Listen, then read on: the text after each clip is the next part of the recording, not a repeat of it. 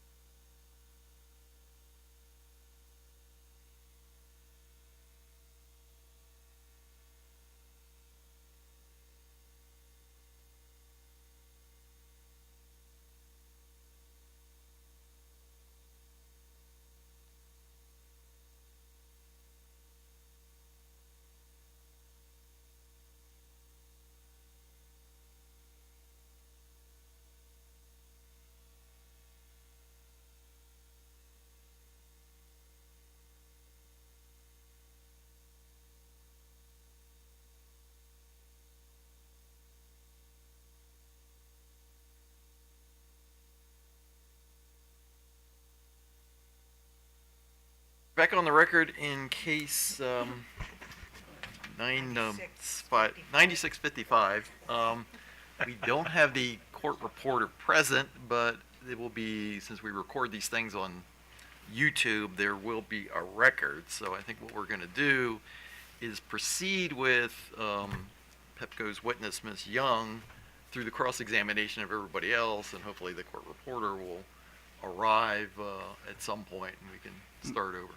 May I just inquire, there's an ability to transcribe the YouTube video? Yes, that's how they do it, yeah. Okay. So there will eventually be a transcript. You know, they'll just have to do it from this. So the one thing about that, though, is it becomes imperative that people speak into the mic. So to the extent that, there's concerns about that, it's now, more important than ever to make sure that that you're heard over the YouTube video. So, Ms. Francis. Okay, I think where we left off yesterday, I needed to look at my notes Right. in order to move my exhibit, so Yeah, I'm gonna. that's it. Yeah, yeah. And So this we're is gonna what- we're gonna start with you on that process, and then move on to cross-examination by.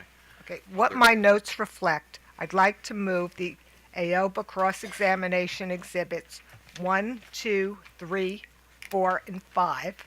I believe cross-examination exhibit number 6 was the BG&E PC 58 document that the commission said no. So I'm not moving that exhibit.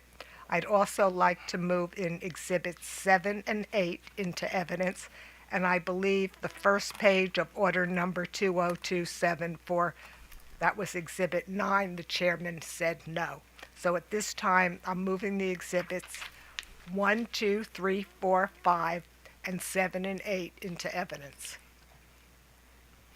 Your Honor, just with respect to Exhibit 1, I would like the opportunity to complete the record with the entire order. As you recall, there was some issue around which paragraph should be in, and I will provide those in a separate letter to the Commission. That's fine. fine. I just didn't make copies No, I for understand. everybody. So.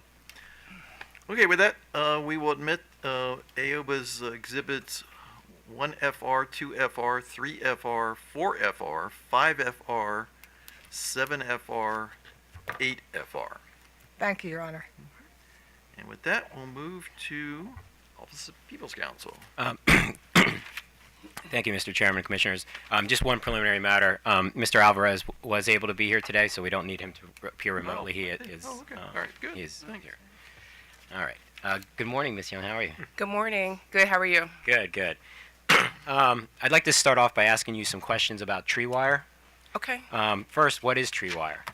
Tree wire is covered conductor. So basically, you think about the bare wire on the pole line. It's physically covered, similar to a rubber type material, cased around the wire itself. And why would you use tree wire? Yeah. So you use it for a number of reasons. We use it for to mitigate outages related to vegetation, to mitigate outages related to face-to-face contact, animal contact.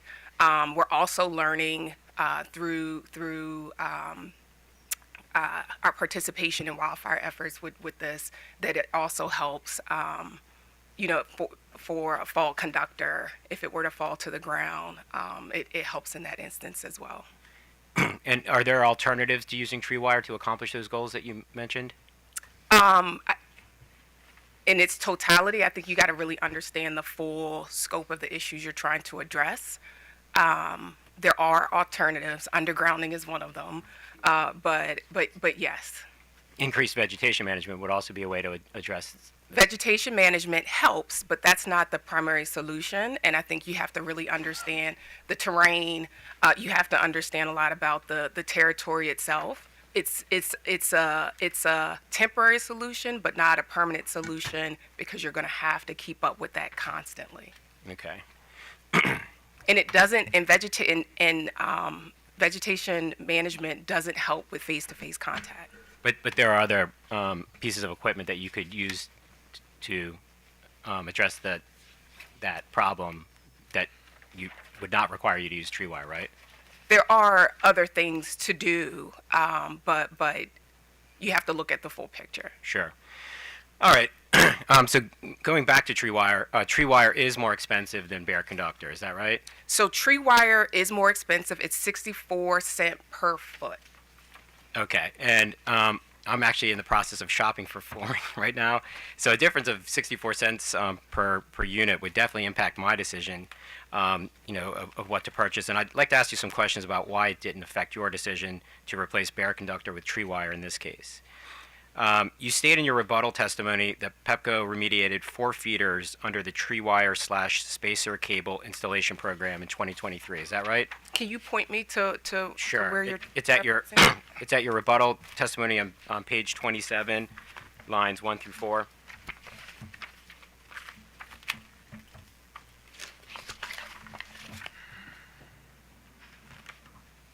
Yes. Okay. And And the 4 feeders that you identified under this program were feeders 14068, 14465, 14777, and 15235. That is correct. And you also state later in your rebuttal on page 29 that replacing bare conductor with tree wire on those feeders did not require upgrades to poles, cross arms, or insulators. It's page 29, 11 to 12.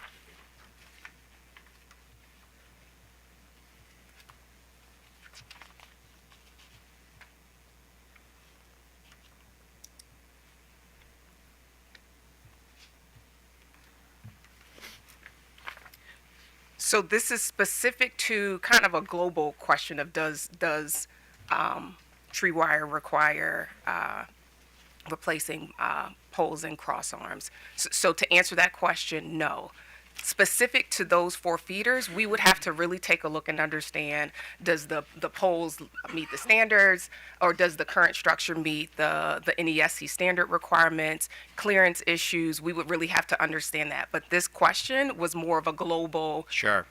response. And so you're saying just as a general matter, just because you use tree wire doesn't mean you need to do anything different with the poles, cross arms, or insulators that you used for bare conductor. Yes, if you were just to replace tree wire and bare conductor, they have the same standards today. Okay. And you go on to say in that same portion of your testimony that you wouldn't need to upgrade the poles, cross arms, or insulators unless they are at the end, near the end of their useful life, or they do not meet current standards. Do you see that? What line? Line 12. Are we still on page 29? Yes, we are. So the full sentence is, no, reconductoring with tree wire does not require upgrades to poles, cross arms, or insulators unless they are near the end of their useful life or do not meet current standards. Yes. You see that? What do you mean by compliance with modern design requirements? So the NESC standards, and I referenced that yesterday in rejoinder, but that's the National Electric Safety Code. There are requirements within there that our system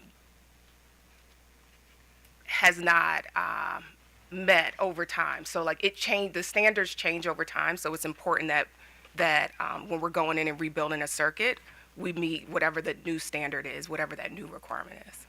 So is what you're saying that in addition to whatever the material cost difference is between tree wire and bare conductor, there could be additional costs that the company would incur in order to bring the reconductoring up to modern design requirements? Yes. Okay. Now I'd like to ask you some questions about some of the specific feeders that you mentioned. You state with feeders 14777 and 15235 that you identified them as potentially requiring remediation due to their performance. And point me to Sure. where you're talking about. It's on page 27, lines 19 to 20. It's starting with, however, feeders 1477 and 15235. Yes. Okay. And then you also mentioned in the next section, the next Q&A, that for feeder 14068, that the feeder had good reliability. Do you see that? That's on page, where you say good performance is on page 28, lines 2 to 3. Yes. What did you mean by that? What is good reliability?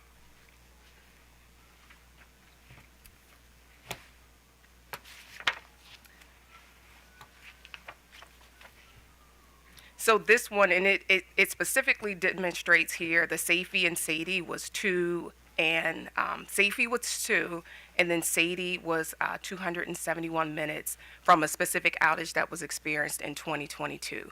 When I say it was good, I don't have the specific numbers in front of me, but good would be first quartile performance, meeting the standard requirements that we have. Okay, and to ask it another way, this feeder was not hurting your system-wide reliability metrics?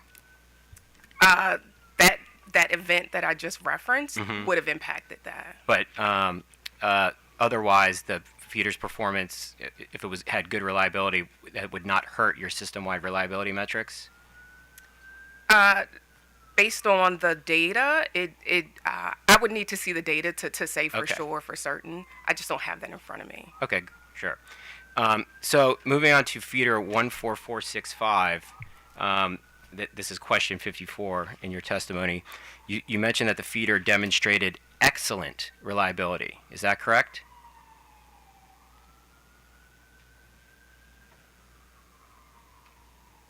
What line? Let's see here.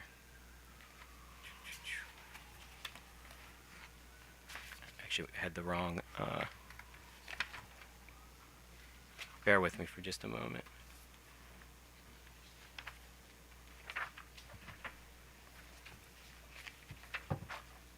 All right. So on line 5, you said that it showed better safety and SAIDI metrics compared to other feeders. Do you see that? Yes. So would you would you agree that that feeder was probably helping your system-wide metrics? I would need to see the specific numbers to say for certain. Okay. I'm going to hand you an exhibit right now that I'd like to have marked as OPC Exhibit 4FR.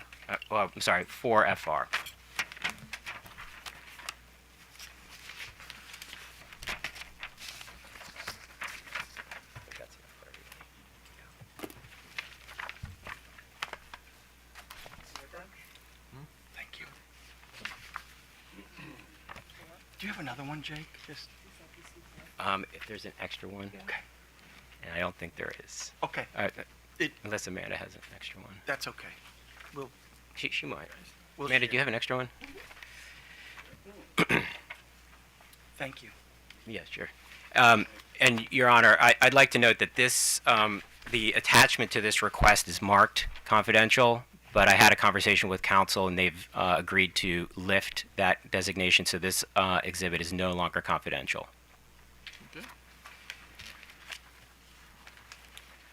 Okay, can you turn to page 22 of the attachment? It's page 22 of 27.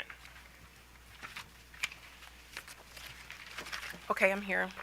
All right, and do you see right after the end of the first paragraph, there's a indication for FDR 14465, Yes, I see it. and I'm assuming that means feeder 14465. FDR, yes. Okay, great. And then under that, you have a narrative description of some type of inspections that were done on the feeder. Is that correct? Yes. All right. And on the next 2 pages, you list some additional data about the inspections of that feeder.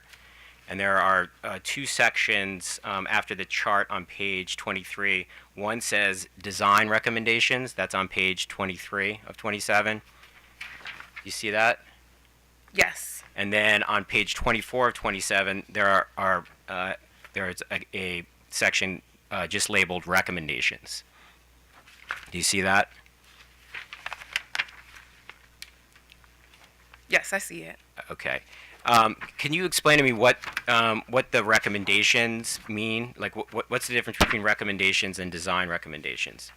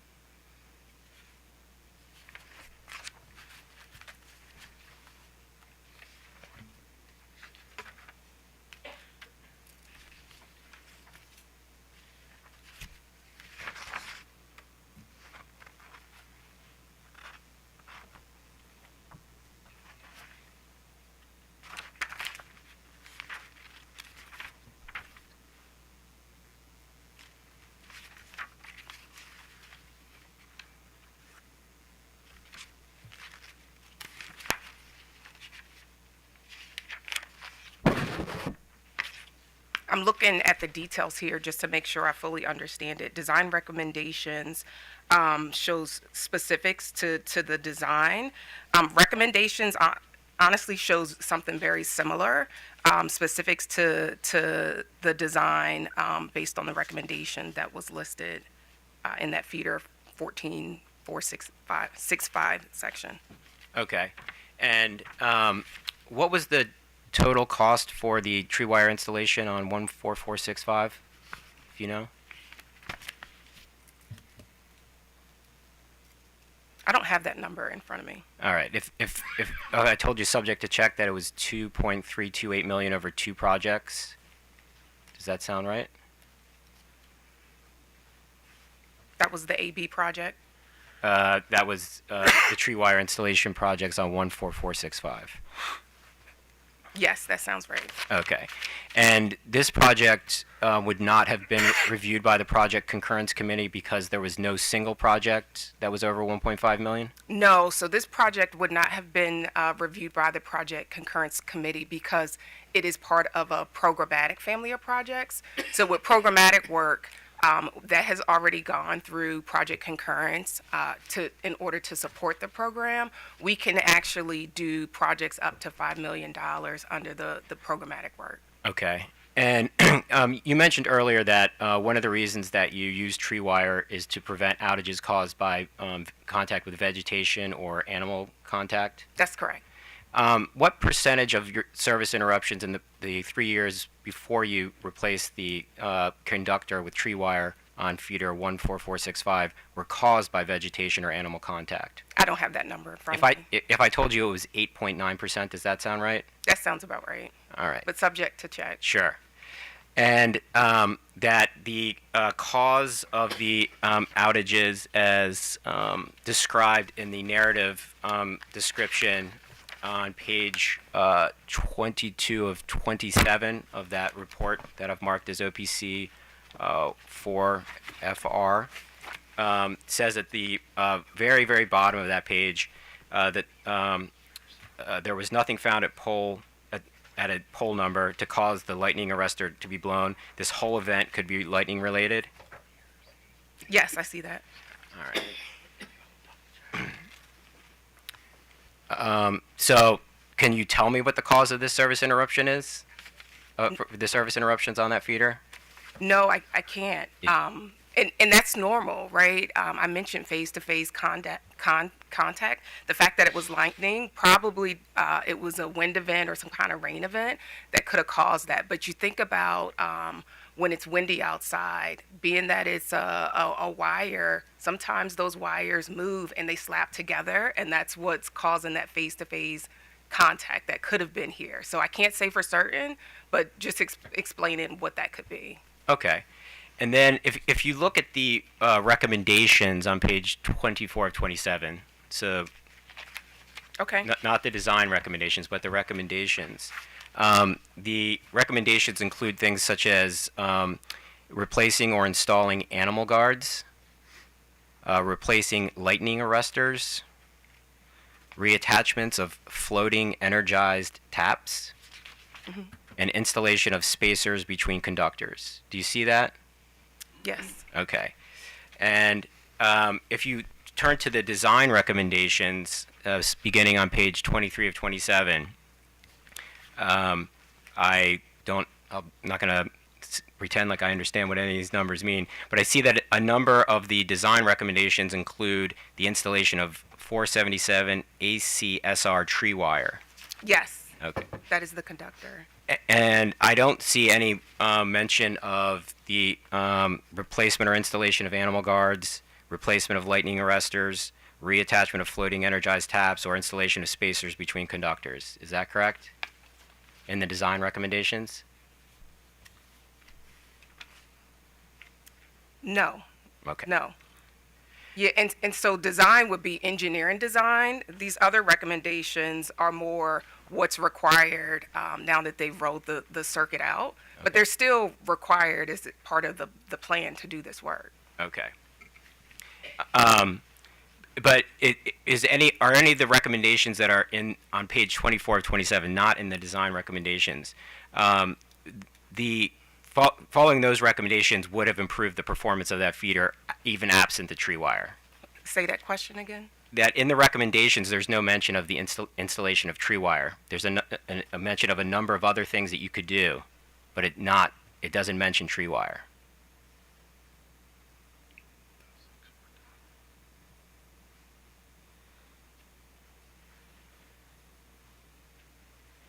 It does. So on page 24, 27, I'm gonna count down, but actually the first bullet says tree wire. If you install double feeder cross arm construction with 477 ACSR tree wire. I'm sorry, that's on page 24 of 27? Yes. Okay, so just to be clear, maybe I'm reading this wrong, but if you go to page 23 of 27, there's at the very bottom the words design recommendations underlined, and then it starts bullet points. There's 3 on page 23 of 27, and then when I flip it over, the bullets continue. That's correct. Okay, so I'm assuming that the bullets on the top of page 24 of 27 are not the recommendations at the bottom, but are instead the design recommendations that began on page 23 of 27? That's correct. Okay, so I'm talking about the recommendations, not the design recommendations. Is there is there a recommendation to install tree wire in the recommendation section beginning at the middle of page 24 of 27? No, but the design recommendations, and maybe to add a little more clarity, this is the engineering design. That wouldn't show up in just the recommendation section. So let me just double check that there is no mention of tree wire here.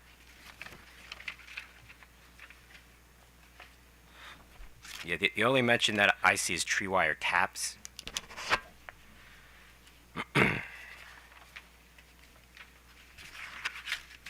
Yeah, it does say tree wire taps. Is that the same thing as saying tree wire?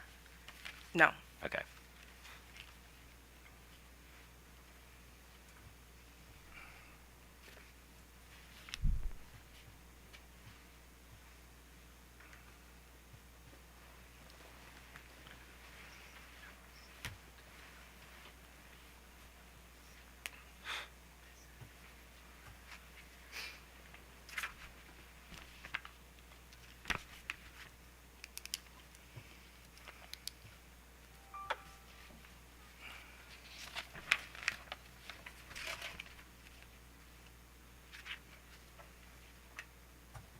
So you don't see any, Oh, I'm sorry. I don't see any other reference to tree wire. okay. I thought you were going to ask the next question. No, I'm sorry. I was waiting for you to finish your reviews. Oh, I've completed it. Okay, great. So if you followed or implemented any or all of the recommendations, not the design recommendations, but the recommendations beginning halfway down page 24 or 27, would that have improved the performance of feeder 14465, even without tree wire? It would not have improved it if we're talking like the fact that it had some kind of lightning or conductor slap type of issue. That would not have addressed that type of issue if we were to experience another wind rain event in that area. So calling out vegetation to trim down the pole line would not have helped the performance? Not for conductor slap, no. And installing lightning arresters, animal guards, spacers, none of that would have helped? Spacers may have helped in some situations, but can't say for certain. Would it have been cheaper to use spacers instead of installing tree wire? I'm not saying it would be better. I just wonder if it would cost less money. So it is less money to install spacers Okay. opposed to tree wire. Thank you. All right, moving on. Outside of the tree wire / spacer cable installation program, you also remediated feeders using tree wire on a number of other programs as well. Yes. But the way you go about designing and executing, the way you went about the design and execution of remediating feeder 14465 is essentially the same process that you use for all of your tree wire reconductoring decisions? Yes. That process is the same. The one thing I'll mention that I didn't mention previously is the engineer that is supporting this job will also ride the feeder out to do kind of a full inspection to understand the current conditions and possibly, there's going to be splices in the line, fraying of the line that will drive that decision making as well. Okay. And so, actually, that's a great, so some great explanation. Who makes the recommendations that were in the recommendations halfway down the page 24, 27? Engineers. Okay. And who makes the recommendations in the design recommendations? Engineers. Okay. In your view, would other feeders besides 14465 benefit from reconductoring with tree wire? Just in general? It's just in general.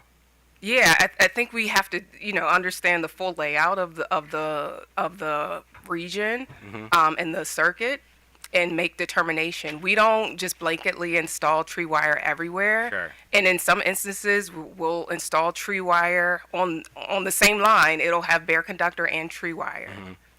But you're not going to stop your tree wire installation at this point. You're going to continue to use tree wire in the future, as you see fit. Yes, we've seen plenty of benefits from it, and as I mentioned, we're learning with wildfires increasing in our region. It's also a benefit from that perspective. Okay. Can you turn to your rebuttal testimony, page 8, beginning at lines from line 6 to 12? Yes.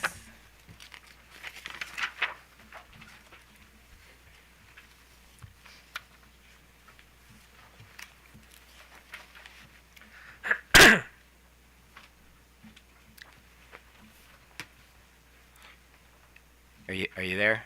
Yes, I'm here. Can you read that for me, beginning with the actual question 20 on line 6, through the end of the answer on line 12? Okay. How does Pepco justify the need for tree wire installation? Pepco uses outage data, engineering analysis, and field inspections to identify areas where tree wire can mitigate risk. Although some feeders may have historically low interruption rates, tree wire addresses evolving reliability challenges, including vegetation growth and changing environmental conditions. This ensures long-term reliability for customers and aligns with regulatory requirements for service improvements. Okay. So you're saying here that one of the pieces of information that you would use is reviewing outage data. Is that correct? That is correct. Can you point me to where you analyzed outage data for feeder 14465?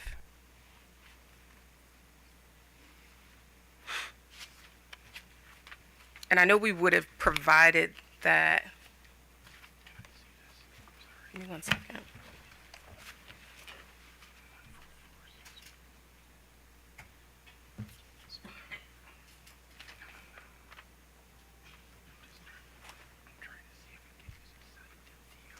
We state on page 28 of my rebuttal testimony that the decision to remediate was based on a September 2020 event where bare conductors on armless construction were found. So when you say outage data, you mean data about a specific outage? Yes. Okay. And you also say you perform engineering analysis. Can you show me where you did that for feeder 14465?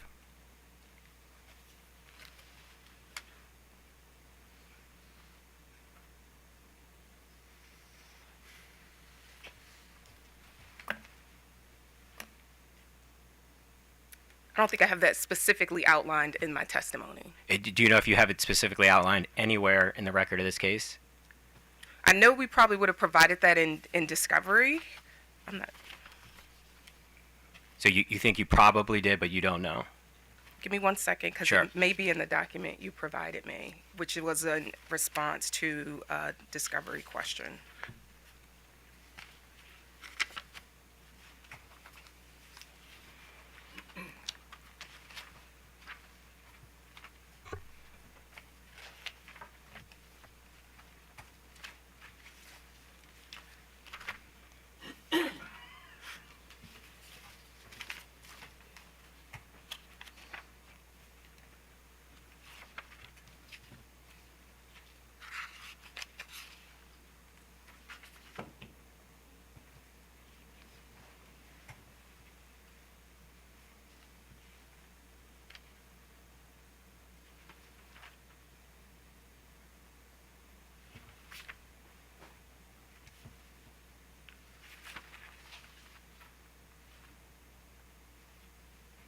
So this was the 14465, the one that you pointed me to in this question? That's correct. Yes. I don't have that specifically laid out, the engineering data, in my testimony. And as far as you're aware, you haven't provided that engineering analysis anywhere in this record. So the design is an engineering analysis. And so everything on this in this response is the engineering analysis. Yes, this is from the engineer. Okay.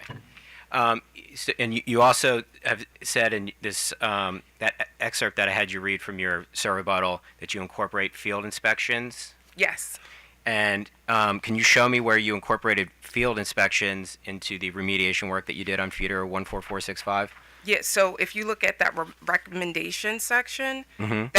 that is more of a field analysis. So the fact that they're looking at animal guards, replacing animal guards, it's demonstrating that they physically saw an animal guard that was either cracked or something was wrong with it that required replacement. So that's a field inspection. You actually are out in the field looking to see what's required. And which of the field inspection recommendations for feeder 14465 did you incorporate into the final design for the remediation work that you did on feeder 14465? Are you referring to the final design being design recommendations? That's right. I'm asking what of these recommendations from the field inspection did you incorporate into the final design recommendations that you executed? Yeah, so that's more of the engineering design. So you think about it as if what kind of circuits, what's required from an electrical design standpoint versus the field conditions, what equipment in the field additionally requires replacement based on that.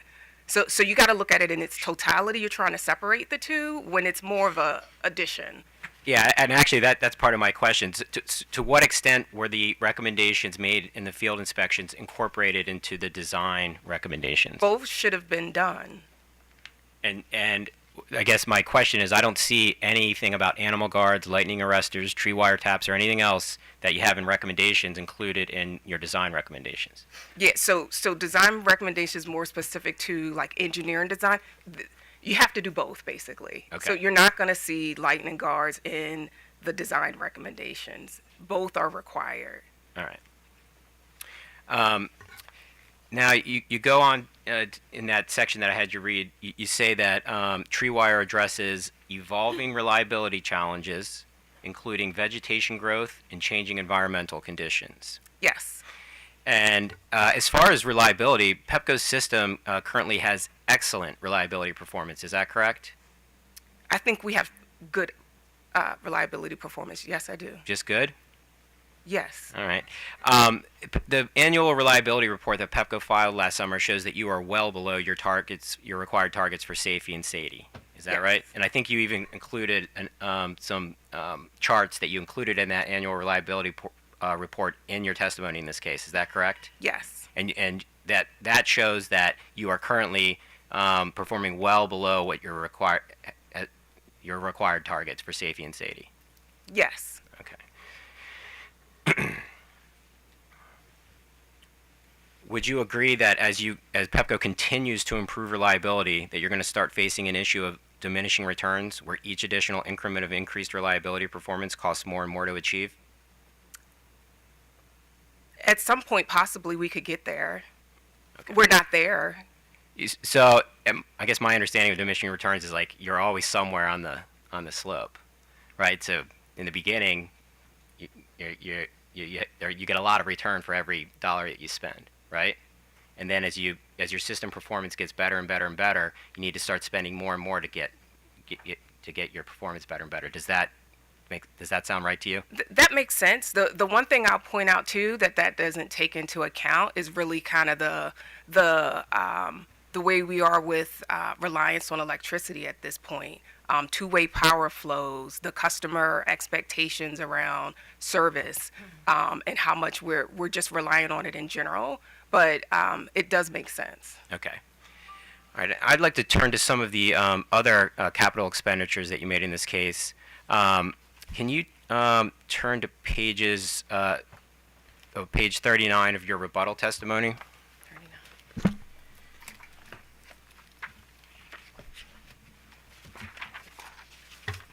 Okay, I'm here.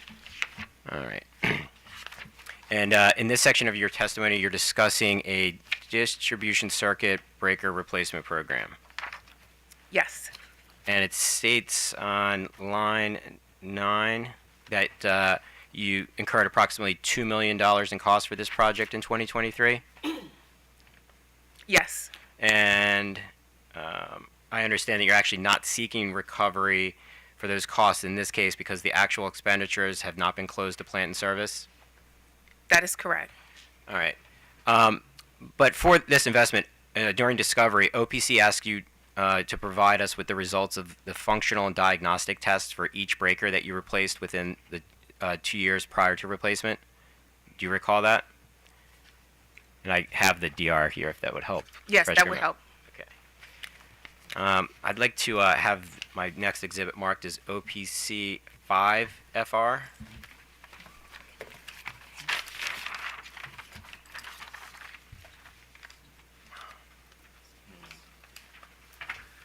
I know.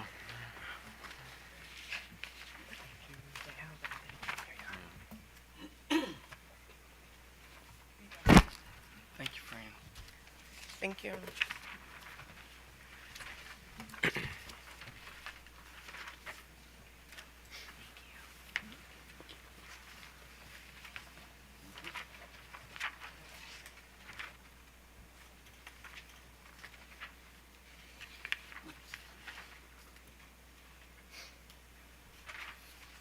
Do you recognize this data response? Yes. I know it says prepared by the company, but do you know if you prepared the response?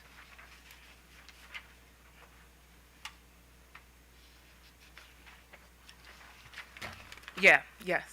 All right. I'd like to ask you to read OPC DR 1-13C. So just the request in C. The breakers are not replaced based on condition. I want to get to that in a second. That's Oh. your answer. I want to question. talk about the question first on page Got it. 33. All right. Refer to the 10 largest projects provided in response to subpart A. For each breaker replaced, provide the results of any functional or diagnostic tests completed within the 2 year before the replacement. Okay. And then now, can you read your response? The breakers are not replaced based on condition concerns. As such, test results are not relevant in this context. And so you did not provide the test results to OPC as we requested? No, we did not. Okay. But you did have that information, right? Subject to check. So you need to check to know whether or not you guys have the test results of your breakers? Yeah, just in the last 2 years, I don't know that we would have done them in that specific time frame. But if you did them, you would have them. Yes, if we did them, we would have them. But for these specific breakers, did we have them? That would be subject to check. And if you didn't have them, you would still answer the question the same way, that the results aren't relevant? Yes, because these are for the spill protection program. And so the diagnostic test, the reason for replacement isn't based on the results of the diagnostic test. They're based on the fact that they're oil breakers and the impacts of those breakers require replacement. So we're looking to remove those off the system. Let me ask you this. If the breakers had not passed their functional and diagnostic tests, would you have informed us of that?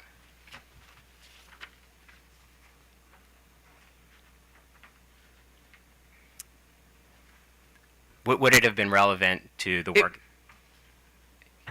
It would not have been relevant to the fact that we were doing this as part of the SPCC program. So would it have been relevant? It would not have been relevant at all to your decision about whether to replace these breakers? If they did not pass, and pass fail is not kind of how we look at it, but if they had poor test results, that may have accelerated the timeline for replacement of a breaker. But these are being replaced specific to the SPCC program. But would it have been significant that it? You say it would be a factor. It would have been a significant factor. The fact that I'm not going to say passed, that it had low test results. It would have accelerated replacement. And so, can I infer that that the company not providing that information is an indication that it did not have load test results? No, you cannot infer that. Can't do that. All right. All right. Now I'd like to turn your attention to some of the work you did on the Wheaten substation transformer replacement program. That begins on page 35 of your rebuttal testimony. Okay. All right. What is the Wheaton station transformer replacement program? So it's not a program. It's a transformer replacement. Okay. It's not a program. So what was the Wheaton substation transformer replacement? So it replaced. We replaced that transformer based on LTC issues. Give me 1 second.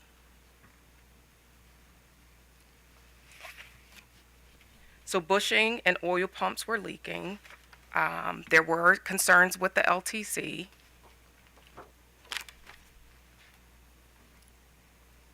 And so it was a 6913 kV transformer that we replaced based on that. Also, with the testing results, it identified issues of gassing over the last, I believe it was 4 or 5 test results that we had received. Okay, so you did take into account test results for the Wheaton substation transformer replacement? That was part of the decision making in addition to the things that I mentioned. Okay. And you state on page 36 that this project incurred $1.8 million in capital expenditures in 2023. It's lines 1 to 2 on page 36. Yes. All right. And then you also discuss on page 27 some potential lower cost or a potential lower cost solution of replacing gaskets in lieu of replacing the transformer. Page 27? No, 37. Oh, 37. It's lines 1 through 5, beginning with for instance. And actually, if you could, can you just read to me lines 1 to 5 on page 37, beginning with the phrase for instance? Okay.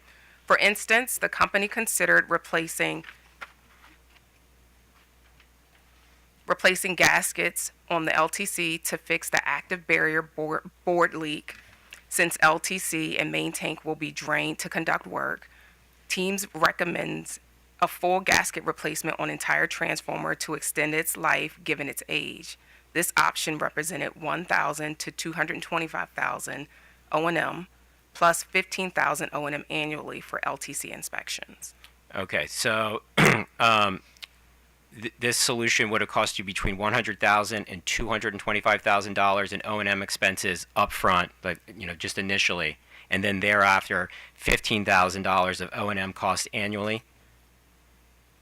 Is that what this is That saying? alternative it still would not have addressed the fact that we had gassing issues, and it still would not have addressed the fact that this transformer was 55 years old against the fact that the average age of transformer replacement is around 40 years. Okay, but if you're presenting a solution here on page 37, I guess to show that it would. You're showing the expense that would be incurred for the replacement. You're showing that the alternative that you would that you considered to replace the gaskets in lieu of replacing the whole transformer. Yes. That's correct. Okay. And so at the high end of your estimate to replace the gaskets, you would incur $250,000 in costs and $15,000 per year after that. And if you chose that option, then from a cost perspective, a simple calculation that does not take into account the net present value of money, it would take you 105 years to reach a total of the $1.8 million that you spent to replace the entire transformer. So that solution doesn't address all the other issues that I mentioned. So you can't just look at that. Yes, it solves the issue that we were dealing with at that moment in time, but it doesn't address the fact that it was gassing, which is arcing, which basically could destroy the transformer. If somebody's physically in that transformer, there could be a catastrophic failure. It could lead to other safety type issues. It's already a 55-year-old transformer. So the fact that it could live even longer was very slim. it's extended 15 years past its average useful life already. So there's environmental impacts that we have to make sure we're mitigating. So if we choose to move forward with that solution, there are other issues that aren't factored into that cost that you just referenced. So the alternative here that you considered wouldn't have even fixed the problem. It would have addressed the issue we were dealing with at that moment, but it would not have addressed the broader issues that I just referenced. Okay, so let's just consider what you just said, that it would fix it in the short term. It would immediately fix the problems. Yes. Okay, and so I'm going to ask you again that if you chose that option from a cost perspective, a simple calculation that does not take into account the net present value of money, it would take you 105 years to reach the total of 1.8 million that you spent to replace the entire transformer. Subject to check. I'm going to object. It assumes facts, not in evidence. I mean, if he wants her to do the calculation, that's fine, but asking her to do a math problem. Well, he did say subject to check, so he is allowed. You know what?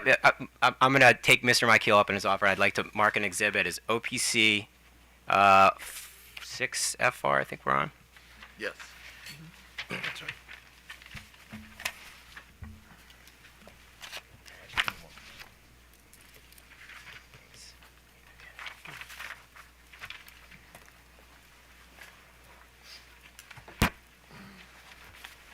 Thank you. And actually, I apologize. This is for further on in my examination, but hold on to that. So I will stick with you just saying subject to check that it would take 105 years if you don't take into account the present value of money. Okay? Subject to check. All right. And further subject to check that if you did take into account the net present value of money, you would actually never reach 1.8 million because inflation would reduce the $15,000 annual cost before the total spend of 1.8 million is reached. Subject to check. Okay, thank you. Yeah, but I understand what you're saying, that there's other considerations. there's other considerations. Yeah, The fact that the transformer is gassing Sure. is a significant issue and an impactful issue that, that doesn't capture. Sure. But the only alternative that you've presented anywhere in your testimony or elsewhere in the record is this solution to do a full gasket replacement. Is that correct? Yes. Okay. All right. Can you turn to your rebuttal at page 21?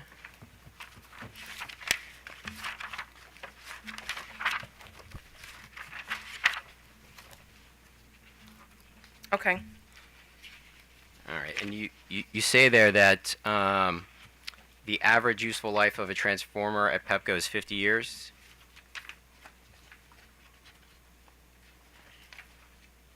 Yes. And so if it's true that the average life of a transformer at Pepco is 50 years, would you agree that transformers can remain in safe and reliable operating condition past 50 years? They could. Yes. Okay. And do you agree that once a transformer is fully depreciated and paid off through rates, that customers benefit from the value of the transformer that the transformer delivers at no additional capital cost? Can you repeat that question? Sure. When you put a transformer in, you depreciate the cost of that transformer over a period of time. Yes. And then at some point in time, it's completely paid off. It's no longer in rates, but it's still in service. Yes. Okay. And that when that happens, the customers are getting the benefit of it, but they're no longer paying for it because they already paid for it. Yes. Okay. What's your opinion on the notion that replacing a transformer that is in operation past its depreciation period, but that passes its test, that Pepco is depriving customers of that benefit?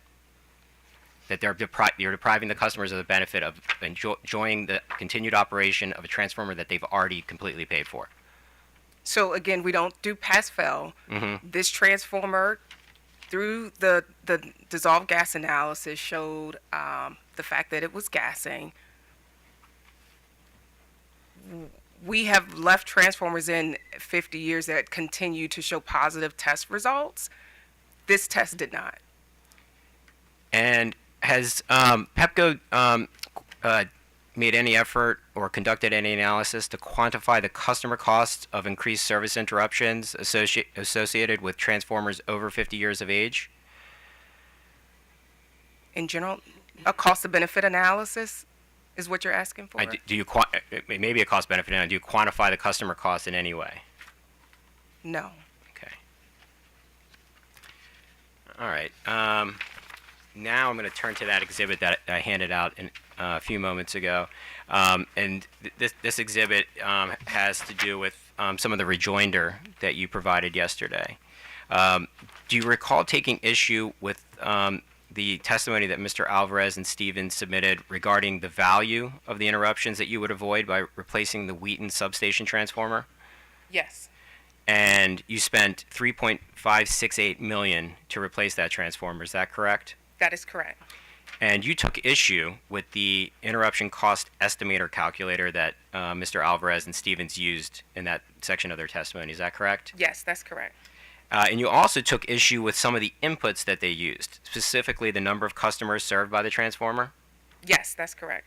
And they used an average of number of customers served of only 1,500 customers. Is that right? 1498. Okay. Yes. And you say that the true value is actually 3,500 over the past 5 years. Yes, and more recently, 38. 3,800. Yes. I recall that. Well, we did some math, and that's what's reflected in the spreadsheet here, that tries to calculate the value of the transformer replacement if it was serving 3,500 customers, as you mentioned, and we came up with a figure of $119,385. Subject to check, does that seem like it's in the ballpark? That instead of the 40-some thousand that Mr. Alvarez and Stevens had calculated, if there was only 1,500 customers served on the served by the transformer, that the value would increase to just under 120,000 if they were serving 3,500 customers. Yes, and I also raised the concern around the failure rate. Sure, but just you took issue, I think, with the inputs that they used. So I just want to talk about the effect of the inputs that they used. If the only thing they changed about their analysis was the number of customers served by the transformer to be the true value of 3,500 to 3,800 instead of the 1,500 that they used, that the value under that analysis would be $119,385. Yeah, but I think the failure rate plays a part of that. Sure, and I'm not trying to trap you or trick you into something that you're not saying. But yesterday you took issue just with the number of input. The failure rate was an input that I also referenced in that conversation. Right, but the input that you talked about with the number of customers served by the transformer. Yes. And if continuing along that line, just in the number of customers served by the transformer, we calculated that you would need to serve 113,000 customers on that transformer for the value of the replacement to come in just under the $3.568 million that you spent. So subject to check, does that figure sound correct to you? And that is. Can you point me where it is you're talking? So on this exhibit that I handed you, Yes. it is in the column that is labeled average number of customers impacted divided by event.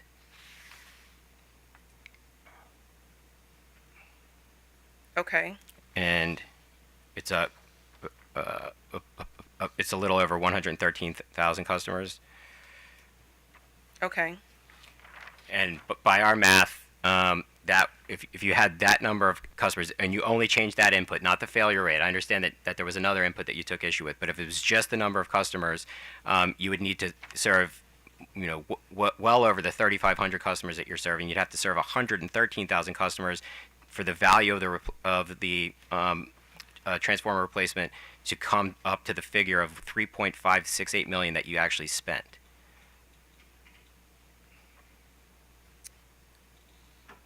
Where does it show the customers that you input on here? Average number of customers impacted, it's that 113,000.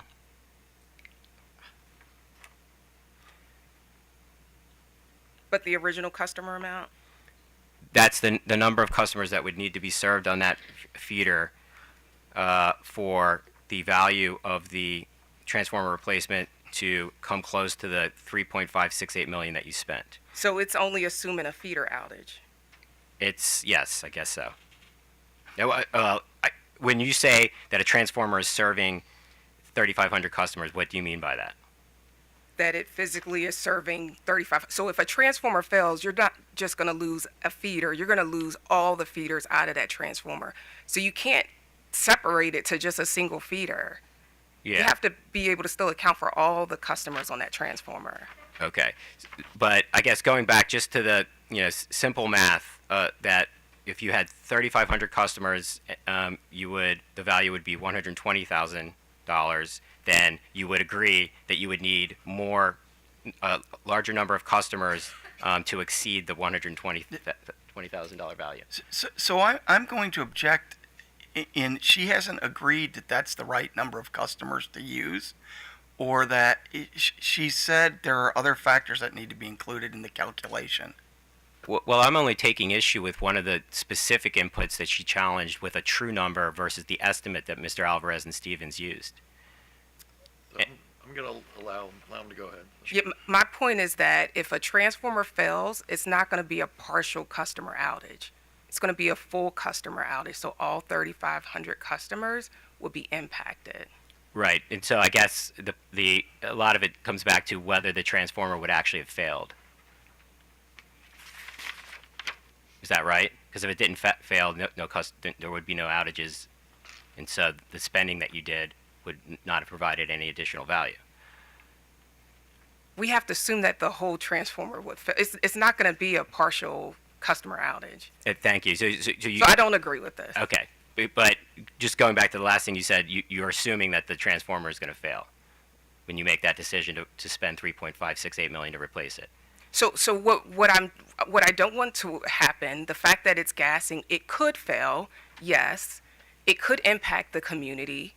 So there are issues that I have with this, that's happening with this transformer, that requires replacement. We do not want a catastrophic failure of a transformer. We want to be able to address it before something like that ever happens. And I guess one final question: what are some other alternatives besides replacing the gaskets? Are there any other alternatives, or was that the only one that you guys considered? For leaking pumps and the bushings, that specifically was the gasket replacements. For gassing, that's a bigger issue. So that is where the fact that we landed on the transformer replacement and its age, looking at the average useful life of a transformer. So there were other factors that went into that decision making, other than just the immediate issue of the leaking pumps and bushings. But was there any concrete alternative that you considered to address that off-gassing problem, that in lieu of replacing the transformer? No. Okay. Thank you. I have no more questions for you, Ms. Young. Thank you so much. Thank you. Okay. I usually don't see him in the room, but Prince George's County?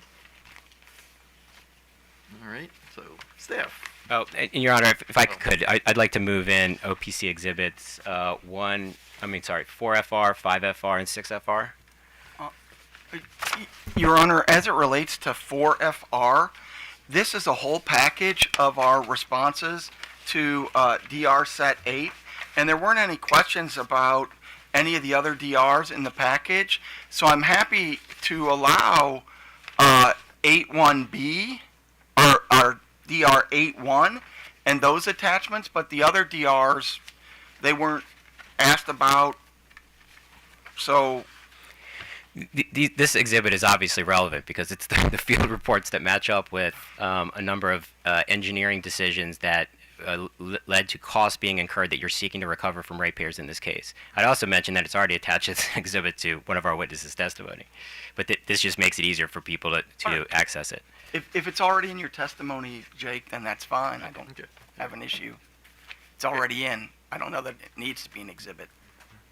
It's I don't know if other people have experienced this, but the record in these cases is so huge it's sometimes really hard to track down an exhibit. Well, and since I asked specific questions about this one, I just thought it'd be easier. Actually, we're going to admit it, so Okay. we don't need to debate it. So Okay. We're fine. Thank you, Your Honor. So 4FR, 5FR, and 6FR. That's correct, Your Honor. so admitted. So. Staff. Thank you, Chair. Good morning, Ms. Young. Kenneth Albert on behalf of Commission staff. Good morning. Well, I want to just ask for just confirmation of, start with in staff engineer Roger Austin's rebuttal testimony. Do you have a copy of that? I don't have a copy. I would ask if she can get, I have an extra copy, but I assume Pepco's got.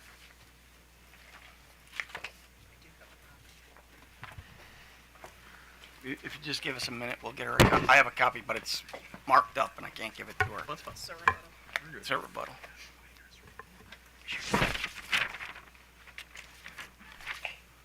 So, Thank you. so I'm going to start with you. All right, I'll be ready to Okay, that's fine. Fair warning.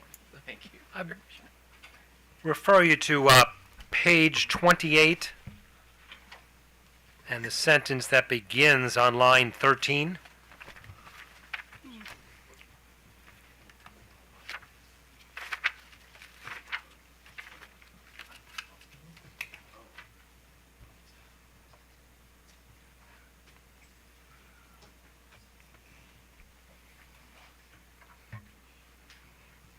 Yes. Yes. So my question is, can you confirm there, Mr. Austin says that it begins that sentence on that line 13, given that 5 projects are still under construction and 14 others are in the beginning and design phase, and context, we're talking about drainage and driveway remediation projects. Yes. Is that statement correct? That, again, given that 5 projects are still under construction and 14 others are in the engineering and design phase? Yes, this is still my understanding. Okay, thank you. Now, I want to talk a bit about the Livingston National Harbor project, the battery pilot. I'll call it the Livingston project for short. Yes. In your rebuttal on page 55, you note that Pepco is seeking recovery of $2 million in connection with this project. Yes. Now, can you just briefly describe what the Livingston project is comprised of?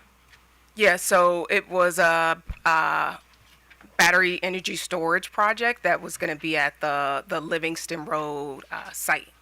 Okay, and that project has been canceled, correct? That is correct. Okay, I want to mark as staff exhibit 1. This is a document filed by Pepco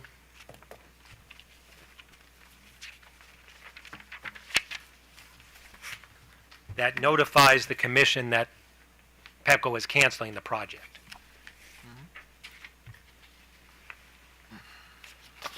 That is the Livingston project. Okay.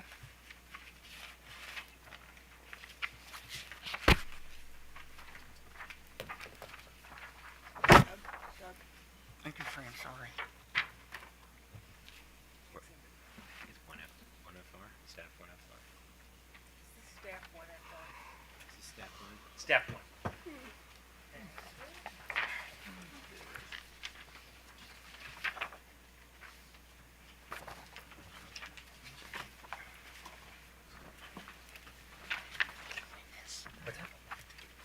Can I have a copy? Oh, I'm sorry. I thought.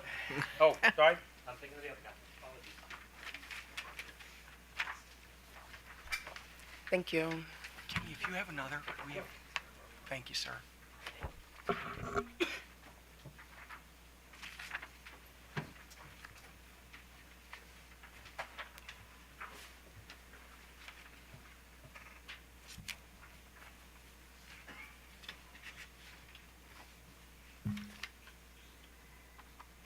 Now, I refer you to the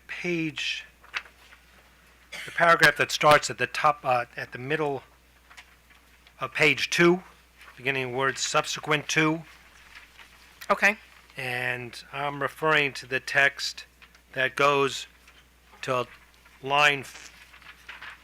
page 4, to second line of page 4. I don't ask you to read it, just take a look just review this, please? Hold on, so you want me to look at page 2 through, Yep. through page 4? Right, page 2, the middle paragraph starting with subsequent to, Okay. and then page 4 through that second line, which finishes the sentence.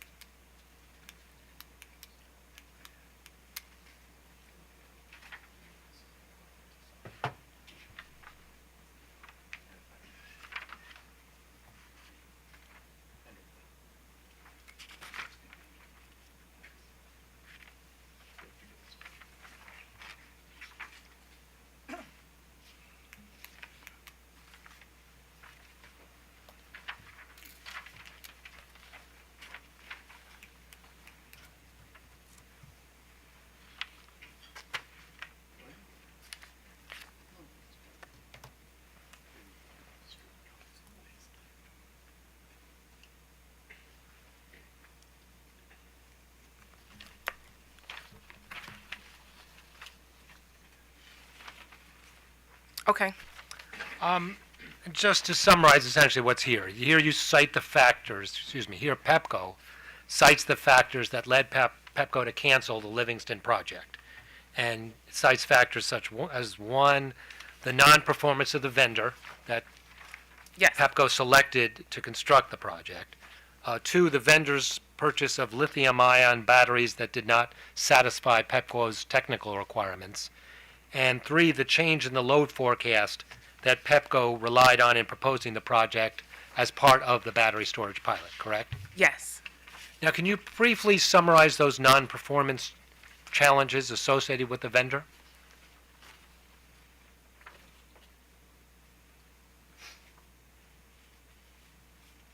One second. Take your time.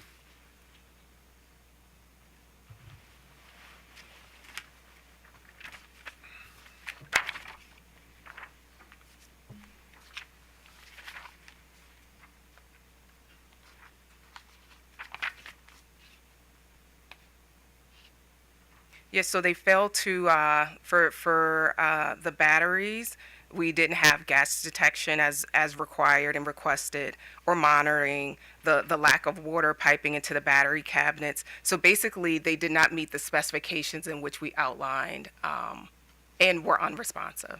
Okay, so these are specifications that you gave to the contractor in awarding the contract to them and detailing the work you were essentially requiring them to do as part of the contract. Yes. Okay.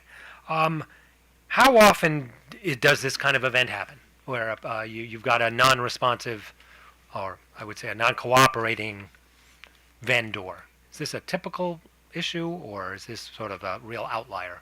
In my experience, it's been more of an outlier. This was a new technology vendor. You know, we're exploring the ability for new technologies, and so this is not as normal in my experience. Okay, and when did you become aware of these emerging issues with this vendor? What triggered your first indication that there were problems? Give me 1 second. Sure, take your time.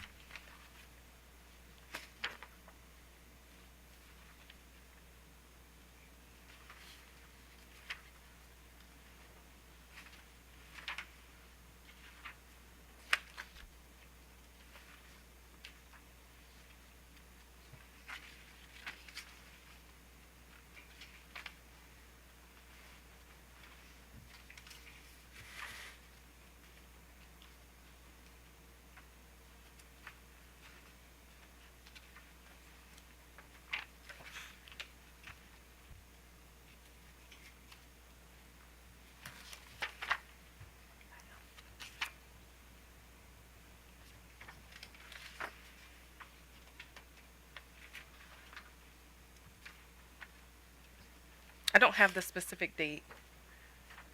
I don't. Not so much the date, but just the event. What might have happened to trigger concerns that there's maybe a problem vendor? Yeah, the fact that they were unresponsive, the fact that we, wanted updates on our project, and was unable to receive that. Okay, and just to back up a little bit, was this put out for bid, this project? I need to confirm that. Give me 1 second. Sure.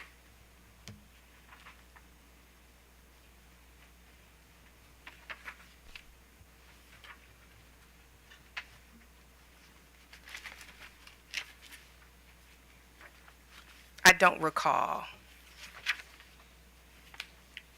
Now, if it was not put out for bid, would this be, I assume there's some thresholds there for whether you do put it out for bid. Do you rely on contractors you've been working on, that you know, or, I mean, what would be the alternative if it's not put out for bid? Yeah, so if it's not put out for bid, we would direct award it. And we've seen that with specialty vendors where we have direct awarded contracts. Okay, so you'd actually choose the vendor on your own. Okay, without competing bids. Now, you did not come into the commission to ask this commission to endorse your selection of this vendor. That's something you do as part of your normal business operations, correct? Yes. Okay.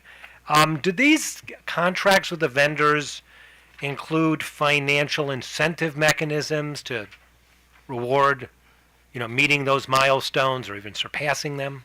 I'm not sure. I don't have the specifics of the contract. Okay, and the flip side of that is whether these contracts might have financial penalties for not meeting the milestones, and would you be aware of those? I'm not aware of that either. Okay. And when you say you're not aware, you're not sure, your answer is you don't know? I don't know. Okay. In your experience, though, with contracts that do have incentive mechanisms, either a bonus and a financial plus or a financial penalty, are those prove to be effective in terms of getting appropriate behavior by the vendor?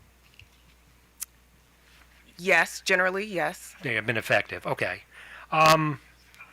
Now, then to come full circle, if staff, as you know, is opposing recover of these costs associated with Livingston, by requiring the utility to absorb all or a portion of the costs of a canceled project, that would clearly provide an extra financial incentive to the utility in terms of ensuring that the projects are appropriately, properly selected, properly designed, proper load forecasts, proper selection of the vendor, correct?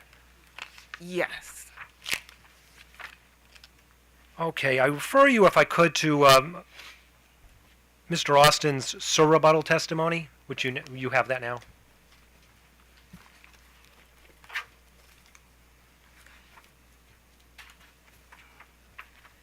And refer you to page 3, the sentence that begins in the middle of line 8. With the words, "as I stated."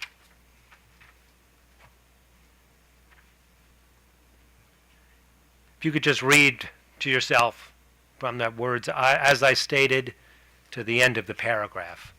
Well, we have the commissioners listening. I'll just read it out loud if you don't mind. Okay. As I stated in my direct testimony, in comments to the commission prior to the approval of the project, staff had concluded that the project would not be cost effective and recommended that the commission direct Pepco to examine other distribution locations. Staff's concerns have proven to be valid. Staff recommends disallowing the recovery of all internal labor, overhead, and contracting costs that the company incurred for the project for the reasons outlined in my direct testimony. Staff is not opposed to the recovery of the costs for materials sometime in the future if the company is able to use those materials in another project. I agree with staff's analysis and recommendations and adopt them as my own. And in this, he does cite his staff's June 2020 comments on the project when in response to Pepco's filing of the commission to include Livingston as part of the battery pilot. And I'd like to have that distribute that document, have it marked as staff exhibit number 2. 2FR. 2FR, I'm sorry.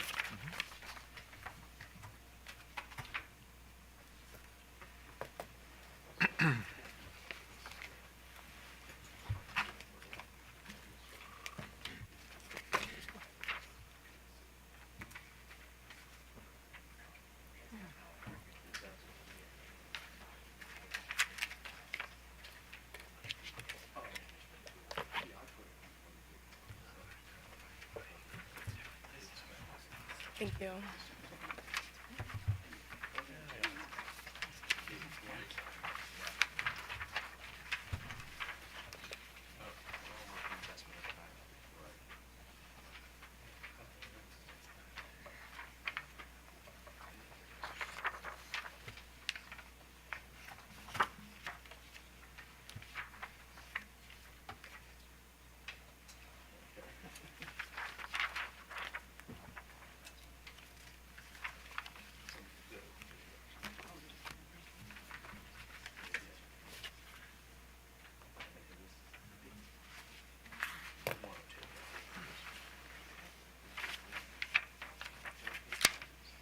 And I'm specifically looking at page 18 to 19 is where staff addresses the Livingston project. The heading there is Pepco National Harbor Project, middle of page 18.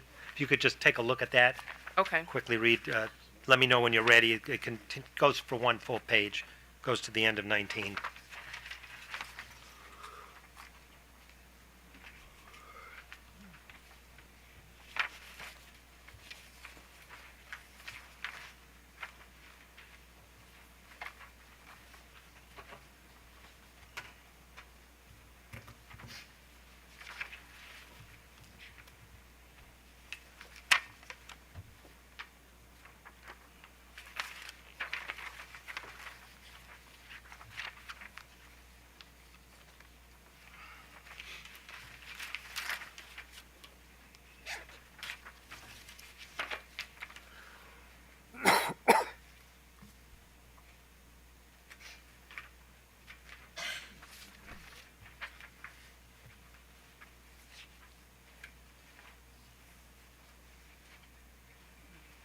Okay. So here, staff is asserting that the project, in staff's view, is not cost-effective and should not be pursued. And staff cites several reasons, and I'll just pick one.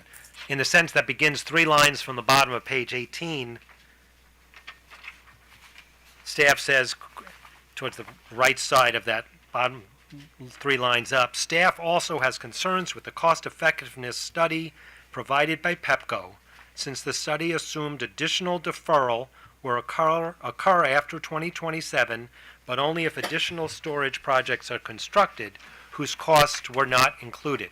In staff's analysis, staff removed the benefits purported by Pepco for those additional years, since Pepco would need to deploy additional storage to capture those benefits. Now, the deferral here is the goal, one of the goals, I guess, of the battery projects are to defer the need for a distribution system upgrade. Yes, So there's a benefit, you're essentially putting off a higher cost. that's correct. Okay. Now, in light of staff's concerns, did Pepco reevaluate, take another look at the cost effectiveness of the Livingston project and whether it was the appropriate project to be pursuing? At that time, I'm not sure. Okay. And would the concerns raised by staff, did that result in, did staff's concerns, as you understood them from staff's filing, lead the company, lead Pepco to a heightened level of scrutiny as this project, we get it, you went ahead with the project, the commission signed off on it in response to your battery pilot, but as you've noted, you do an ongoing review of projects to ensure that they're on track and that they continue to make sense, Yes. given changes in loading, in load projections and other aspects of your system. did staff's comments and other factors lead you to a higher level of scrutiny of this Livingston project, given the concerns? So did staff's comments lead to the Yeah, higher and other level of scrutiny? factors. Was this a fact? Was this one sort of in your watch list? It was something in our watch list, especially because it's a new technology that we were exploring, right? So it's important for us to be able to fully understand and be able to implement this, because this is a pilot project. We were looking to learn at all phases of this project. So yes, we took your comment seriously and understood it. And I think that was factored throughout the project. Okay. Now, I want to refer you to, you've acknowledged that you're seeking the if I refer you, let me give the citation. On rebuttal, page 55 of your rebuttal, page 55. Yes, And that, again, is where you talk about the specific cost, $2 million. that's correct. And let me just get that in front of me. Yeah. And specifically, I want to focus, if you look on page 55, line 7, the sentence that begins in the middle. Of the remaining $2 million, $1 million is attributed to internal labor and overheads, $1 million for materials, and contracting cost. Yes. So of the, referring, of course, the 2.0 million, the cost related to this Livingston project, carving out the $1.8 million that you're disputing, you're going to seek to recover from the vendor itself, correct? That's correct. Okay. Now, you say on line, if you look at line 10 to 13, I'm sorry, 15, page 59. I'm sorry, switch pages on you there. Sorry about that. You say the sentence that begins in the middle of line 10, the Livingston Road BESS project was rightfully allocated the overhead costs associated with a full costing accounting model due to the direct labor charged in support of the project. And this is referring to the fact that in your Pepco staff, such as engineers, will actually bill time to specific projects, correct? Yes. So in an 8-hour day, they may say 6 hours I spent on Livingston. Or all 8, but Or all 8, yeah, I'm yes. sorry, just giving an example, this Yes. way of tracking the costs. Now, again, I appreciate that, allocating direct labor, as it's referred to, but you realize the staff is not challenging, our issue is not with the allocation of cost to the project. Our issue sort of is one level up. It's challenging the project itself, recovery of the project costs themselves, given the cancellation of the project, correct? Yes. Okay. And given the fact that the project was canceled, to state the obvious, the ratepayers are not receiving any benefit from the project itself. That's correct. Are there any circumstances where you think it would be appropriate for Pepco to absorb all or a portion of the cost of a canceled project, or a project that's scaled back significantly? Yes. So when we move in good faith with the right understanding and at the start of the project, so the load forecast, understanding where we want to put it, yes, there is reason for that. Okay. But you acknowledge that this was at least in terms of your experience with the non-performing vendor, this was sort of an outlier. That was not the typical situation you Yes. confront. That's all I have, Your Honor. I just asked if we can have admitted as staff Exhibit 1 that Pepco filing to cancel the Livingston project, and as staff Exhibit 2, the staff's comments in case 9619. We'd ask that those be admitted into the record. See, no objection, staff. Thank you. 1 FR and 2 FR admitted. Thank you. So, redirect. Good morning, Ms. Young. I'm going to go backwards. So, staff council was just asking you about the Livingston Road project. Yeah. Do you recall those questions? Yes. Do you know whether or not cost effectiveness was a factor that was set out in the pilot storage law? No, it was not. Okay.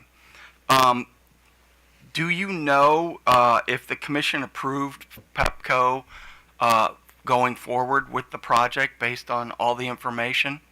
Yes, they did.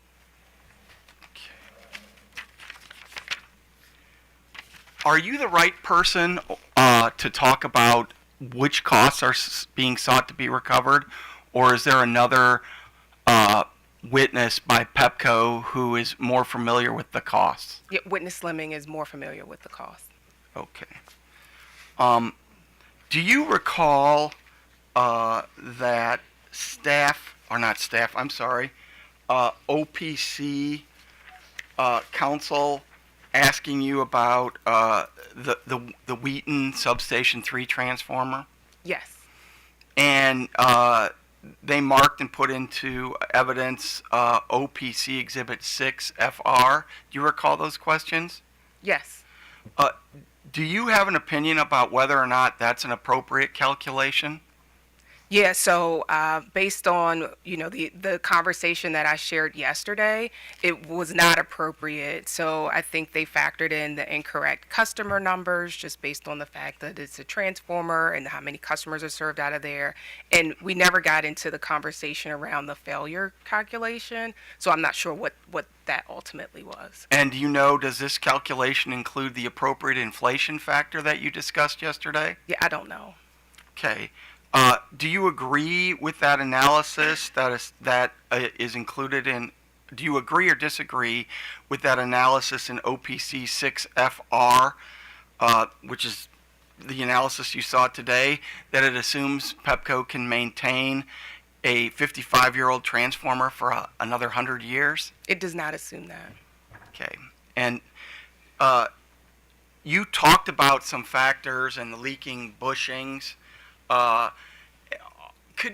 Do you have in your testimony anywhere a listing of the factors that Pepco uses when it makes a determination to replace a transformer? Yes, that's listed in my testimony. Is it in your rebuttal testimony or your rebuttal testimony? I believe that is in my rebuttal testimony.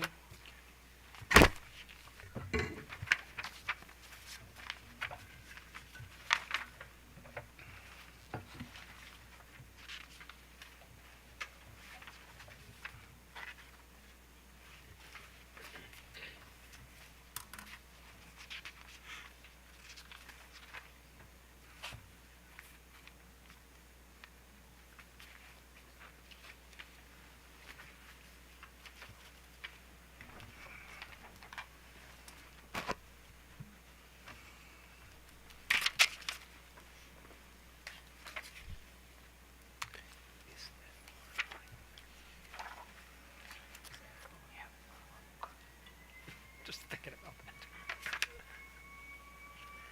that. Yes, it's in my rebuttal testimony on page 27, question and answer 78. We prioritize transformer replacements based on the following factors: transformers exceeding 50 years of service life, trending of dissolved gas analysis and test results, corrective maintenance work history, condition of solid or liquid insulation, and design or parts obsolescence. And as it relates to Wheaton transformer number 3 that was replaced, can you walk the commission through those items and explain how they impacted the decision?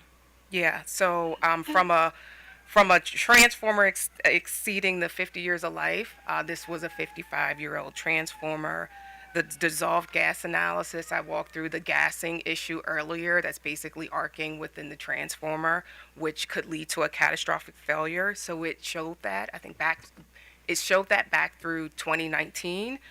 The corrective maintenance work history, that is basically we have already extended the useful life of this transformer through corrective maintenance efforts, and we were pretty much at the point where, based on all the data that I've walked through, it was necessary. The condition of the solid or liquid insulation, so that's basically the fact that the the gasket was leaking, the leaking that was identified. And then the design or parts obsolescence. This is a 55-year-old transformer, antiquated transformer. So finding replacement parts is a challenge. Now, you discussed with OPC's counsel the leaking gaskets. Do you recall that and being able to replace the gaskets, and that was a certain amount of money? Do you recall that? Yes. Would replacing the gaskets, if you know, address any of these other factors? No. It might help with the insulation, but it will not help with any other factor that I walk through. And do you know if Pepco's use of these factors is consistent with other industry practices? Yeah, this is consistent with other industry practices through the conversation that I had yesterday. The organization in Colorado with Excel Energy. I know also with a municipality, the largest municipality in the U.S., LA Department of Water and Power, also follows these similar practices. In my conversations through industry meetings, this is a consistent practice that I've seen across the board. May I mark an exhibit, Your Honor? Sure. It would be Pepco exhibit. I'm sorry, what number are we on? 7. 7. 7 R. FR. 7 FR.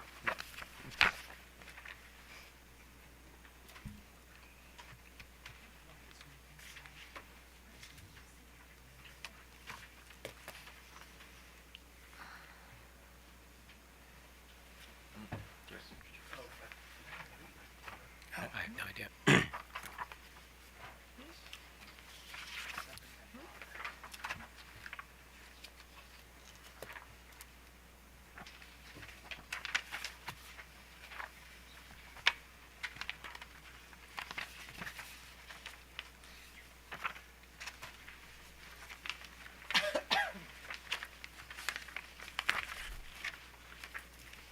Is that stapled here? Here's a stapled one.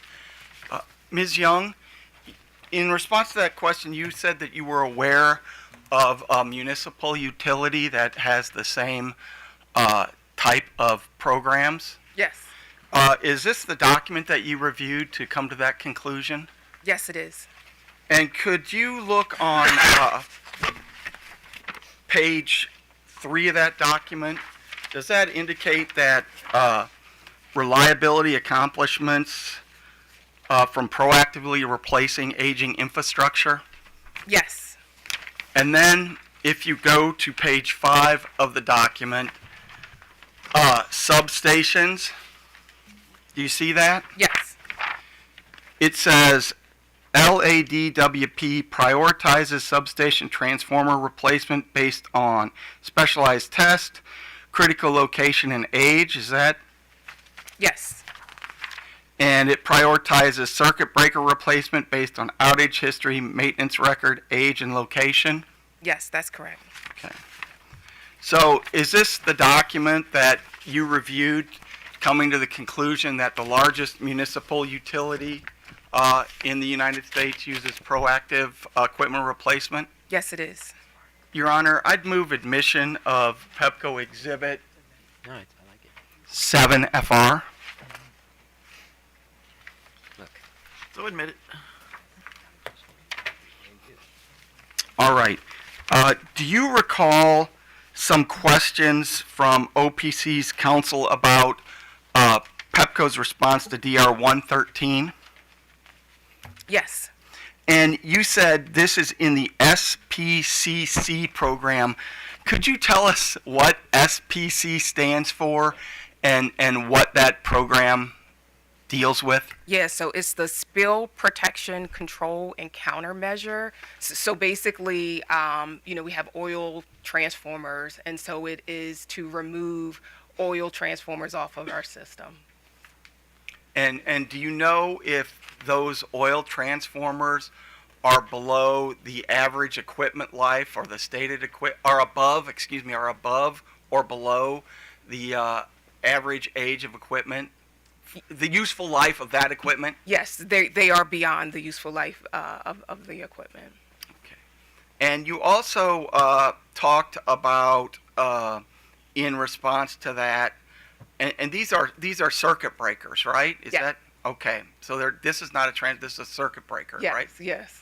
Okay. You talked about the LTC. Could you tell me what LTC stands for, just to make the record clear? So LTC is a load tap changer. It actually helps to regulate the voltage of on the system to ensure and ensure the equipment is at its optimal voltage. So could you take a look at Pepco Exhibit 7 FR, please? And I'm looking on page 5. Okay. And does that indicate that the Los Angeles Water and Power Department circuit breakers have a 36-year design life? Yes. And does that indicate that company, they're replacing their circuit breakers based on outage history, maintenance record, age, and location? Yes. Are those similar factors that Pepco uses? Yes.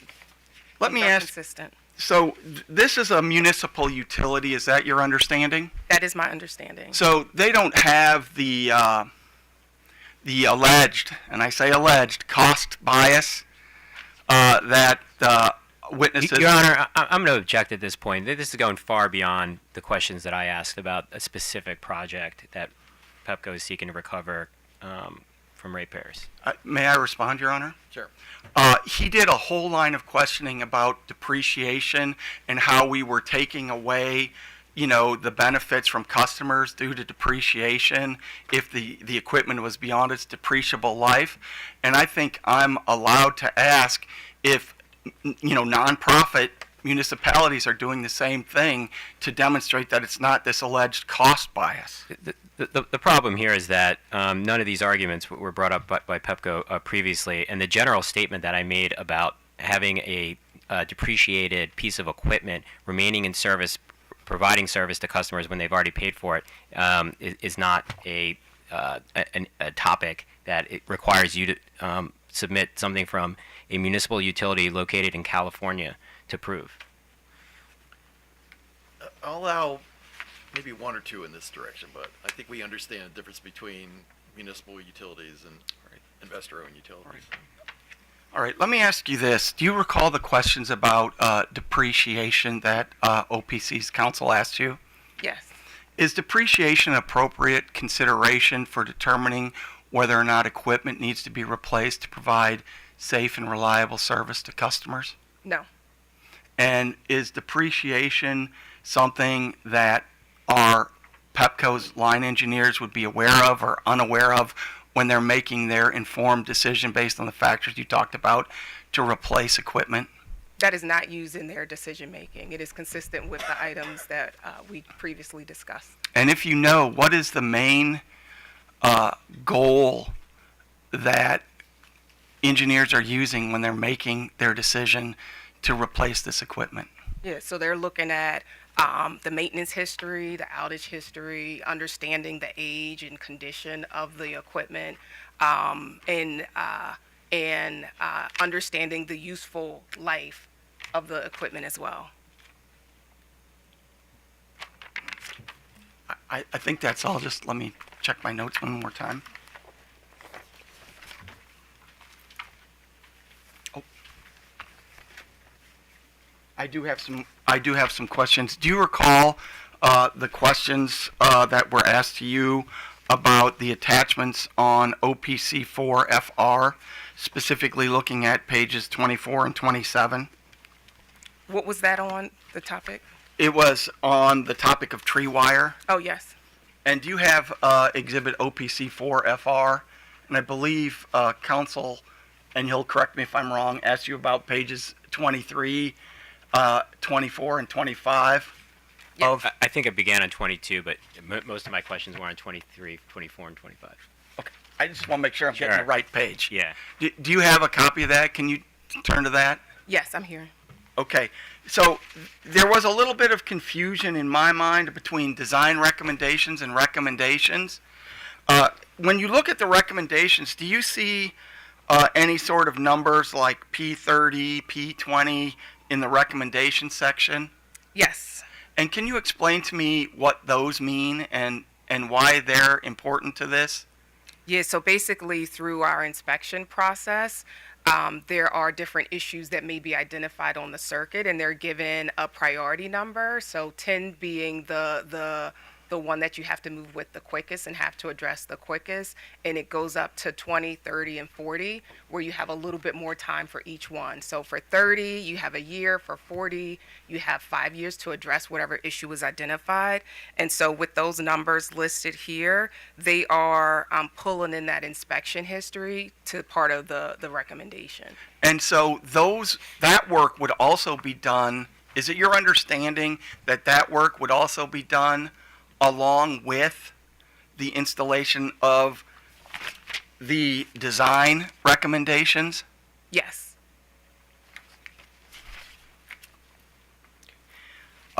Also, if you could, that exhibit has pictures, does it not? Like, for example, page 26. Yes. And I think you had testified that there were a number of reasons. Your Honor, I would just like to point out that the feeder numbers under those pictures are not 14465 that I asked questions about. All right, I'm sorry. Let me go to page 27. Do you see that bottom picture there? 14465. Yes.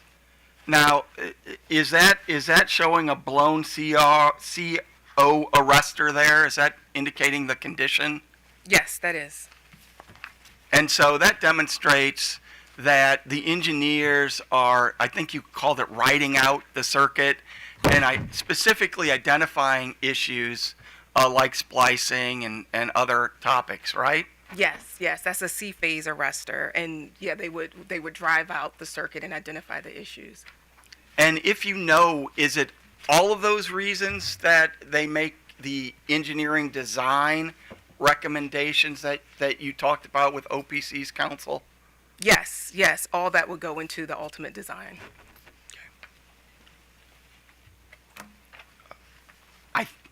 Those are the only questions I have, Your Honor. Thank you. Okay. Commissioner Richard.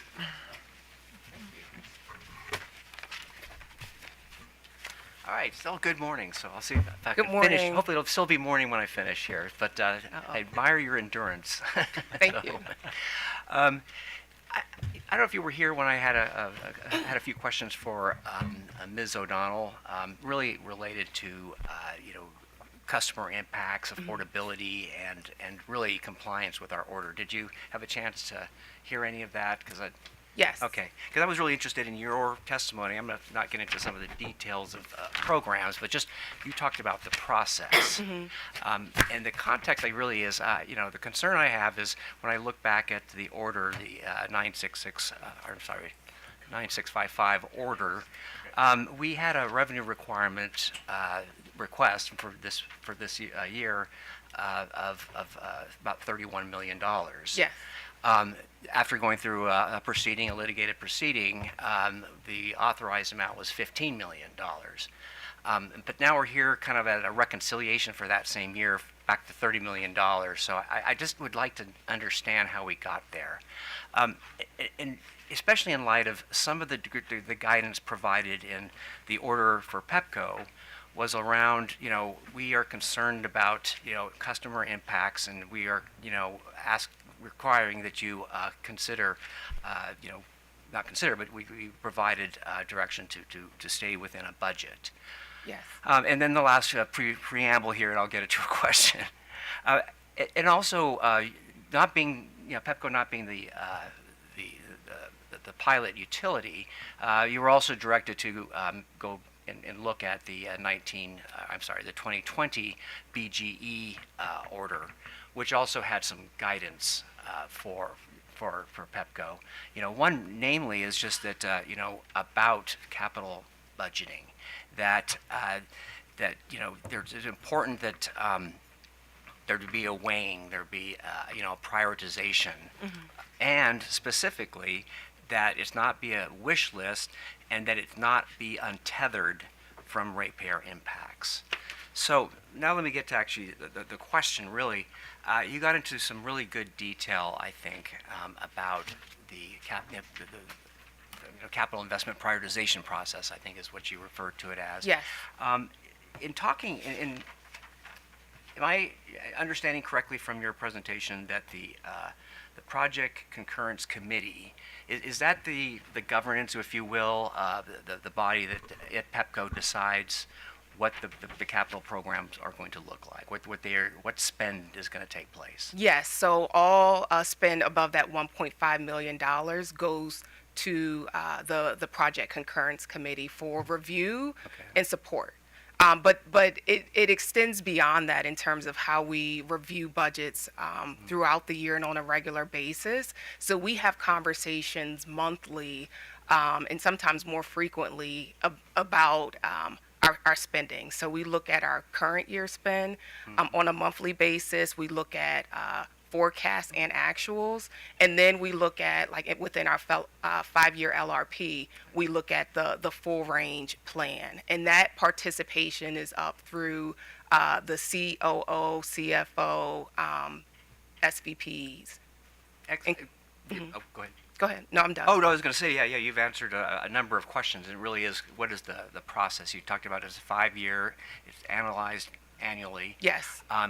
And it includes senior management? Yes. And they're part of the, I guess, the deciders. Yes. And I presume that you're on that as well? That's correct. Okay, so you get guidance. Is there anyone there from also, like, I don't know, regulatory affairs, or, is there, that brings that kind of voice into, okay, well, here's also what the commission has, allowed us to do? Yes, they participate in They those participate. conversations as well. Okay, and then tell me about I'm interested in the tether requirement, that is, tethered to customer impacts. Is there somebody in that meeting that also is there to represent the customer impacts? And again, the commission order that it be considered.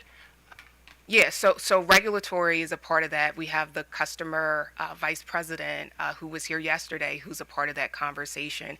And you can even see through the actual numbers versus budget on pages 7 and 8 of my testimony, where we've made significant adjustments in order to stay within the allotted budgets for each one of those executive categories from a capital standpoint. Okay, but still there's a significant overspend. You're needing, part of this reconciliation is to cover unrecovered costs from projects that are over budget, correct? I wouldn't call it over budget, but I think there were storms. There were other factors that played into that. Storms aside, I just want Yes. to understand this section, this part, okay, of the process and spending, spending vis-a-vis what has been, authorized by the commission in an order. Yes, so we recognize where we are, but we're also balancing the need to support the two-way power flows, to support distributed energy generation. We recognize, part of the cost is that supply charges. And so for us to be able to enable distributed energy resources is a huge focus for us. And so the projects in which we're doing help to support that as well. Okay. So in this process, is there kind of ever a discussion of like a holistic, okay, well, this part of our company is overspending a lot.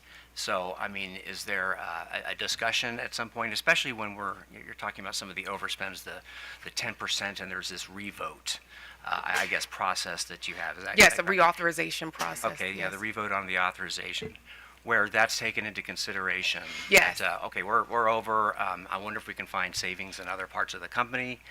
Does that type of discussion take place? Yes, and certainly Witness Bauhaus can speak to that. We also have a what's in process in which we review on an annual basis to be able to make those types of adjustments as well. Okay, and in part of the I guess the overspend, the need for reconciliation are a lot of new projects, new programs. Again, when you're sitting down in the PCC, is that discussed? Is like, what, we're already over, and now we're discussing here having new projects. Commission has ordered us to consider, to tether this to ratepayer impacts. So, Yeah. I mean, does that? A couple things for clarity. So while we did not have, there are a number of programs, I'll call it, where we were zero. We actually pulled those out of other programs that were there to provide more transparency to the types of projects and have like further line of sight to the projects that we were already supporting. So yes, there were zero, but a lot of those projects were already existing programs and projects. And then what was the second part of your question, or what was your full question? Because I think I went on a little bit of a I think tangent. you were pretty much just trying to understand again, when you're looking at potentially new programs, it's this overall this decision process, this governance committee Yeah. that says, okay, well, we're over, but we'll just keep our fingers crossed. And I don't mean to flip it. We're going to move forward because these are important, and so therefore, even though we're over budget, we're over what the commission has authorized, we're just going to go forward. Yes, Okay. so new programs will have that same level of oversight and require that same level of approval in order to be able to move forward. Okay. Are some of these new programs and part of the whole MYP was transparency and having a sense that the company can forecast, it can project going forward.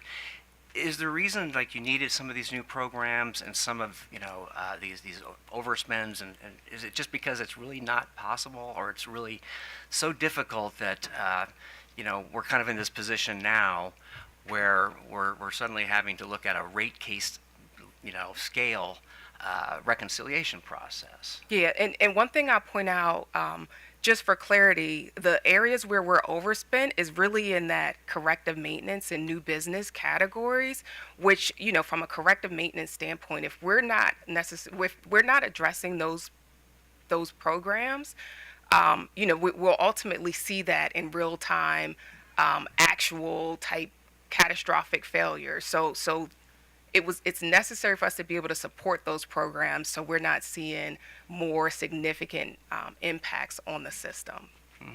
Okay.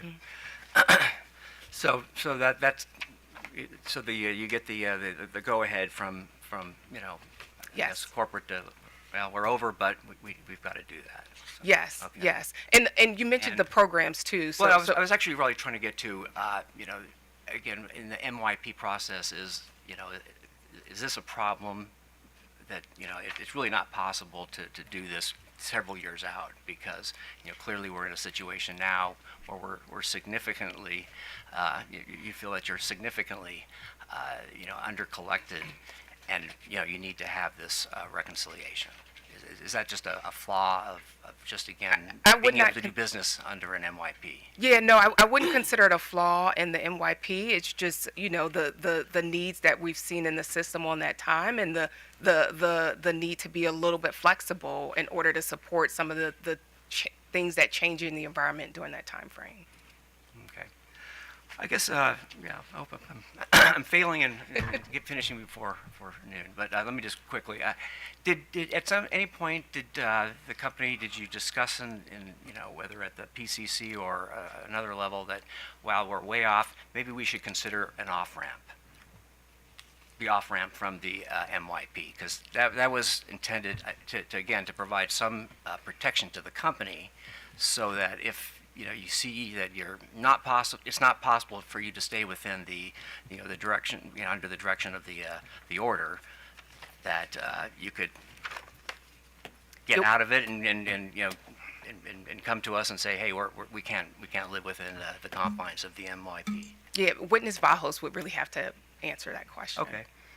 All right. Well, I did want to end before. So thank you very much, Thank you. and I appreciate you being here. Mr. Barbe. Thank you, Ms. Young. Good afternoon now. Good afternoon. So, in a prior life, I was the chair of an environment committee. So, let's talk about gassing and what that means. Yeah. Describe to me what that is. So gassing in a transformer, Yeah. basically it's arcing in a transformer, so it doesn't have the proper functionality, I'll call it, in order to be able to operate. And so it can cause the short of it is it can cause the transformer to really overheat and potentially explode.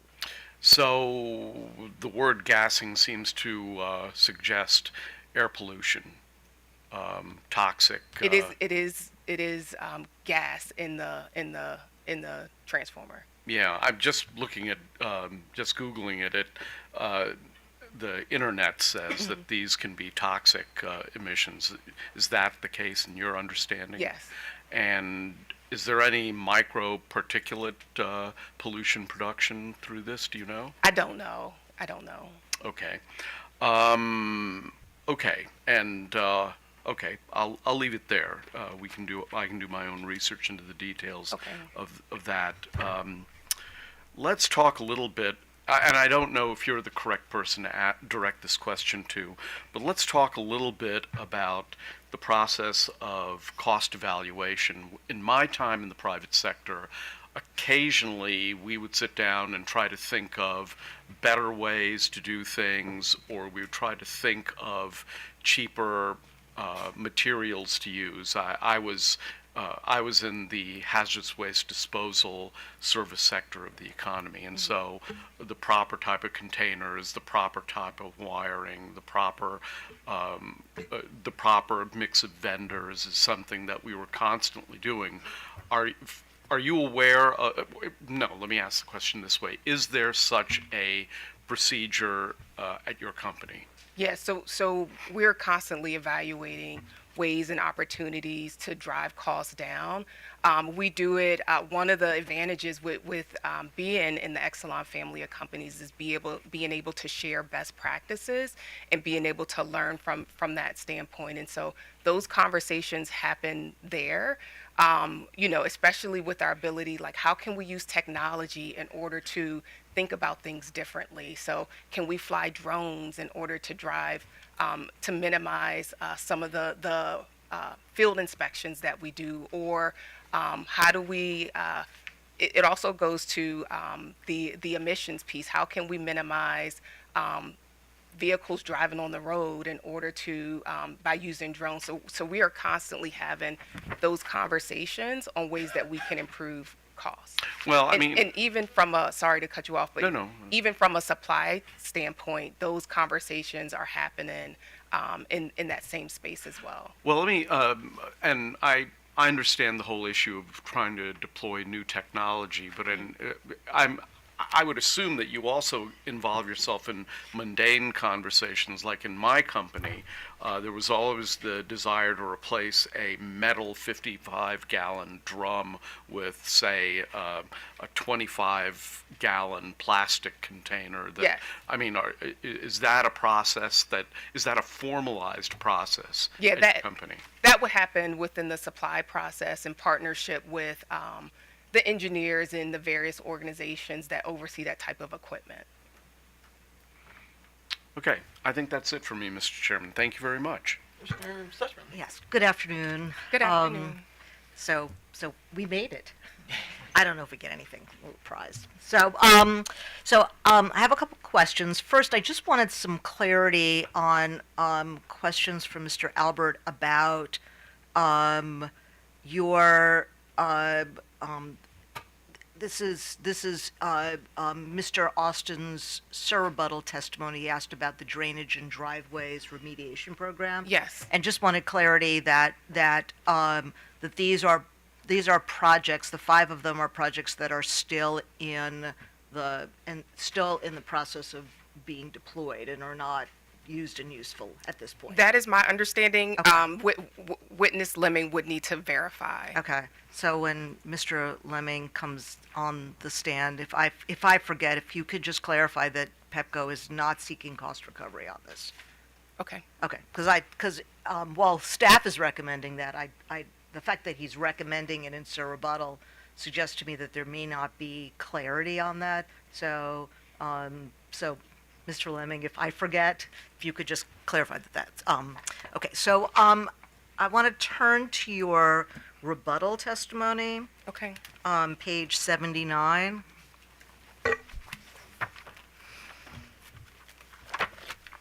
And this is a response to question 221. Yes. Okay.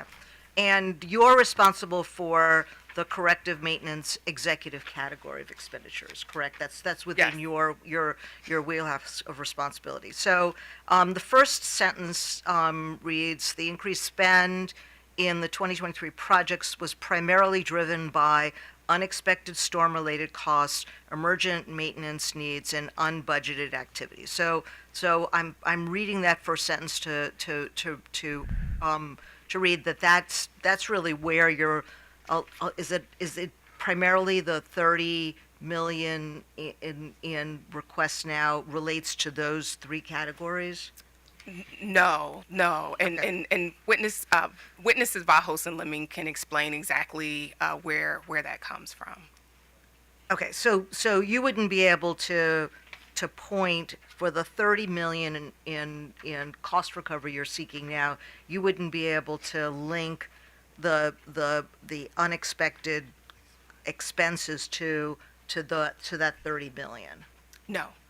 Okay. But let's drill down a little bit into these so these are all unexpected costs. So Not when you- everything in the category, but some of them, yes. Okay, so if we look at unexpected storm-related costs, are you saying that they're unexpected in the sense that they weren't part of your original MYP?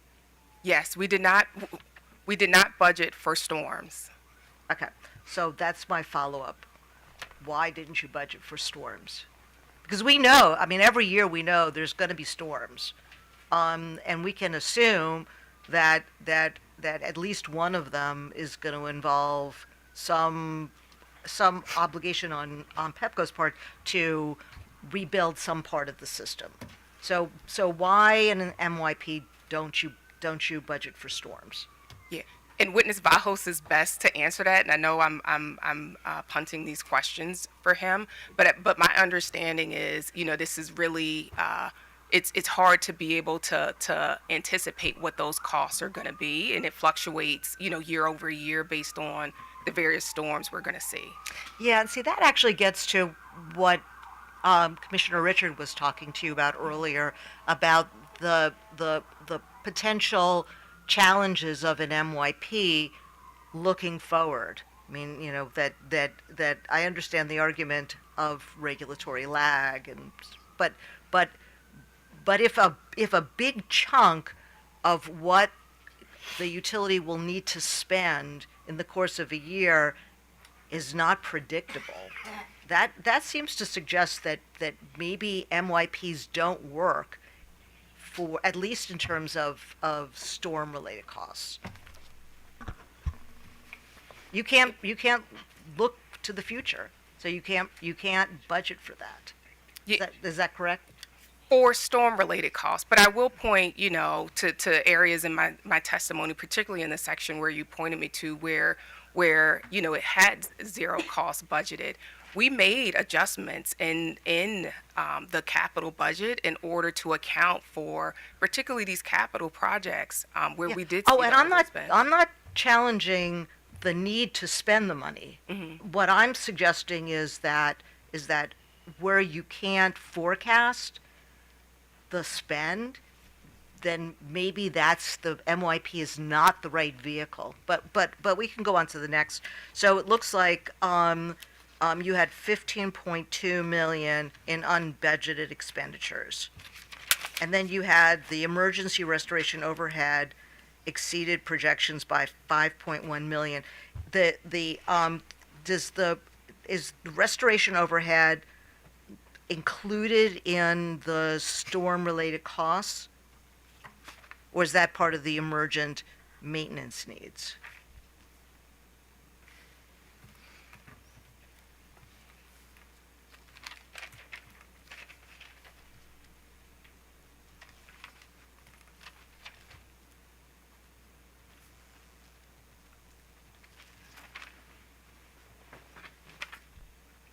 That would be separate. Okay.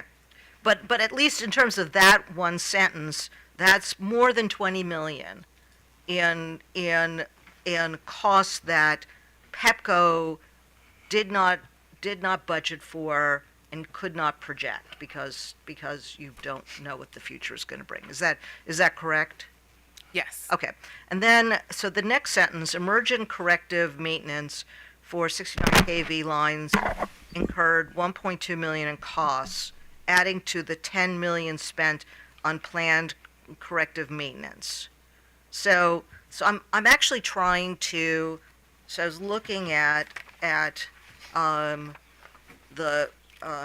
couple of different charts. I can't really figure out, I can't connect the dots on the numbers. So this was provided by somebody yesterday. This is the final reconciliation. So this is witness Leming's testimony, September 24th, 2024. And I'm looking at, I don't have his testimony. yeah, counsel, do you have this from yesterday? So I'm not sure who handed it out. Just, Let me look in my stack here. Okay. I'm sure I have it somewhere. okay. And basically, I'm trying to, that this statement here, I mean, I can, and I think we talked about it enough that you might actually recall the number.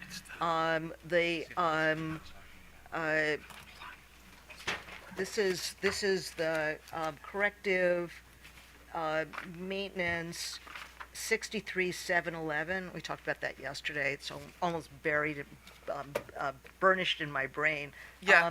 So I had a 10,019,000. So I'm assuming that's what that 10 million spent is on the planned corrective maintenance. Yes, in Okay. combination with the miscellaneous corrective repairs. The 10 million covers the 2 ITNs. Okay, so it's the 10 million plus the 1.2 million. And none of that was budgeted. Give me 1 second. Okay. To Or no, you had 2.8 million. we had budgeted. 2.8 million Right. in there. I'm trying to confirm if that 1.2 was part of the 10 million or not. Okay. But you understand why I was just a little confused about how the 1.2 million related to the 10. Yeah, that was a separate cost. Okay. So then we've got, so if you add those, that's 11.2 million spent with a 2.8 million forecast. Because that's the forecast is the budget. Yes. Okay. Yes. Okay. And then the additionally unplanned P30, P40 overhead at underground replacements contributed 14.9 million. And that also didn't include, that wasn't part of the budget. That's correct. Okay, and why was that not included? That's unplanned. So what would have happened there that caused Yes. it to? So those are ones where we split out from other ITNs. And keep in mind, the budget that we're comparing to was what was developed in 2019. So, the inflation has changed since then. We've lived through COVID.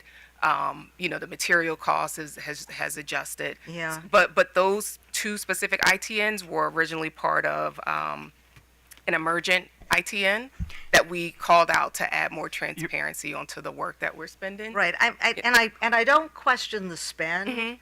Again, sort of going over these, we're starting to get close to 30 million, and I can't sort of connect that, and I can ask Mr. Vajos how those relate.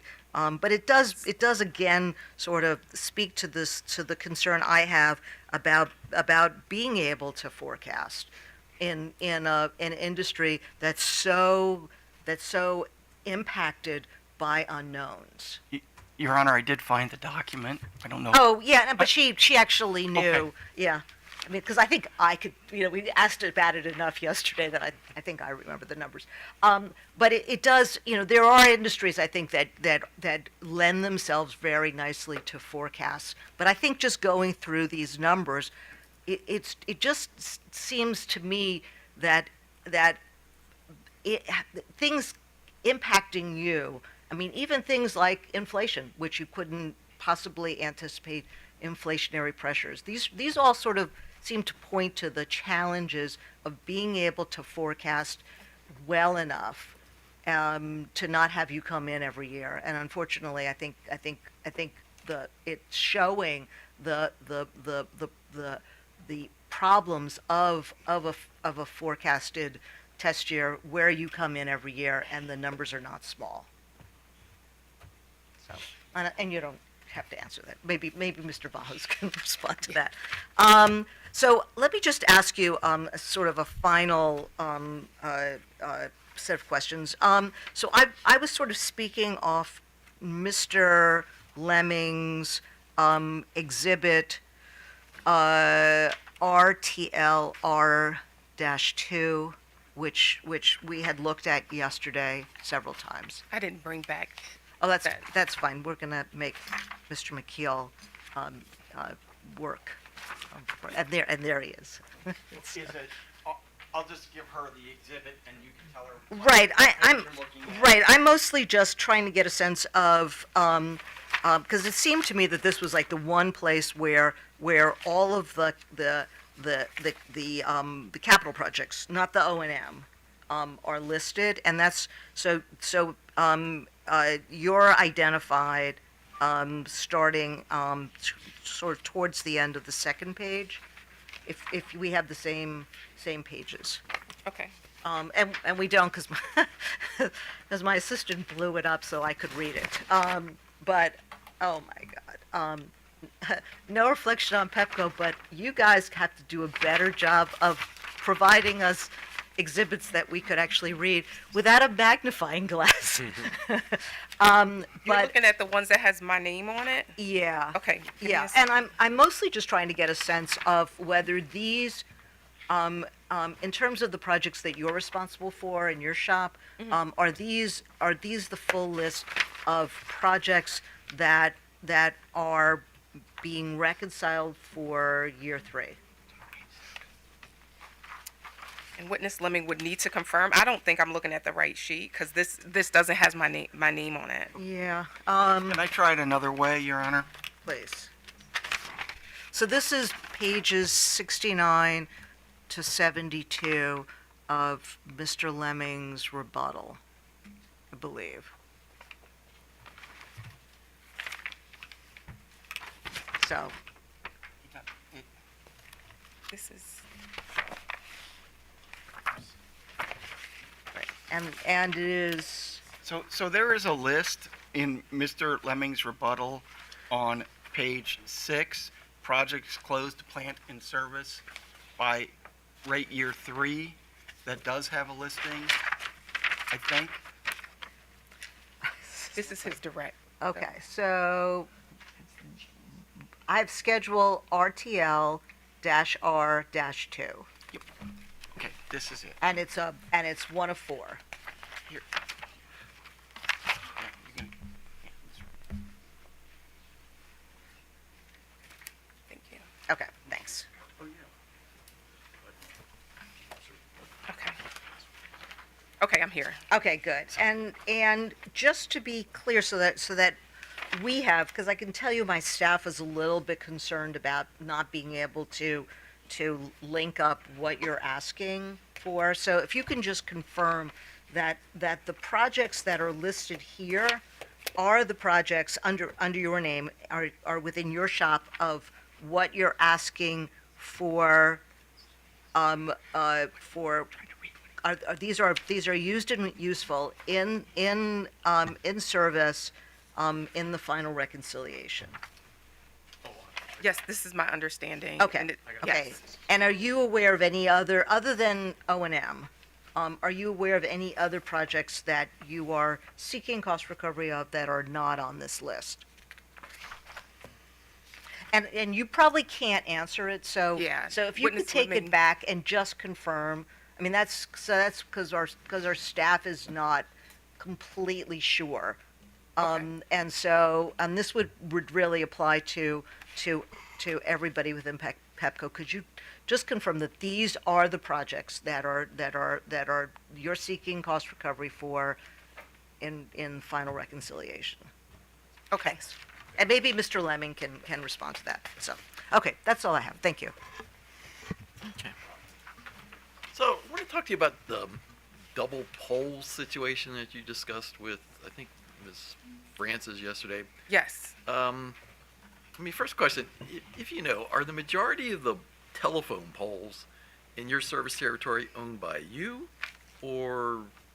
I think it's a mix. I don't know how it divides, though. I'm not sure. But there is situations where the poles that you own, other companies hang their wires on your poles. That's correct. Okay. And so you discussed the situation about when you change poles, put in a new one. And so other than the situations where you replace the pole because it was either knocked down or damaged, you're just replacing it because it's, time to replace it because it's old. What's the process for the people that are on the pole other than you? Yeah, so through third-party attachments, they are notified, Okay. but they have to. We can't remove their equipment, so they have to come back and then move their equipment over to the new pole, and then notify us so that we can remove our pole. Okay. And until they do that, you literally have two poles standing next to each other. Yes. Now, is there some requirement that they do that within a certain period of time, or is it just whenever they get around to it? I'm not sure if there is a requirement. Ideally, we want it done sooner than Sure, later, no, I understand right? that, and I guess I'm But- trying to understand what the process is for making that happen.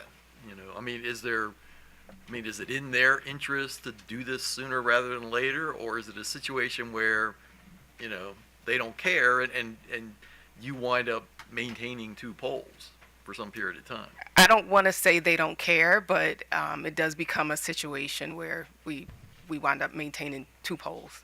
Good. And is this, guess I'm trying to understand, is this a extensive problem or issue? Maybe not. Even by the numbers, I think there were a couple hundred that we replaced last year. So I won't say it's a huge problem. It's just something that we're going to continue to see. It's not going to go away. That's kind of the point of the conversation yesterday. Yeah, no, I understand that. So, and to your knowledge, there's no requirement either by the feds or us regarding I don't when know. this transfer of wires happens. So, Yeah, I don't know that requirement. okay.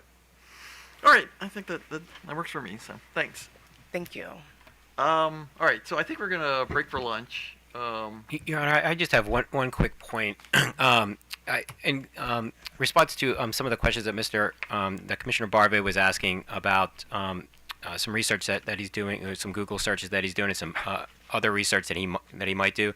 I'd just like to know what evidence the Commission is going to be relying on this case, and whether it will include the performing of independent research into the factual issues in this case. Because if so, will parties be informed about what evidence is being considered and having an opportunity to review and Well, challenge it? let me put you. So, we're gonna stick to the evidence that's in the record. Okay, To the it's extent that- filed as exhibits. Yeah. Okay. So to the extent that commissioners become aware of stuff from a variety of reasons, and that I can't control that. So, but trust me, the order will be based on Oh. the evidence that's actually in the record. All right, So, thank you. Sure, no Your, problem. So, Your Honor, just one last thing. We have 3 of Pepco witnesses left for today, so I think that will fill up the rest of the day. Would it be all right if I asked Mr. Oliver to come tomorrow morning? yeah, I suspect so. I I think you're probably right. I mean, unless we, kind of zip through them. So just tell them probably not, but Yeah. possibly. So He wasn't able to get a hotel room because he's tried next door. There were no hotel rooms. I didn't want him asking to come 2 hours each way to. yeah, no, I understand that. So, but actually, OPC, your witnesses are actually here, right? Yeah, but both of my witnesses are here. So in a pinch, maybe I can switch it around. That's great. Yeah, That's so, great. Thank yeah, you. so, okay. And my Right. understanding is it's only if the commission has cross, because everyone else has waived cross on Mr. Oliver. Yeah, I understand. Yeah. Okay. So and so I guess maybe I'll check on that and Okay. get you an answer. And if so, my understanding is nobody else needs to talk to Mr. Oliver. I think Other we than- already answered that yesterday. I think none of us have cross. Or did So you? I mean, does anybody think they want to talk to him? Your Honor, it's not a problem for him to No, come. no, I so- understand. So, but if we can give you the definitive answer, then we can not worry about it at all. So, I've not, did you? you, me, I mean, it's up to you. I mean, if you want to talk to him, we'll bring them all. So, all right, I guess we can tell him to not worry. So, we'll just, yeah. So we'll just, because again, none of the parties have any questions for Mr. Oliver. So I guess. No. Okay. So I guess we'll just include him on the waiver list. So. Okay. So he won't have to worry about coming at all. So. Okay. And if I could, Chair Hoover, my understanding of the next three witnesses would be Canler, Leming, and Vajos. Am I correct about that? Right, yeah, because we're not crossing Lazos, is that Yeah, how you say it? Lazos. Lazos, yeah. Thank you. Okay, so with that, we will come back at 1:30. So.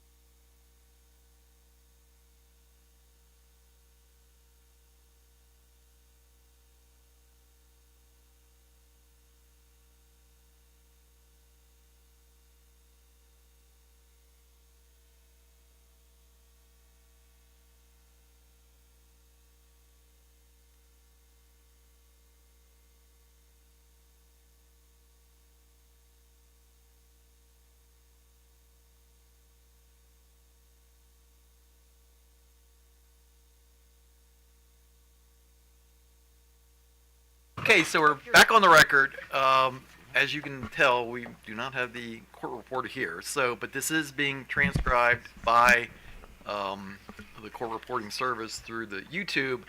The only thing I need you to do is when you're using various exhibits, you may need to refer to the exhibit number just to make sure that the record is reflecting the document that's being used at the time. So it may seem like we're being repetitive, but that's going to be necessary for this. And Deputy Executive Secretary Amanda Best will swear in the various witnesses, which the court reporter used to do. So with that, call your next witness. Yes, Your Honor. Pepco would call Ms. Jacqueline Canler to the stand.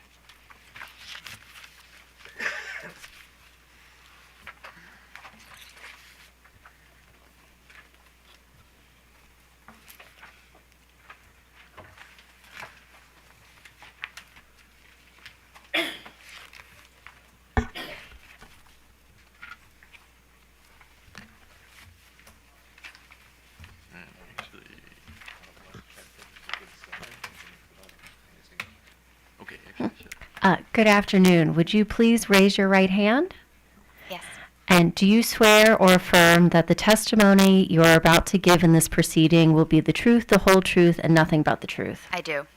Would you also please state your full name and business address for the record and spell your first and last name? Thank you. Sure. My name is Jacqueline Cantler, JACLYNCANTLER. My business address is 701 9th Street, Washington, D.C. Good afternoon, Ms. Cantler. Good afternoon. Would you state your name for the record? Jacqueline Cantler. And how are you employed, Ms. Cantler? I am the Vice President of Electric Distribution Operations for Pepco Holdings. And have you caused to be filed in this proceeding your rebuttal testimony that I ask be marked as Pepco Exhibit Canler Rebuttal 8FR? I do. So marked. And do you have any corrections or additions you need to make to Exhibit 8FR? I do. At page 16, the ITN listed 74843. That should be moved down to the second table. I apologize, there's no line number associated with it.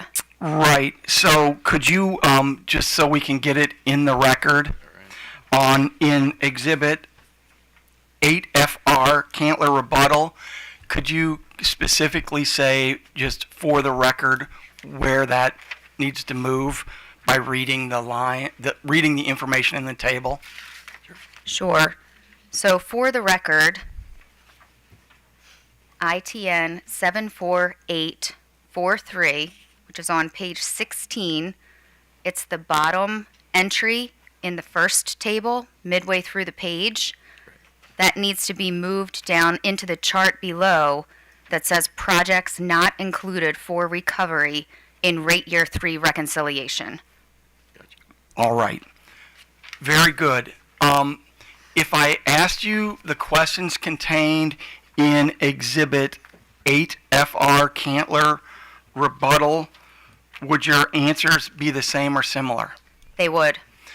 Ms. Canler, do you also have confidential schedules attached to your rebuttal testimony? I do. And, Your Honor, I would ask that her confidential rebuttal testimony be marked as Canler Rebuttal 8FRC. So marked. And if I ask you the questions that are contained in Canler Rebuttal 8FRC, would your answers be the same or similar? They would. Your Honor, with that, I would move the admission of Canler Rebuttal 8FR and Canler Rebuttal 8FRC. So admitted. Ms. Canler, have you also caused to be filed your surrebuttal testimony in this matter, which I asked to be marked as Pepco Exhibit 9FR? I do. And do you have any corrections or additions that you need to make to Canler Sir rebuttal testimony that's been marked as Exhibit 9FR? Yes, I do. Okay, could you just start with the page and line and give us the correction, please? Yes. Page 1 at line 7, remove the word rebuttal. The word rebuttal with the capital R is the one that should be removed. And that is on page 1, line 7 of Exhibit 9FR. Correct. Okay, do you have another change that you need to make on that page? I do. Also on page 1, line 8, replace commission with office and add the word the in front of office. So that line 8 of Canler Exhibit 9FR, page 1 would read, to the positions presented by the Office of People's Counsel. Correct. Do you have another change that you need to make to page 1? I do. Also on page 1, at lines 17 and 18, we need to flip the order such that section 3 should be new business challenged by AOBA, and section 2 should be addressing the best fit least cost. And that is in your Sir rebuttal testimony, Exhibit 9FR. Correct. Do you have another correction that you need to make in this testimony? I do. At page 4, line 8, remove the extra period. So remove the extra period on line 8 of Exhibit 9FR, Correct. page 4. Yes. Do you have another correction you'd like to make? I do. At page 5, line 11, remove the apostrophe S in Pepco's. So it should read Pepco. And that is on page 5, line 11 of Pepco Exhibit 9FR. Correct. Do you have another change that you need to make, a correction? I do. At page 10, line 14, remove the extra period. So on line 14, delete the extra period in Exhibit 9FR, Canler Sir rebuttal. Correct. Okay, do you have another correction? One more. At page 14, line 13, remove the extra period. All right, so that is page 14, line 13 of Canler Sir rebuttal 9FR. Correct. If, with those corrections, if I asked you those questions today, would your answers be the same or similar? They would. Your Honor, I would move the admission of Pepco Exhibit 9FR, Canler Sir rebuttal, into the record. So admitted. Your Honor, I'd ask for leave to do some limited live rejoinder of this witness. Sure. Ms. Canler, on page 20, well, let me ask you this. You've reviewed the Sir rebuttal testimony filed by AOBA witness Bruce R. Oliver. Is that correct? That's correct. And at page 25 of Mr. Oliver's Sir rebuttal testimony for the first time, he asserts that your observations regarding Pepco's ability to forecast new business expenditures are inaccurate. Do you agree or disagree with that new observation? I disagree with that observation. Pepco's new business expenditures are forecast taking into account historical information, industry norms, as well as dynamic customer demand. So although there may be variances in what the projected versus the actual expenditures are, those variances are primarily driven by external market trends and customer requests, and so they are not reflective of Pepco having inaccuracies in its ability to leverage a proper forecasting methodology for new business. Are there any other factors that contribute to the variability of Pepco's new business expenditures that you're aware of?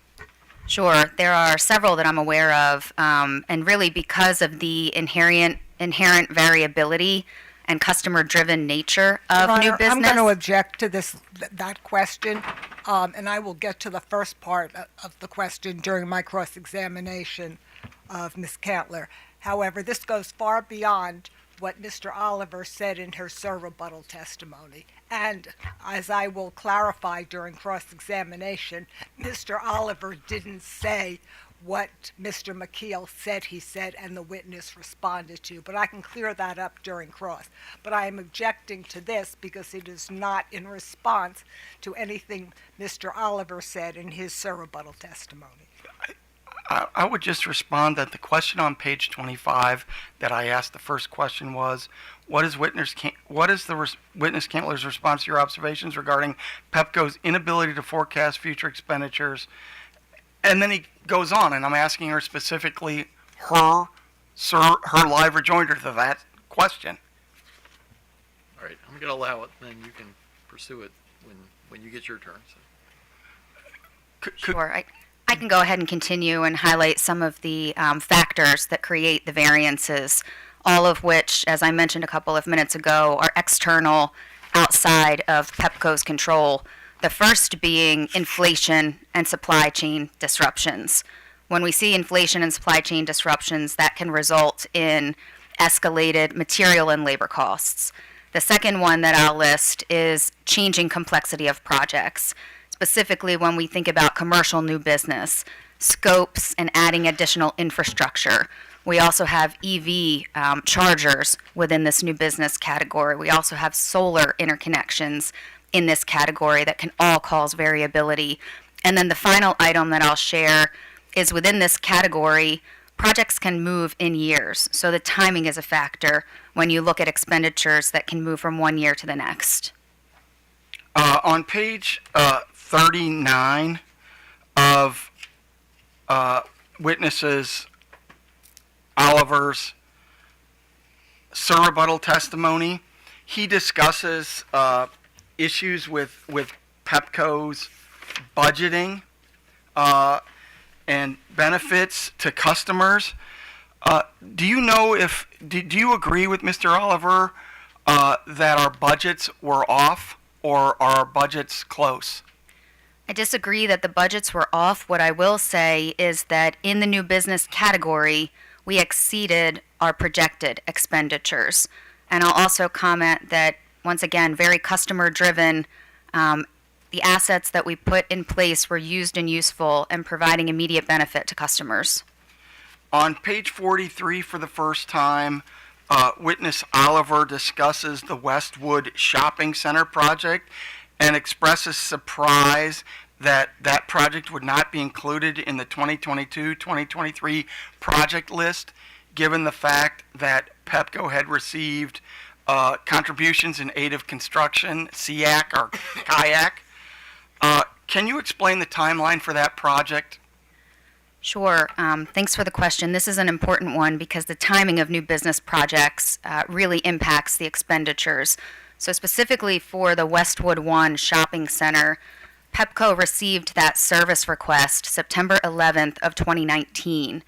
We did not bill the kayak out until January the 18th of 2023.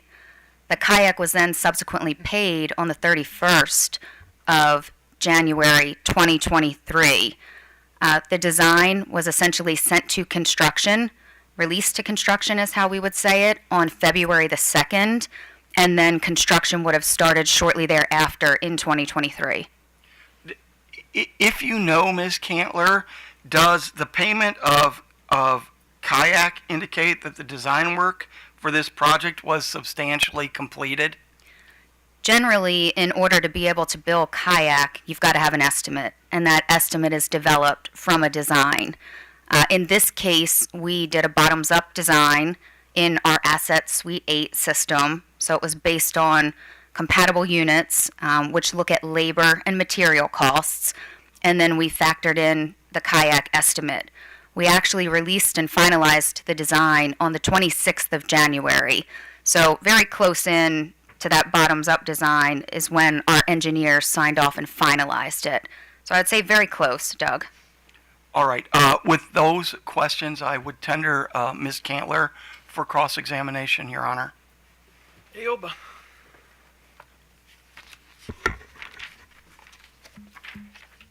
Good afternoon, Ms. Canler. Good afternoon. And you can see when you sat down, I left a complete copy of Mr. Oliver's testimonies, direct, rebuttal, and rebuttal on your desk. One of those volumes is confidential, as well as 2 cross-examination exhibits that I will get to later. Do you have all of those documents? Yes, it looks like I do have the 3 packets. Okay. Now, I'm going to first start by asking you to refer to your rebuttal testimony at page 4, lines 10 through 11.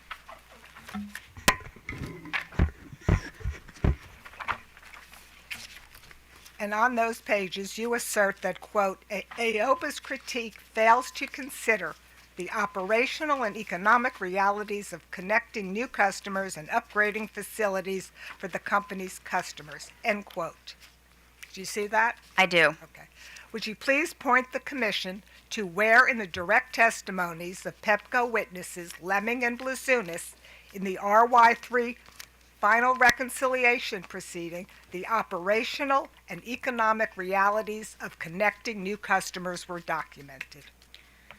Yep. What I will say to that is the direct testimony of Leming was submitted in compliance essentially with our obligation to do that based on the MYP protocol. What I have in my rebuttal and surrebuttal are the projects that essentially back that up.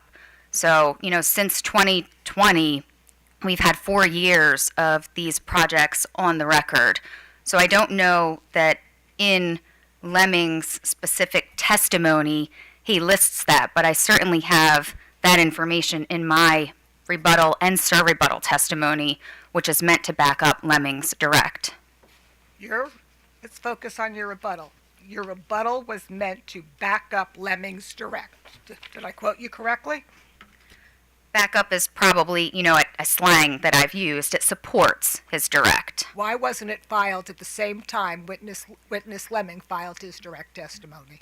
Wasn't necessary. Our understanding of the MYP protocol and everything that we've put before the commission in the record since 2020 has been in adherence to what we understood we needed to file. So you believe that the only thing the company needed to file to support the Prudence review of all of its RY3 reconciliation was this volume, which was Leming and Blasunis's direct testimony, and that this would comply with the commission's order? Is that your testimony? My understanding is everything that we have filed since the original case in 2020, in combination with what you have shared, is what needed to be supplied to substantiate our rate year 3 reconciliation. Okay, the first part of your response to my question said that witness Leming and Blasunis's direct testimony was all that you needed to file in this case. Well, I also mentioned the history since 2020 and the 4 years of voluminous information that's been supplied since then that also factors in. Well, then I get back to my original question. Why wasn't your testimony, which supports or backs up witness Leming's direct testimony, filed at the time that witness Leming filed his direct testimony? Your Honor, I'm going to object. It's been asked and answered now. This Yes. is the 3rd time. Yeah, I think he's correct. So. Okay, could you point me to where the operational and economic realities of connecting new customers were documented in your testimony? Sure. I will just highlight even further down on that page 4, where you directed me in question 12, we talk about the regulatory compact, which is essentially our obligation and requirement to connect all customers within our prescribed service territory. And I'll also state that with those connections, we develop economic benefits, and at the end of the day, this is part of our obligation per the regulatory compact. Economic benefits, but I believe that I've heard throughout the various witnesses who've come before you that those economic benefits have not been quantified in terms of dollars. Is that your understanding? Within my testimony, I do not have quantification of the economic benefits, but I would cite you to several of the projects that I list within my testimony that are essentially providing benefit. If we think about the purple line, significant project here, and I can bring you to that page where we talk about the purple line, but that's certainly a project that's providing economic benefits in that it's creating a transportation system that's accessible, reducing greenhouse gases, reducing traffic congestion. So although you don't see a quantifiable economic benefit, I would say that the benefits are verbalized through the projects that I've listed within this rebuttal and surrebuttal. At page 4, lines 13 through 15, you testify that Pepco's RY3 investments in new business and facilities relocations are implemented to ensure they align with system needs. You see that? I do. Where in the direct testimony filed by Pepco witnesses in this RY3 final reconciliation proceeding did the company demonstrate the alignment of Pepco's RY3 new business capital expenditures with its system needs? Yeah, I would just point you back to the obligation that we have to connect new business customers. We don't have an opportunity to deny these new business interconnections.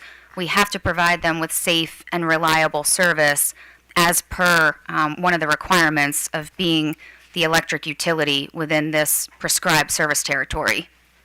At page 8, lines 3 through 8, you submit that staff and OPC agree that Pepco has an obligation to serve new business. Do you see that?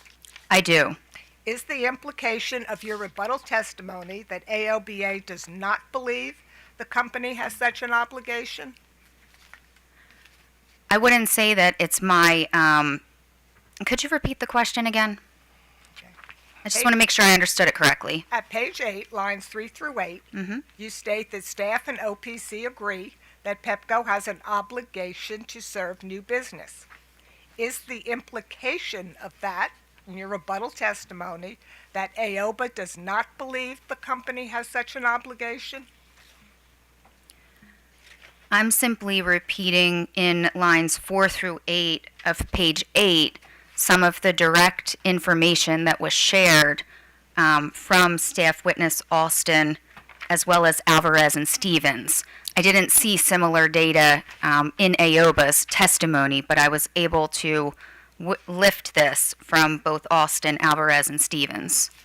Okay, please turn to page 9, lines 9 through 15 of your rebuttal testimony. And you discuss the steps Pepco takes to purportedly ensure that, quote, new business projects are cost effective, end quote. In the last sentence of that discussion, page 9, lines 14 through 15, you assert that the company's approach to new business projects ensures that those projects, quote, deliver value to both new customers and existing customers. Do you see that? I do. What information and analyses do you present to quantify the value the company's RY3 capital expenditures for new business have provided to Pepco's existing Maryland customers? Sure. I will say that within this testimony, there's not a quantified value, but I would point you back to the fact that these new business interconnections, they drive positive economic growth. And when we interconnect customers, often we're making upgrades to the system, so that's indefinitely going to benefit the other customers in the area. So as I stated previously, you'll see through the demonstration of several of these new business projects that they do deliver what I would say non-quantifiable benefits. Now, I would like to focus your attention on page 9, lines 16 through 19 of your rebuttal testimony. And on those lines, you suggest that AOBA claims that variances between Pepco's budgeted and actual costs for new business, quote, reflect poor forecasting or planning by the company. And you cite AOBA witness Oliver's direct testimony at page 6 as support for that characterization of AOBA's position.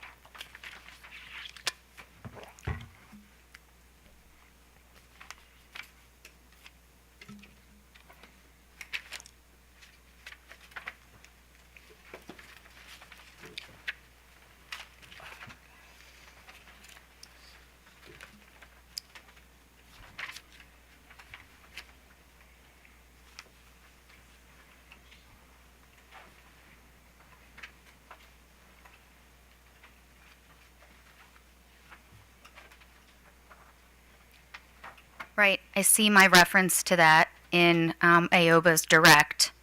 Okay. Now please turn to page 6 of Witness Oliver's direct testimony. Would you please identify where in the discussion on that page AOBA witness Oliver specifically references Pepco's new business expenditures?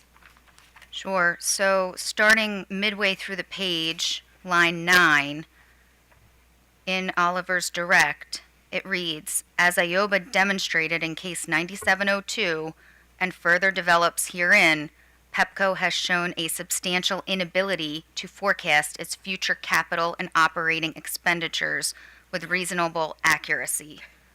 Pepco's inability to forecast its future expenditures is reiterated by the content of the company's July 29th, 2024 final reconciliation, and then it goes on to talk about large variances. However, in the paragraph that you just read, there was no specific reference to new business expenditures, correct?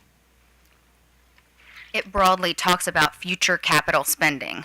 So, Mr. Oliver's observation was a general observation relating to Pepco's inability to forecast its future capital and operating expenditures. It did not directly relate or state anything about Pepco's new business expenditures on that page. Is that correct? He doesn't specifically say new business expenditures, but new business expenditures are part of Pepco's capital expenditures.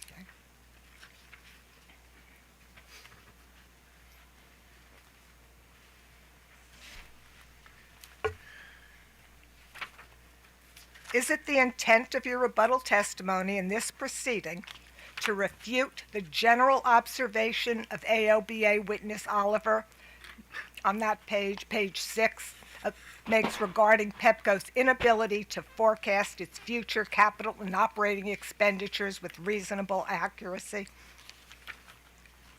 The purpose of my direct and rebuttal is not to refute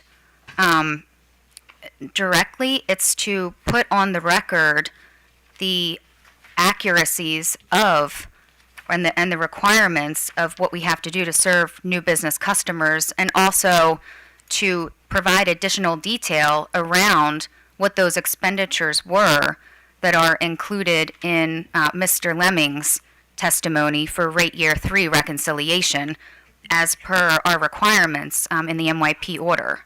Now, AOBA witness Oliver supports his assessments with data and analysis that he's presented in case 9702 and in this proceeding, in both proceedings.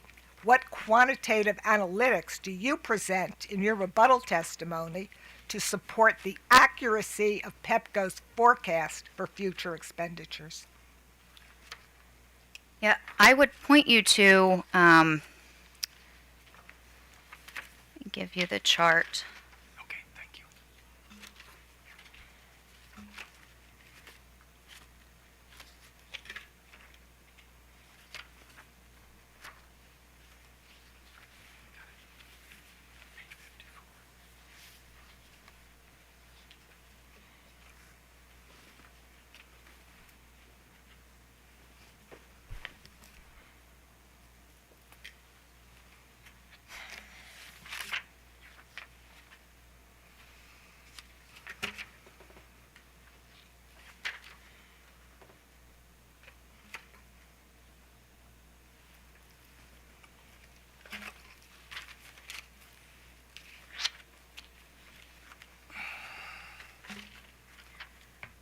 What I'd like to do is point you to page 19.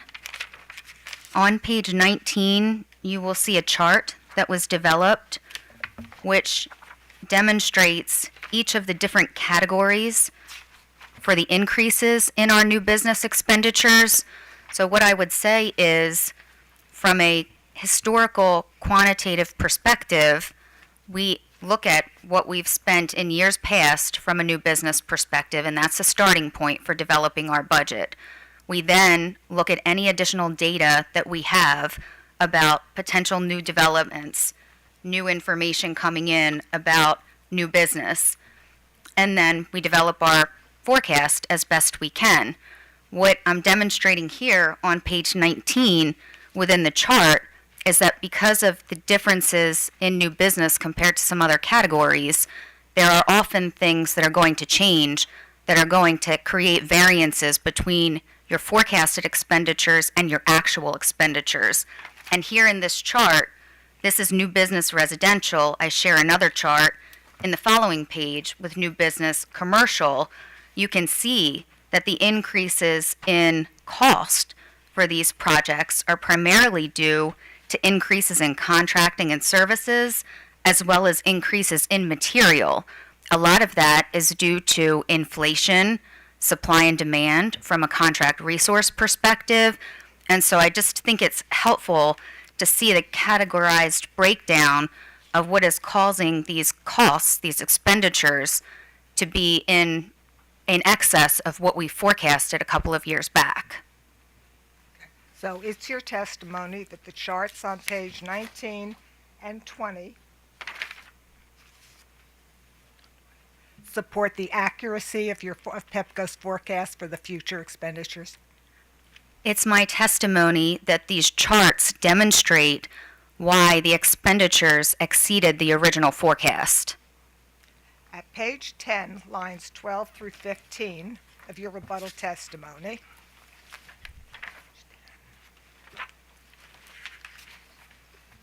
you indicate that, quote, flexibility is crucial to managing new business expenditures, end quote. Correct? That's correct. In that statement, are you referring to operational flexibility or financial flexibility or both? In this specific statement, I am expressing that flexibility with respect to new business forecasting is essential just because of the customer demands and market-driven items that can change your original projections and have an impact on them. So that would be financial flexibility. I would tie it to financial flexibility, yes, based on customer-driven and market-driven conditions.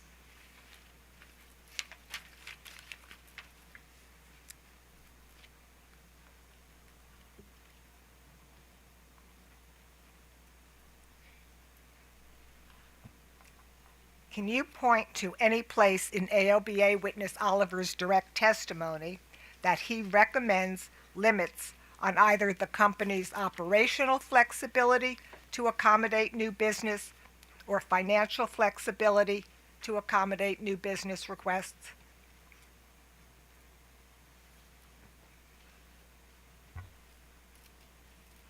Yeah, I'd have to go through the testimony again to find those references. Would you accept, subject to check, that there is nothing to cite and there is nothing in his testimony that recommends limits on the company's operational flexibility or financial flexibility?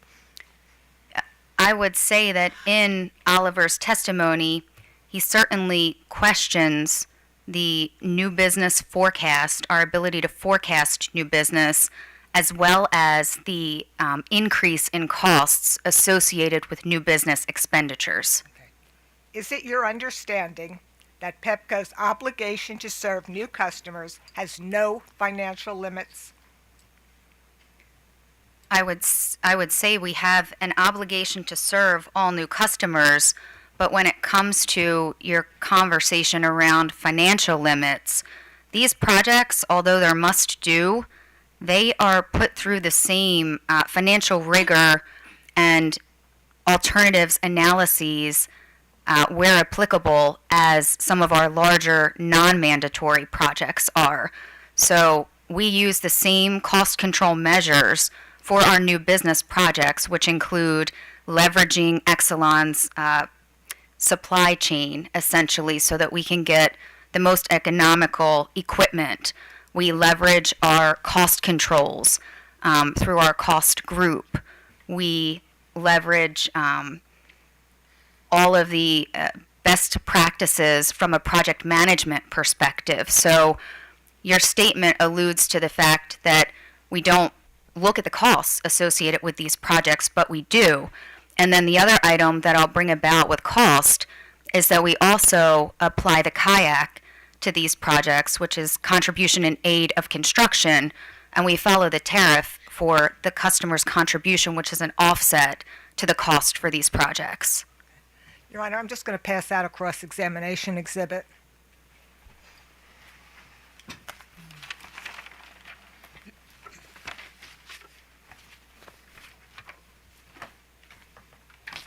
Ms. Cantley, you have that exhibit. It's the Section 10 of the Maryland General Terms and Conditions.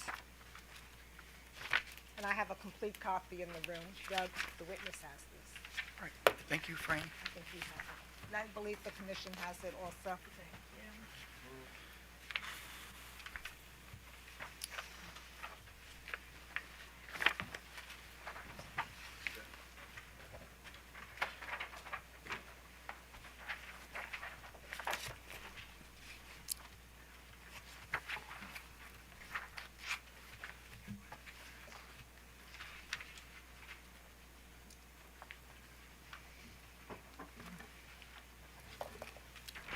Could you take a look at that document for a moment, Ms. Sure. Canler? Okay.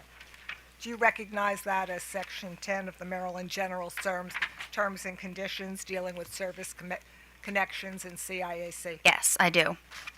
And in fact, Pepco's general terms and conditions relating to the assessment of charges for contributions in aid of construction, or kayak, are intended to enforce limits on Pepco's financial obligations to serve new customers and customers seeking service upgrades. Isn't that correct? Where are you seeing that on page 10 specifically? No, it's in this document that CIAC charges. In other words, if a customer doesn't pay CIAC charges, Pepco is not going to make that upgrade or make that connection. Can you point to the page, please, Counsel? Yes, I'm getting it. Thank you. If you take a look at, it's 19th revised page number 44. It's section E, charges for service connections. There's one for residential, there's one for commercial. And if you take a look at the applicant, I'm reading, the applicant or customer shall pay, shall meaning must pay, to the company the fees or contributions in aid of construction specified below for normal and additional service connection installation and alterations. They have the same.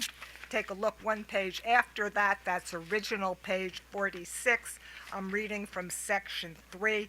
The applicant shall pay to the company a connection fee in the amount of the estimated cost, and it goes on from there. Without these charges, I'm going to say it this way. So therefore, the customer must pay those kayak charges. He's required to in order to get that service. Yeah, I will just say in the documentation, it says shall pay, not must. Shall means must. Assume shall means must. I'm just articulating that it says shall in the document. What do you think shall means? What do you think that means? There's an expectation that the customer will pay the kayak. And suppose the customer doesn't.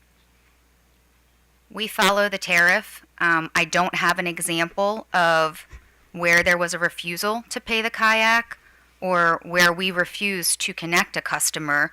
I will say that we follow the language in the tariff and we collect kayak for our residential and commercial new business customers. Well, if you're following the language in the tariff and you don't know what that word means, shall pay to the company, at this moment you don't know whether the company will connect a customer who doesn't pay kayak charges. Is that correct?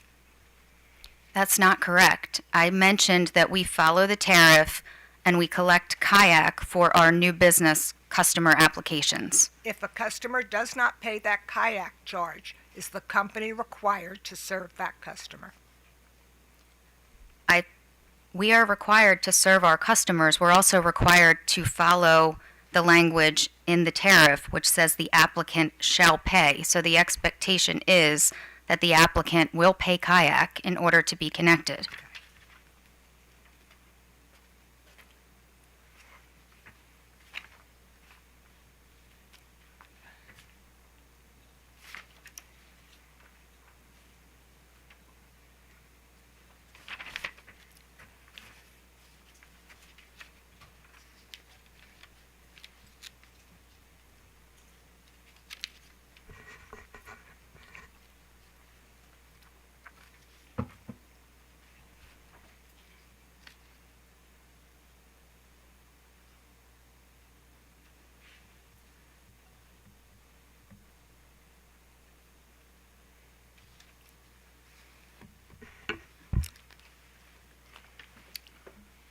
page 10, lines 18 through 21 of your rebuttal testimony, am I correct that you assert that Pepco's new business expenditures are both necessary and prudent as part of Pepco's core obligation under the regulatory compact?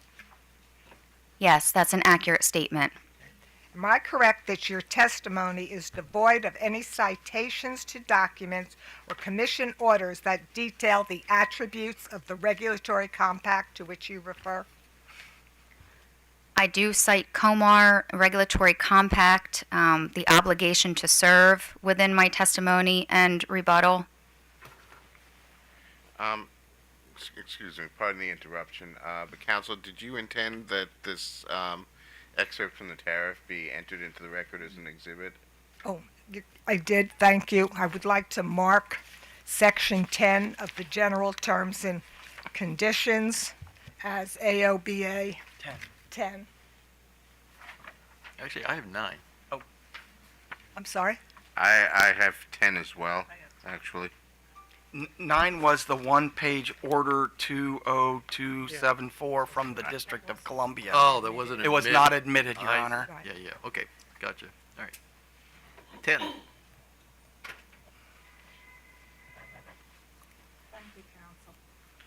You are most welcome.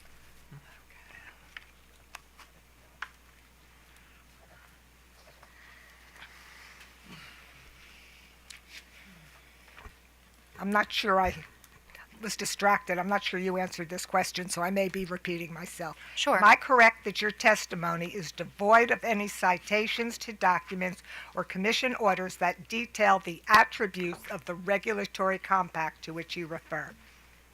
And my response was, I do cite the regulatory compact, the obligation to serve. I cite that we follow the general terms and conditions in the tariff. I cite that we adhere to COMAR.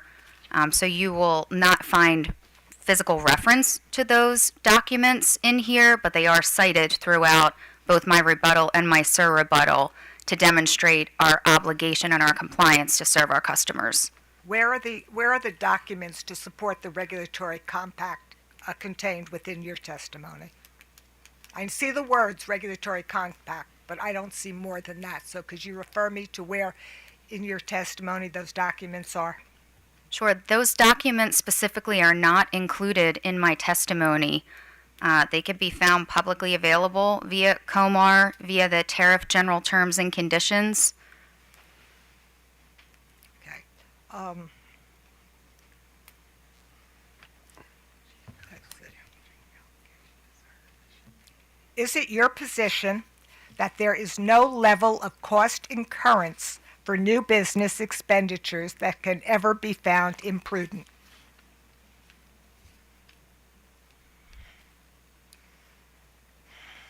I would go back to my reference around the cost control measures that we leverage at Pepco for our new business projects. We leverage, our supply chain, our size to secure the most appropriate materials. We put these projects through our authorization process where they're vetted. So we take cost prudence very seriously, even though these projects fulfill our obligation to serve. There's always a focus on the cost and putting the best alternative forward as well. I understand that. I just didn't hear an answer to my question. Is it your position that there is no level of cost incurrence for new business expenditures that can ever be found imprudent by this commission? I think the commission can look at what we have put forward and determine prudence.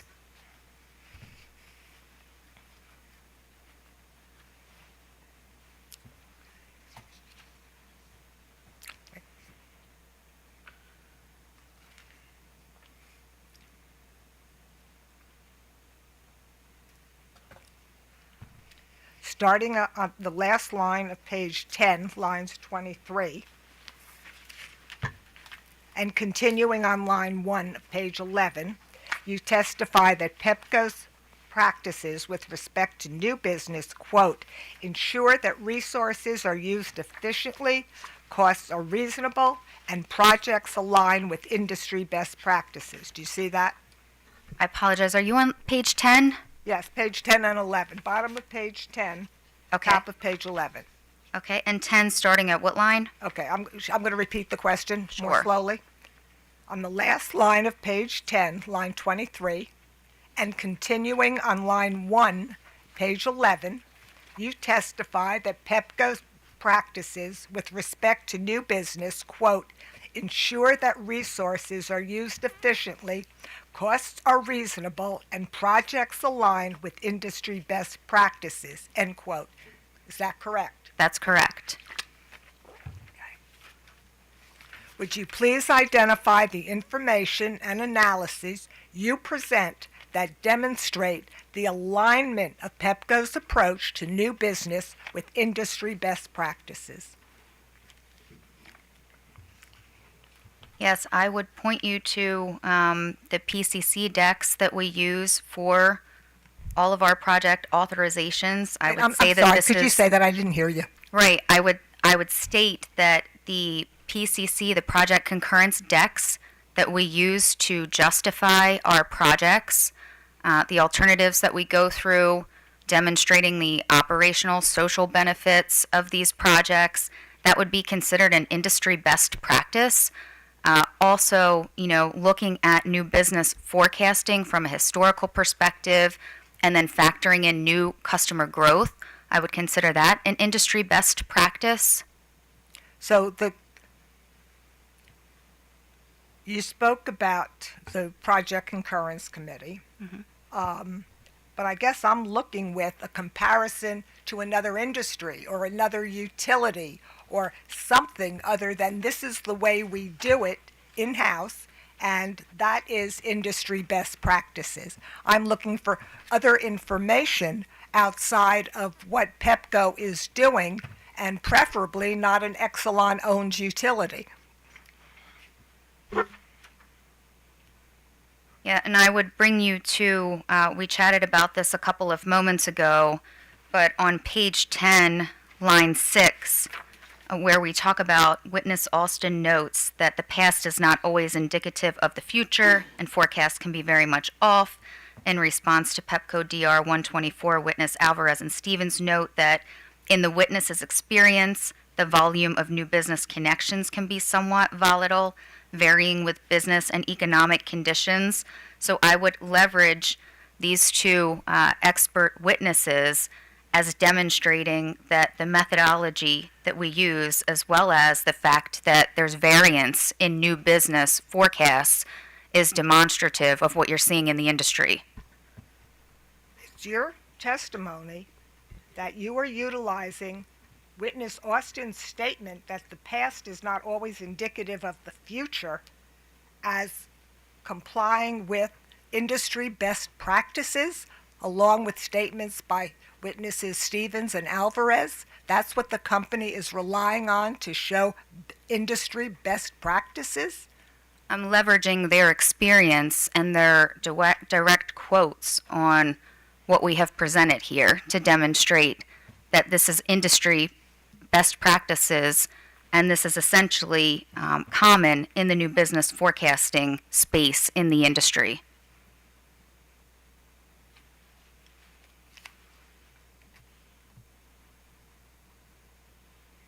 That the past is not always indicative of the future? That's an industry best practice? That supports the processes that we use. Are there any documents aside what witness Austin's statement and Alvarez and Stevens' statement that new business can be volatile? Are there any documents other than those two statements that support industry best practices? I have not provided any documents, but I have provided pretty robust justification for why the cost expenditures have increased with respect to the new business category. Now, at your rebuttal, page 6, lines 9 through 10, makes reference to historical trends for new business, work volume, and costs. Do you see that?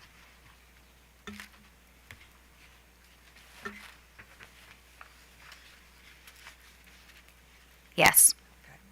Is there anywhere in your file testimony and exhibits in this proceeding that you document an effort to fit a trend line or other quantitative analytics to assess trends in the company's historical new business requirements, either in total for commercial new business or for residential new business?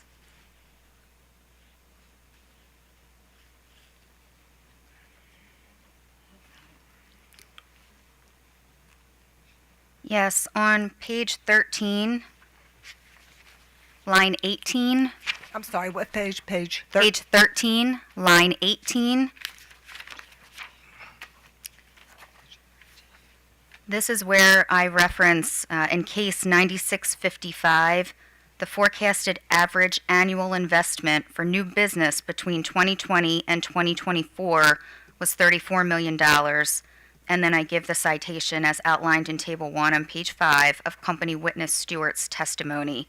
The next question, I talk about the historical forecast or the historical actuals prior to those years. So on line 23, from 2016 to 2019, historical capital spending for new business ranged between $31 million and $45 million, also detailed in Table 4 on page 17 of Company Witness Stewart's direct testimony.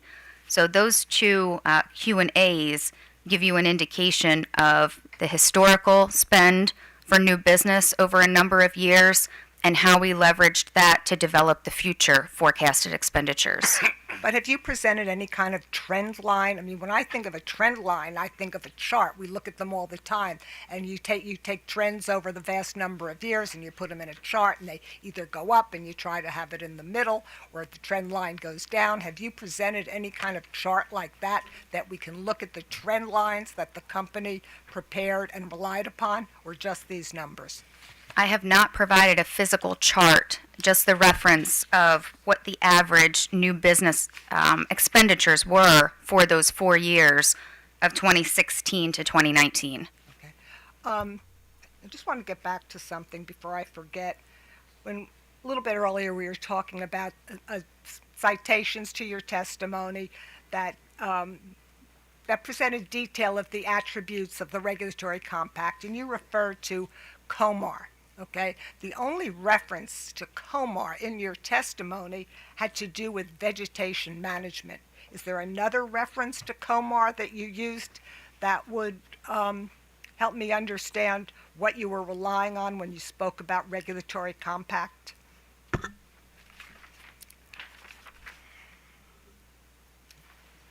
Well, when I talk about the regulatory compact, that is essentially our obligation to serve all of the customers within our prescribed service territory. When you're looking for additional references to COMAR within this testimony, they will all primarily be focused around the O&M activities. And you appropriately cited the vegetation management as one of those operating and maintenance activities.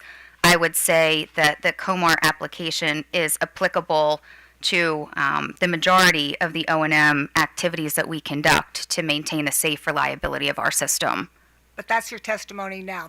Was not within your file testimony, correct? It is.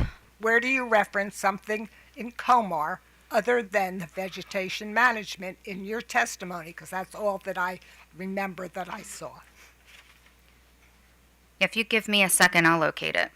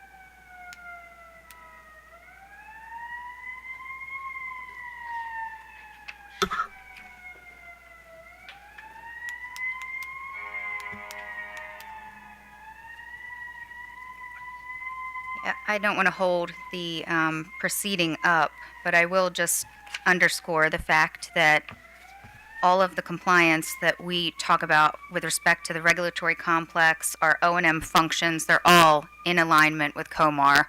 I can't at the moment find the additional references, but the testimony put together here was prescribed under those auspices. But at this moment, you're unable to identify what specific references to COMAR are in your testimony other than the reference to vegetation management. Is that correct? At this moment, I can't physically locate another line item that references COMAR within the testimony. All right, let's move on. A couple of questions ago, we were talking about historical trends, and you cited some numbers, I believe, on the bottom of page 13 of your rebuttal testimony.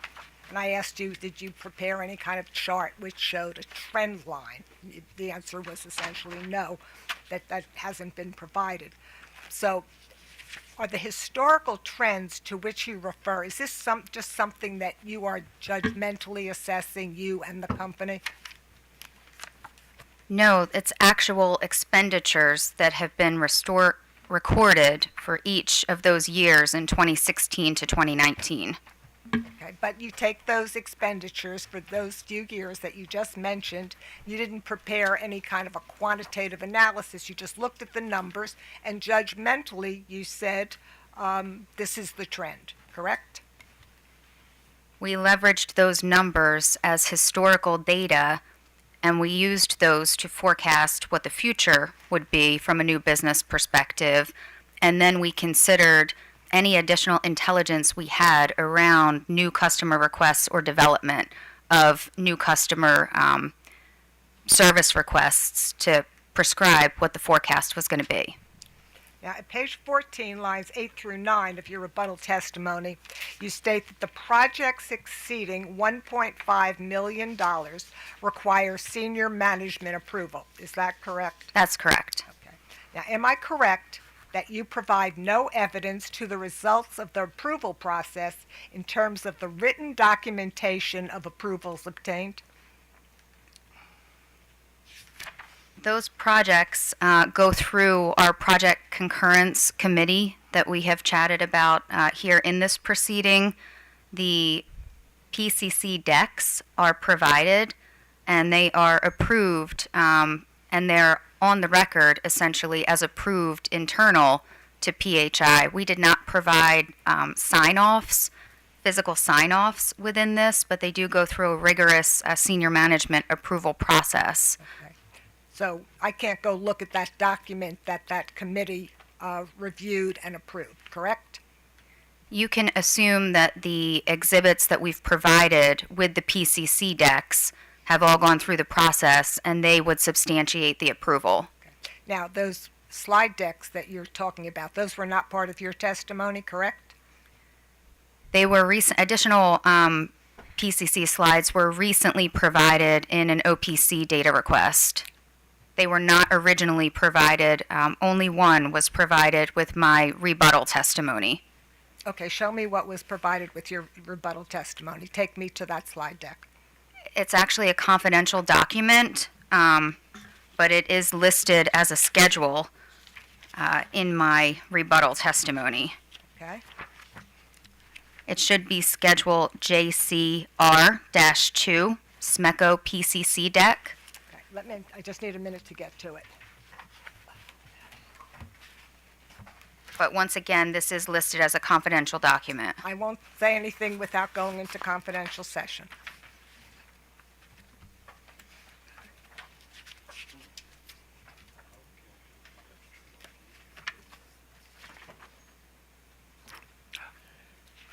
That's a good point.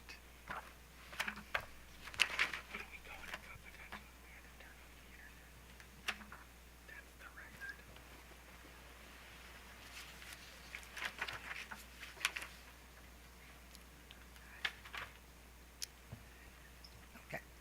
Mr. McKeel, I'm going to ask some questions about this without talking to any numbers. Yeah, if we could not go into any confidential, that would be great.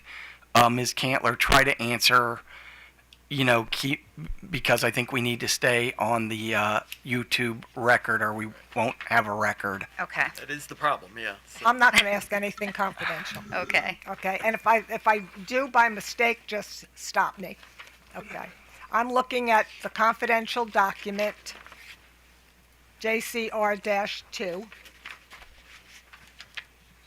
Here's an executive summary, proposed solution. Then the next page, page 5 of 16, you talk about business benefits.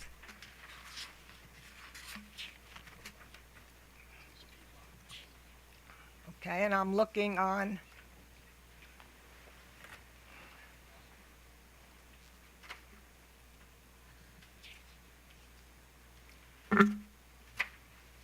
business benefits. I'm looking at societal benefits.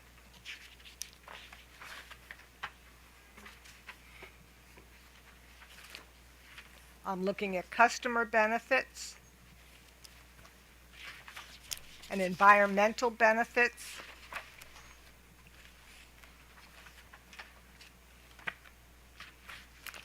And again, I don't see any quantification of benefits to customers. Would you agree with that? I In would terms of a dollar number. Well, I would disagree with the fact that there's no quantifiable benefits To customers. to customers. I do talk about the quantifiable reliability benefits, Right. and then I also Please direct me believe- to a page. Sure.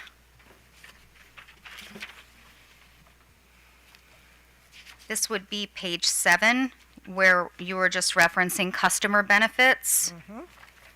And you can see the reduction of 2.7 miles of exposure Careful with your numbers. to Pepco customers. Further down, you can see the reduction in sustained and momentary outages, which would definitely be quantifiable benefits to the customer reliability. It could be quantifiable, but I don't see a quantification in these schedules. And that's what I'm asking about. I would say that the quantification is the numbers that are presented there. It tells you exactly the number of sustained and momentary outages. But those And are the essentially- number of outages. That's not the numerical benefit to a customer. You're citing the outages. You're citing the numbers of outages. I can't put that into how much did a customer benefit by that or not benefit. There's no dollar figure there, quantification of the benefits. Right. And I was just going to say, is there a question there? Yes, Actually, I'm asking her to point me to So, the dollar. I understand, but let's not, Okay. I don't need any outside coaching, so. Can you just answer that question? yes, I would say that quantifiable benefits are those reductions that these customers that are served from this facility are going to see when that new breaker is cut in. It's going to mitigate those sustained and momentary outages that they previously would have experienced. Now, am I correct that you provide no evidence of changes required in each project plan or the supporting analysis for each project plan as a result of the review and approval process? Could you ask your question again, just so I understand it? Okay. You talked earlier about the committee that this goes through in the approval process, correct? Well, I'm asking, am I correct that you do not provide any evidence of any changes required in each project plan or supporting analysis for each project plan as a result of the review and approval process by the committee that reviews it? Yeah, I would say that before it gets to this committee, it's gone through a technical review, it's gone through the individual VP review, and so what is being provided here to the senior executives may not have been what the original project was. It's already gone through a significant number of iterations that could have changed the project scope. I'll also share one of the slides here without getting into too many details. And this is similar for every PCC slide deck. We put together the alternative options to mitigate this problem that was brought to us. Those alternatives include alternative costs as well as advantages and disadvantages with each alternative. And through these PCC presentations, our senior executives have opportunity to weigh in on each of those alternatives as well as the recommended solution from the team. And so if something was going to change based on those conversations, the deck would be revised. So what we don't see are all the changes that occurred prior to what comes out of that PCP committee. You're correct. You're not seeing the lengthy process that we go through from project origination to ending up with the final project that's getting executed. I'm going to move to a few questions on your rebuttal testimony as soon as I can find where I put it.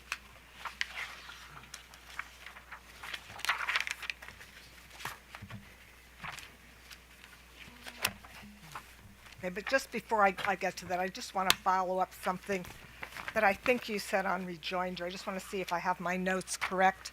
I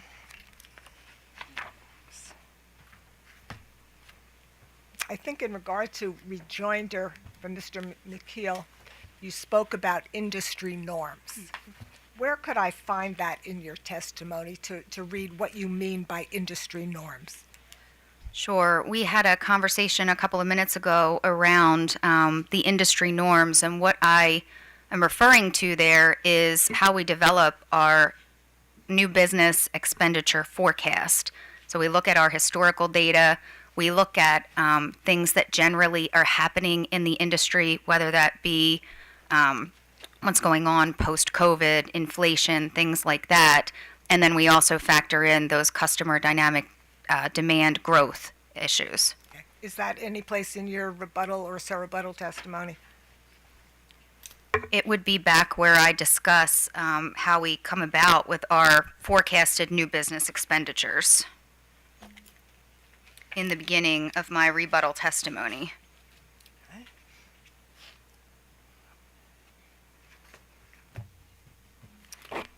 On page 6, I go through a pretty thorough documentation starting at question 15 around how our budgets are set up for new business and how the budget is developed.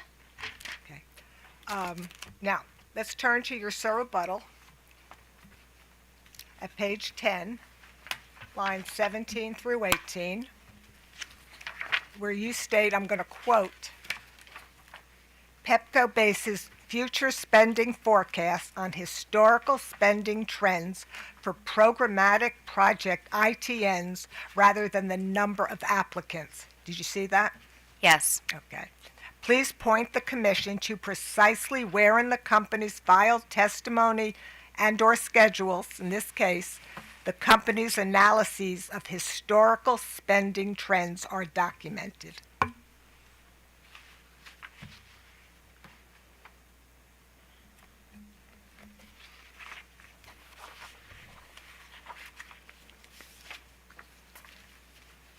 I would point you back to page 13, starting at line 19, where I talk about 2020 through 2024, and then line 23, where I talk about historical spending from 2016 through 2019. Now, at page 10, line 20 through page 11, line 1 of your rebuttal testimony, you assert that, quote, by leveraging past spending patterns, Pepco creates more accurate projections that minimize short-term variability, end quote.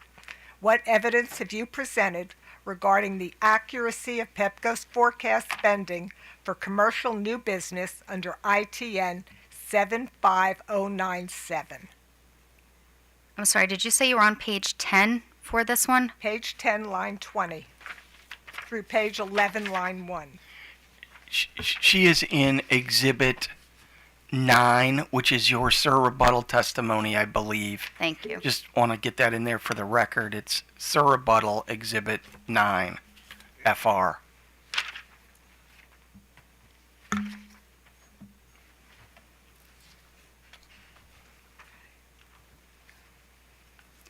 I'm there now. Could you just repeat your question? Sure.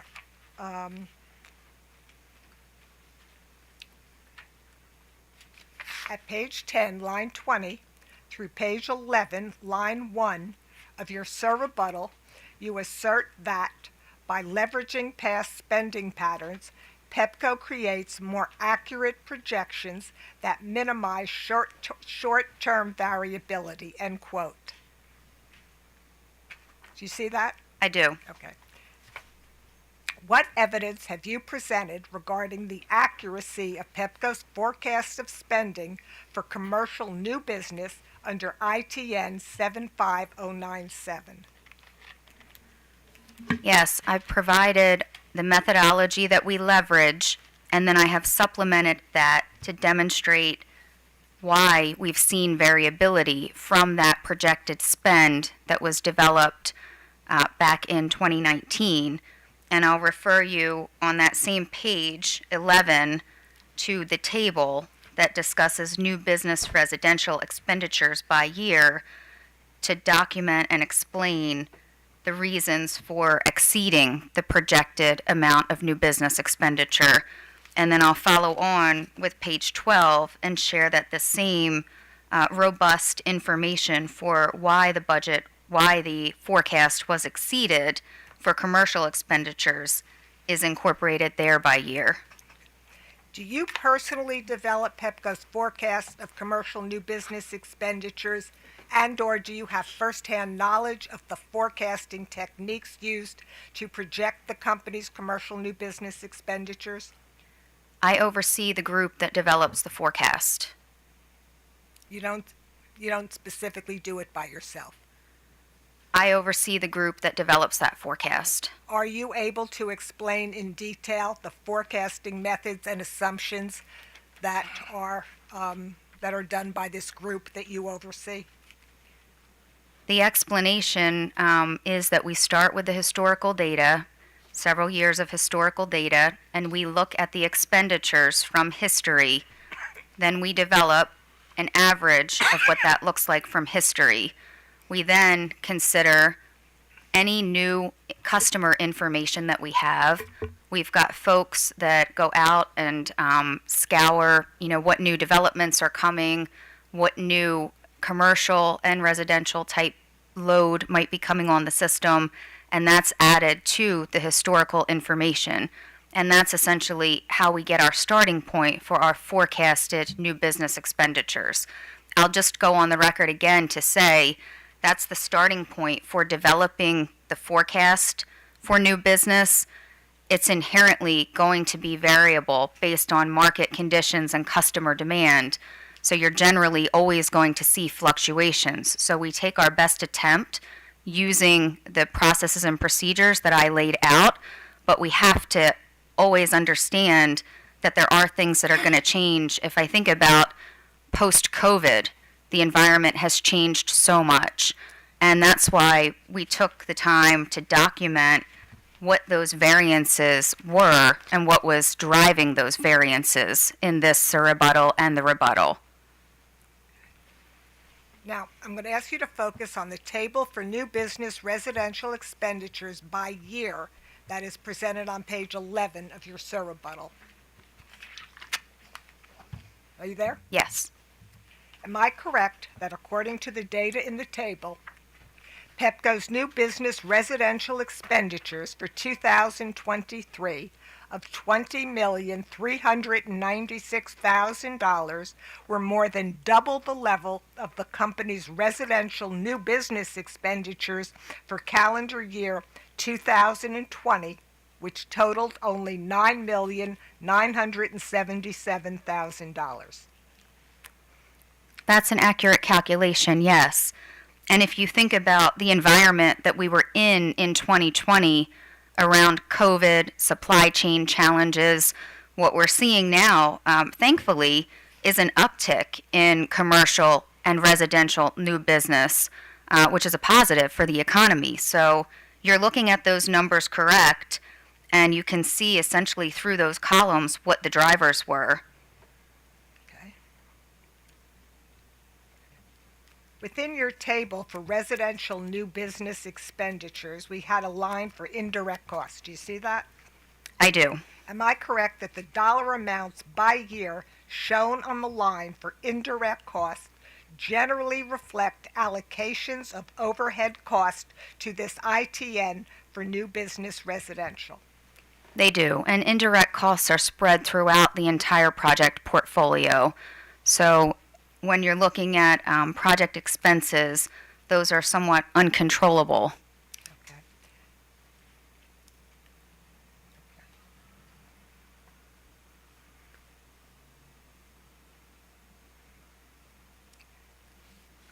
Am I correct that Pepco's allocations and/or assignments of indirect costs to ITN 75096 increase from $1,325,000 for calendar year 2020 to $2,965,000 for calendar year 2023?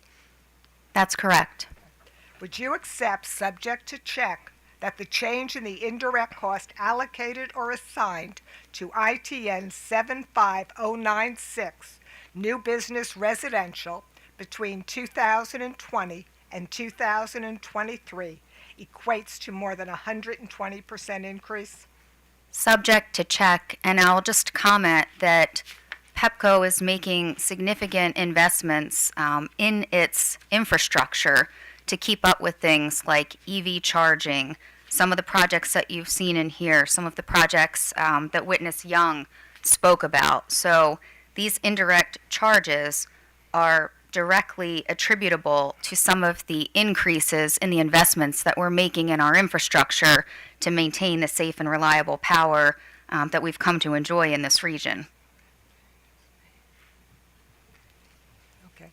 Can you point us to where in the company's filed testimony and schedules the allocations and/or assignments of indirect cost to ITN 75096, new business residential, are fully detailed such that a third party could verify the accuracy and appropriateness of the amount shown for indirect costs in your table on page 11 of your rebuttal testimony? I do not have that included in my rebuttal or surrebuttal. Now, please turn to AOBA witness Oliver's rebuttal testimony.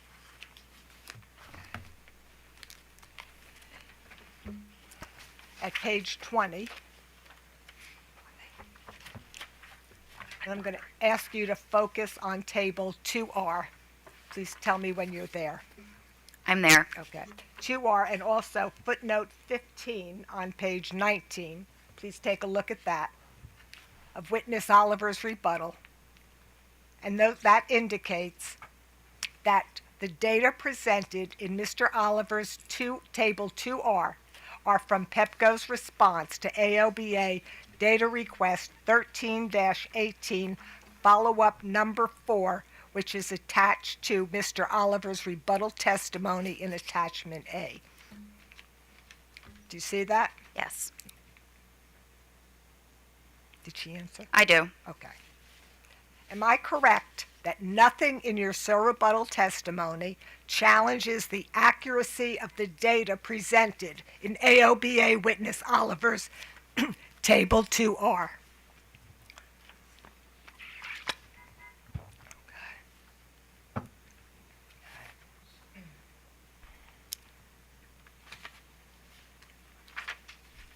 This is from Oliver's rebuttal.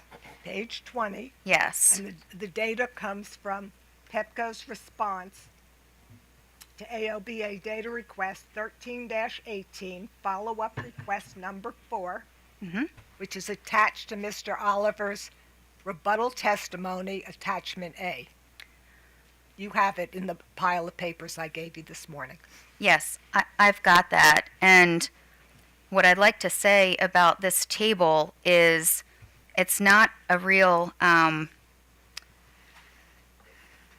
I'll let you go ahead with your question first, and then I'll explain. Am I correct that nothing in your rebuttal challenges the accuracy of the data, with emphasis on the data presented in Witness Oliver's Table 2R? No, I do not challenge the data in this table. I would just underscore the fact that this is a representation of completed residential new service connections. So when we're talking about the 2023 expenditures, there will be additional new service connections that are factored into equating up to those dollars associated with the 2023 expenditures for new service connections. And in fact, This is representative of just completed connections. And in fact, Table 2R by Mr. Oliver does say new and upgraded residential service connections completed by year. Correct. Okay. Am I correct that the data in Witness Oliver's Table 2R indicates that the number of new and upgraded residential service connections completed by Pepco in 2023 was 518, while in calendar year 2020, Pepco completed 1,733 new residential service connections? That's correct. Now, if I divide the company's reported total cost for residential new business in 2020 of $9,977,000 by the 1,733 new and upgrade residential service connections completed in that year, would you accept, subject to check, that Pepco's average cost per completed residential service connections in 2020 was $5,757? Subject to check. Now, would you accept, subject to check, the comparable calculation for 2023 based on total residential new business cost of $20,396,000 and 518 completed new and upgraded residential service connections yields an average cost of $39,375 per completed residential service connection in 2023, or a 580% increase in the average cost of residential service connections in just 3 years? Subject to check. Is it your position that the Commission should accept that 580% increase as reasonable? What I'll say is, when you look at this chart and you take just the average cost of a service connection, it's not necessarily comparing apples to apples. Not every one of these residential service connections is the same. You could have one residential service connection that is a short run of conductor to the service. You could have another one that requires what we would call heavy up or reconductor. So the scopes for these 518 service connections residential that are listed in 2023 could be significantly variable. And so it's really tough to look at an average cost.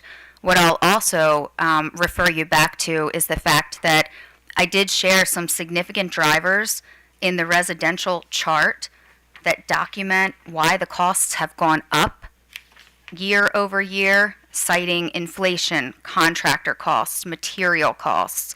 So I think you have to look at this all in total, and it's also just a challenge to come up with an average cost because these connections can all vary so much in scope.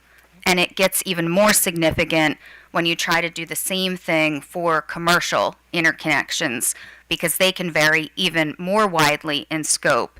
If I think about the Westwood Shopping Center, which we talked about a little while ago, there's several manholes involved with that, several 100 feet of conduit and underground conductor. That's a pretty significant scope of work. Whereas when you think about a connection for an EV charger, that's pretty minor, maybe just over $100,000. So it's really a difficult and inaccurate comparison to come up with an average cost per interconnection. Now, please turn to your rebuttal testimony at pages 19 through 21. And on those pages, you address ITN 75097, New Business Commercial. In the middle of the page of your rebuttal, you present a table labeled New Business Commercial Expenditures by Year. Tell me when you're there. Ms. Francis, is that in her rebuttal testimony that's been marked for purposes of identification and admitted as 8FR. 8FR. 8FR? Yes. Thank you. Do you need me to repeat the site? I do. Okay. Your rebuttal, pages 19 through 21. I'm there. Okay. I'll repeat the question. On those pages, you address ITN 75097, New Business Commercial. In the middle of page 20 of your rebuttal testimony, you present a table labeled New Business Commercial Expenditures by Year. Do you Correct. see that? I do. Okay.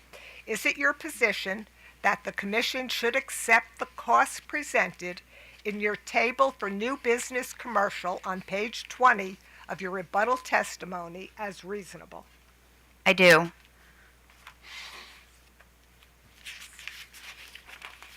Did you personally compute the dollar amounts that are presented in your table for New Business Commercial Expenditures that is presented on page 20 of your rebuttal testimony? I approved these computations. They were completed by my team, and I oversaw the work product.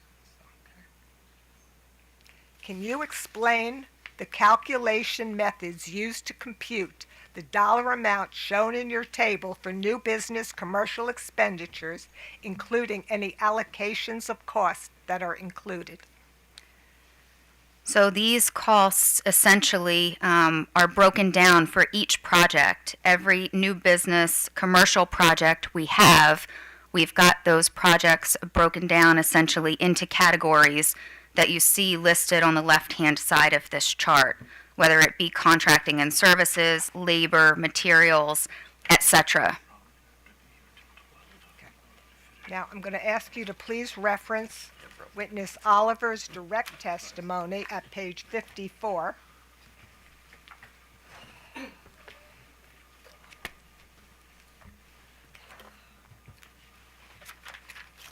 And take a look at table 2 on that page. Just tell me when you're there and I'll continue. Yes, I'm with you. Okay. In the far right-hand column of table 2 on the page under the heading Average Cost Per Service, Witness Oliver presents calculations of average cost per new or upgraded service for commercial customers that are similar to those we just discussed for the company's residential new business. Do you see that? I do. Okay. Can you point the Commission to anything in your rebuttal and surrebuttal testimonies that specifically refutes the accuracy of the data and calculations AOBA witness Oliver presents regarding increases in Pepco's average cost per new or upgraded commercial service connection in his Table 2 on page 54 of his direct testimony?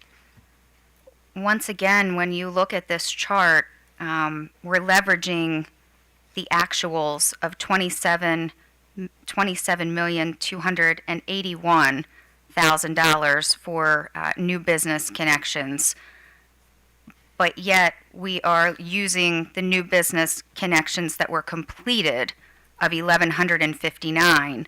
This doesn't give you an accurate cost per connection because Mr. Oliver is mixing up capital expenditures versus plant and service or completed requests. In order to get an accurate average cost per customer connection here, if you're using the 27,281, you would need to leverage the actual new business requests in 2023 that are equating to that 27,281.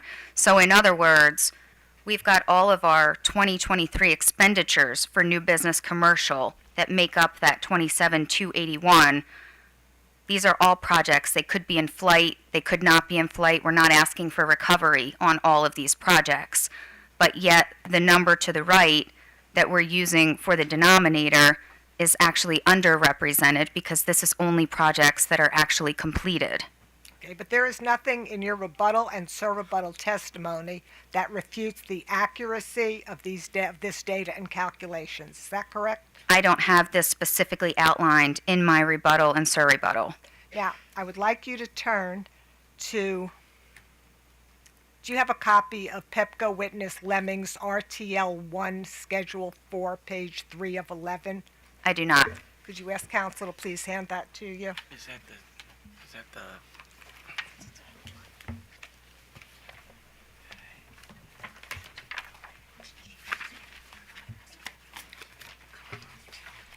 What was that schedule again, please? RTL 1, Schedule 4, and I'm going to focus on page 3 of 11.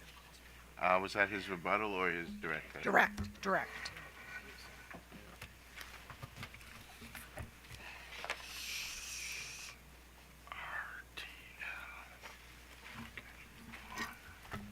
page 11?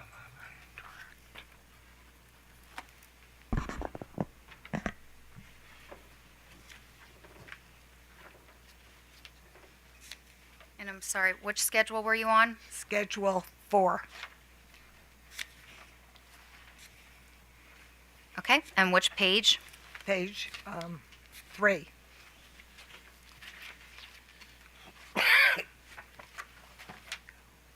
Okay, I'm there. And what we are looking at, just for the record, is Witness Leming's RTL 1, Schedule 4, page 3 of 11, and I'm going to ask you to focus on ITN 75097, New Business Commercial. Yes. The variance explanation on that line states, quote, 2023 actual represent higher than anticipated customer request, end quotes. Did you have input to the drafting of that variance explanation for ITN 75097 for 2023? I did not.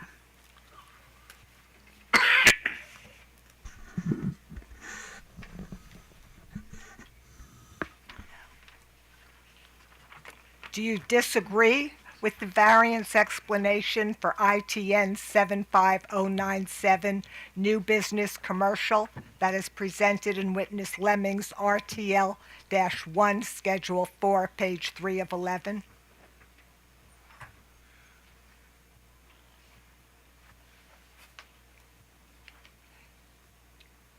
I do not disagree with it, but there should be one additional variance explanation added to that. If you turn to my response to AOBA Data Request 13, question number 18, Let me get to it. there's a further variance explanation there that I'd like to make sure we have on the record. Is that one of the ones attached to Mr. Oliver's testimony? I think it is, yes. Okay, so we're talking about, let me get to it. It's 13, question 18. Okay, just give me a minute.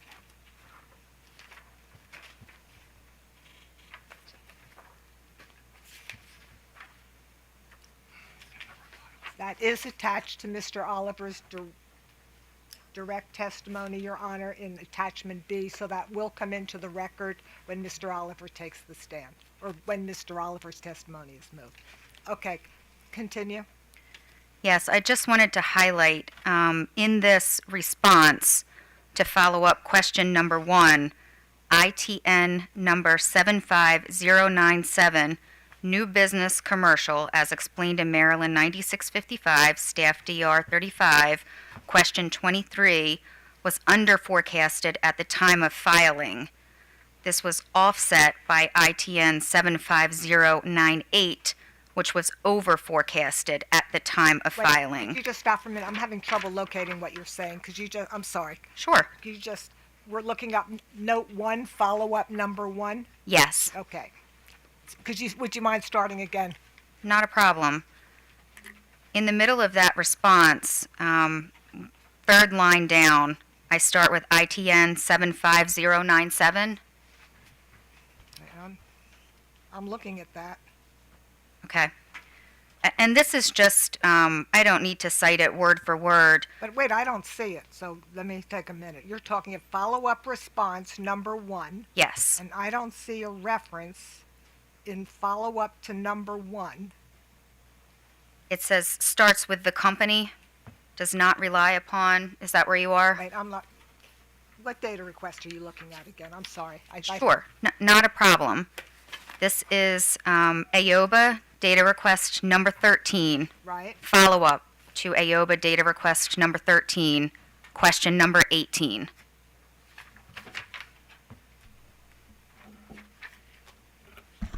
Ms. Francis, that is included as an attachment to Mr. Oliver's rebuttal testimony. Okay. I'm sorry, I'm looking at the wrong thing. Yes. Just give me a minute to get No there. worries.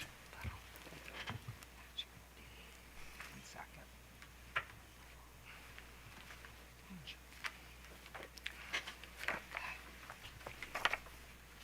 It looks like it's in attachment Yeah, A. I have it. I just was looking at the wrong thing.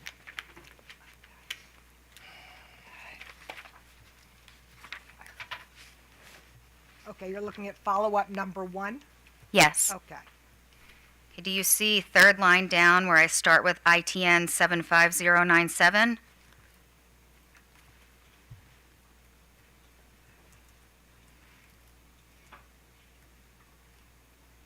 No. I'm looking at 13-18, follow-up number 1. Mm-hmm. The question, please verify that the company relied upon just 2 years of data. Yes, I see the question. Right, and then in the response, it starts with follow-up number 1. Mm-hmm. The company does not rely upon. You see that?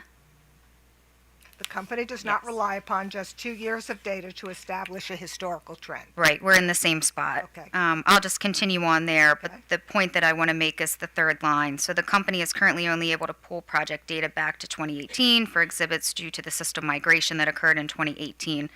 The distinction that I want to make with 75097, which is new business commercial, as explained in Maryland 9655, staff DR 35, question 23, this ITN was under forecasted at the time of filing, offset by ITN 75098, which was over forecasted at the time of filing.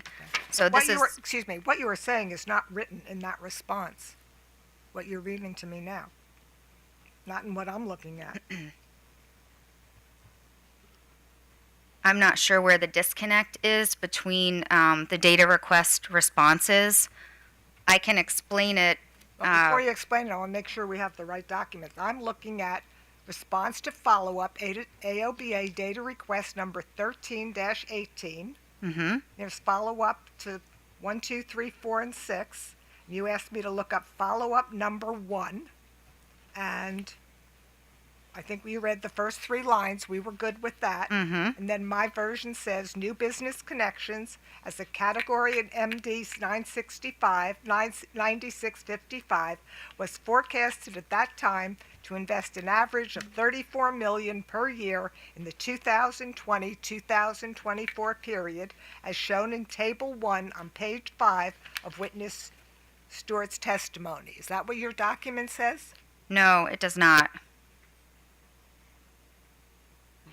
It does not. And I'm just making the point that within this variance explanation, Before you make the point, we need to be looking at the right documents.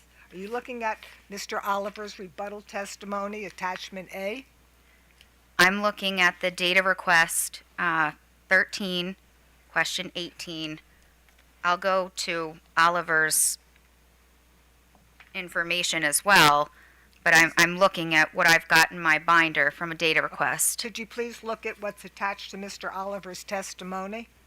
You have a copy of that? It Yes. says it was sent by the company on January 30th, 2025.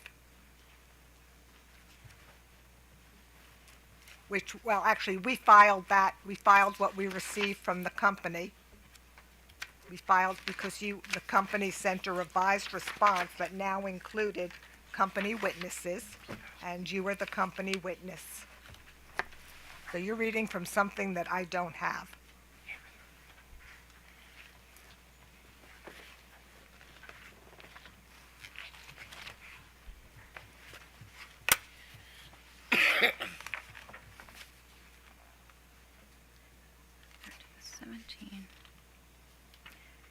Yeah, I think you're looking at 1317. No, I'm looking at 1318.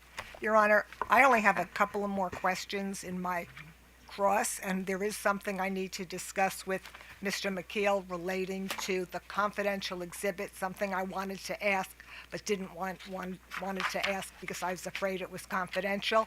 So if we could just take a couple of minute break, maybe the witness and I and counsel can straighten this out because we're looking at different documents. Okay, all right. Okay. Is that okay? Yeah, that's a good idea. Okay. 5 minutes? Yeah, we'll take 5-minute break. Okay. All right. Let's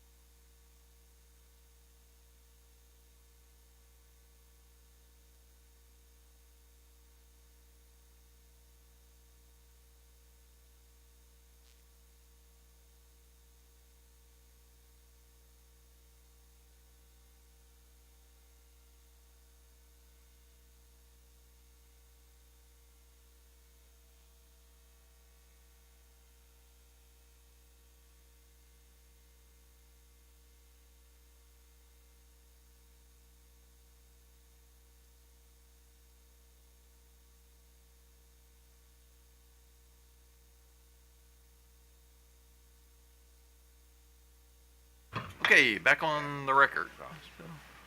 I don't really encourage people to do it unless they absolutely have to. Okay.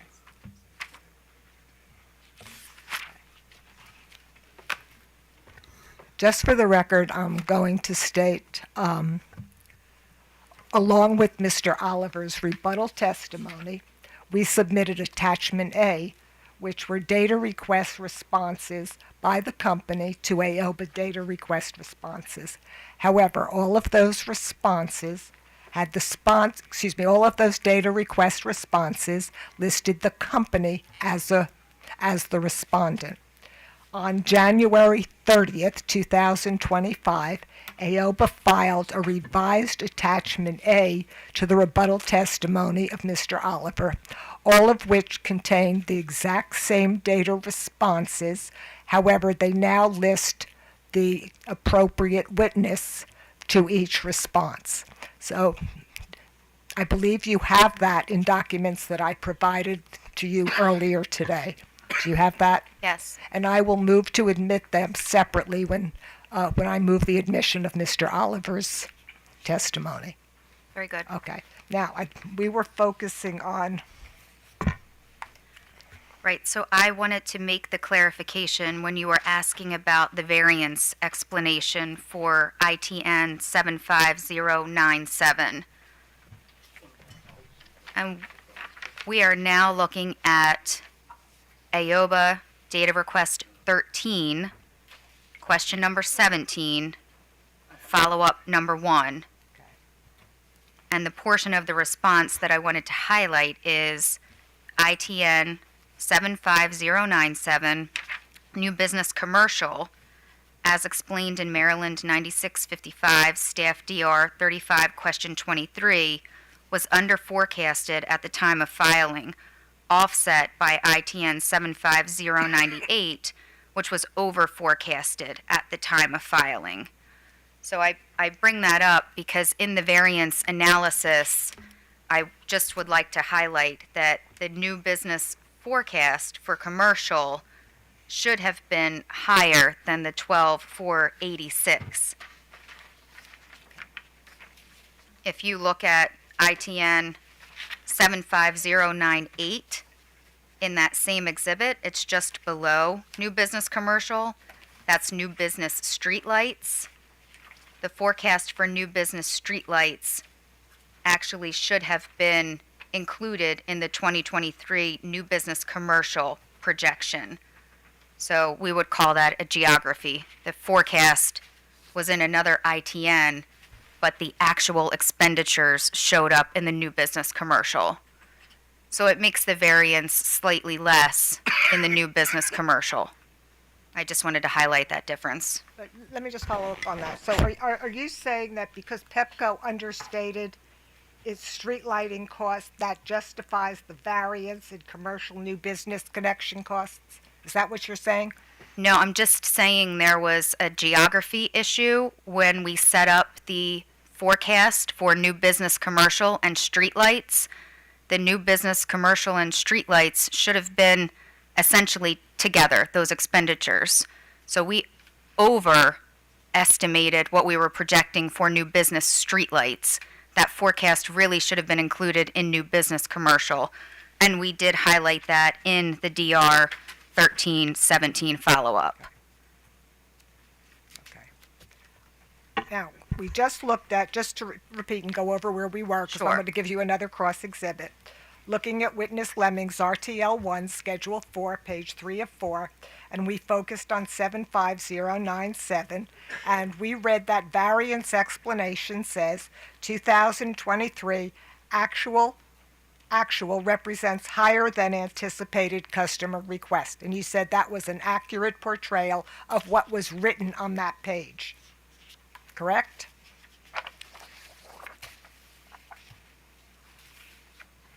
Yes, it's accurate. Now, I'm going to give you another document. I believe you, Your Honor, I believe you have the document. It is, okay. This was the thick one, the right year two? Yeah, I'm just pulling it out. Okay. Forgot where I put it. You were just showing it to me, France. What? You were just showing it to me. Okay. Did you see it? You have it? No, No. I'm sorry. Here.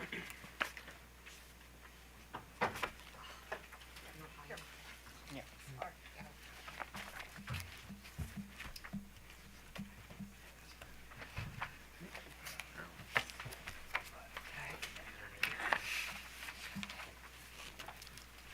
She's just got one question.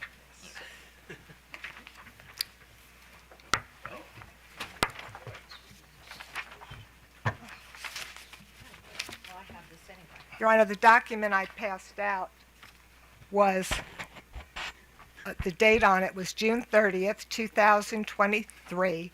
It was listed as case number 9655, rate year 2, annual information filing. And I'd like to have this marked as AOBA Exhibit 11 FR.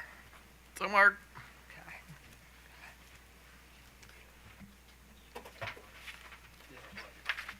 Yeah, that's 11.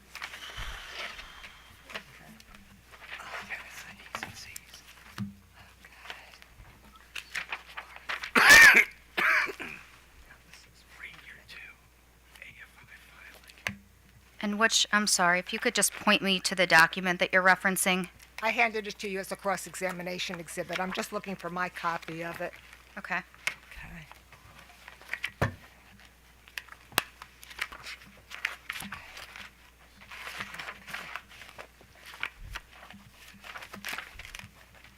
This was under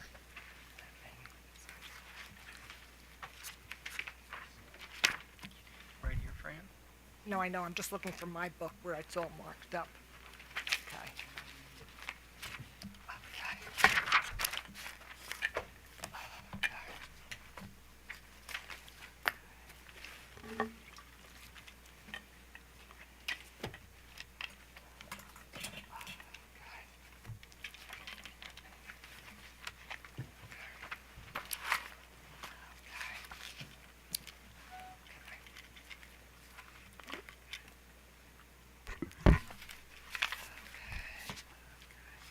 Now, I'm going to ask you to take a look at the AOBA cross-examination Exhibit 11 that we just marked, which is the company's RY2 annual information filing. And if you focus on Appendix 1, Schedule 4, page 1 of 4, in Pepco's RY2 annual information filing. Yeah, I'm sorry, I just need a minute to get, That's okay, I do too. Your Honor, I just would like her to lay a foundation on whether or not this witness is familiar with the rate year 2 AFI filing. This is rate year 3, and I'd like her to lay a foundation. Your Honor, it's the same, I'm looking at the same schedule for a different year that we just looked at. So I just would like her to take a look at the variance explanation as soon as she can find it. Can you give us an idea of where in the document this particular thing that you're looking for is, or that we're looking at is found? Is it towards the beginning, towards the end, towards the middle? Oh, sure. It's, at the beginning. toward the beginning, it's the same schedule that we were just looking at. It's Appendix 1, Schedule 4, page 1 of 4. And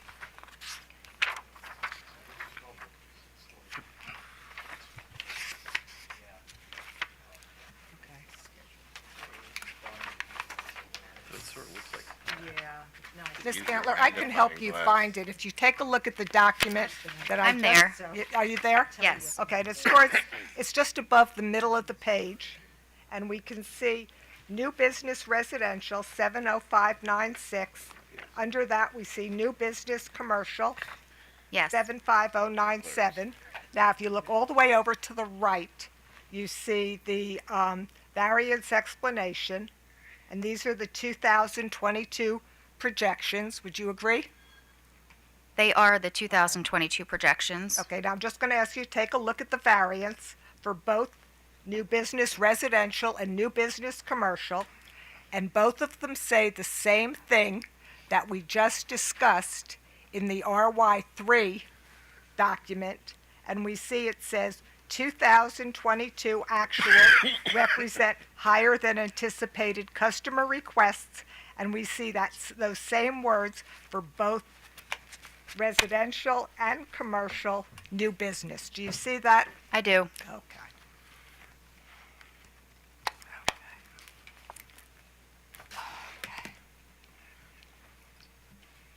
Now, looking now at page 21.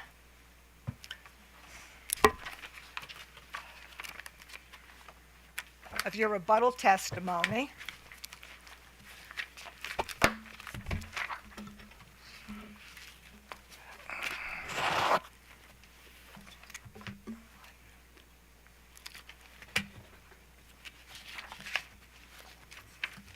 Are you there? Not yet.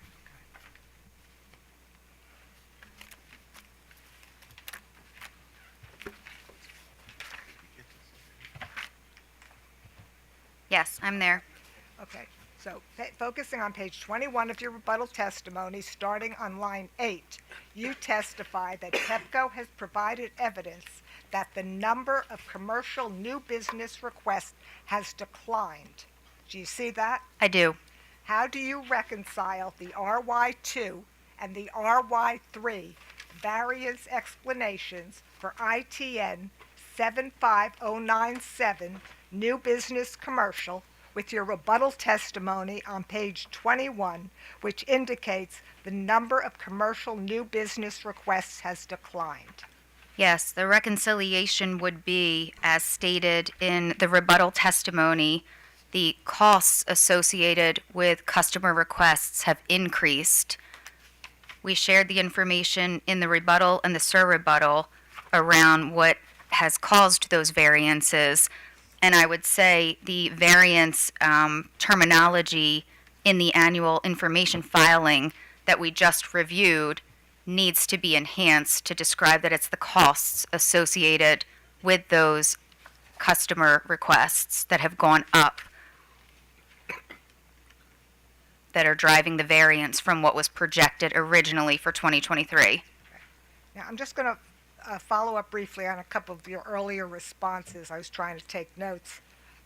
Am I correct that you have not documented the number of commercial new business connections pending completion at the end of calendar year 2023?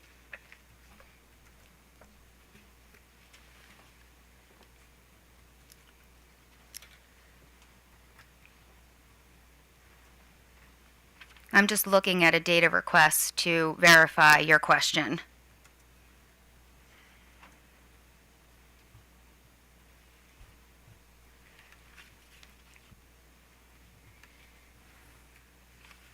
I would actually indicate in AOBA, in our response to AOBA data request number 12, question 7, there are a number of questions asked around new business commercial.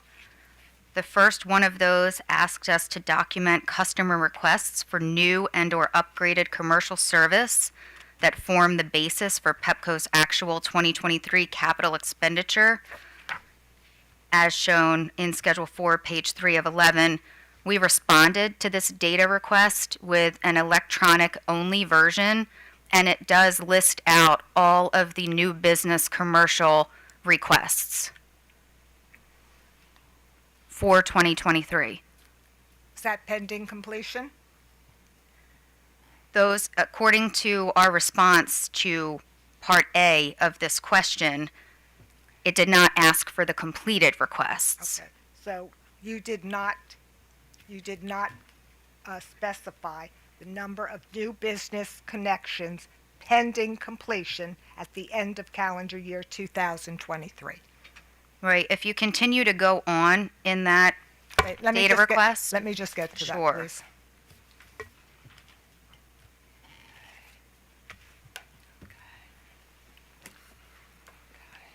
It was data request number 12, question 7.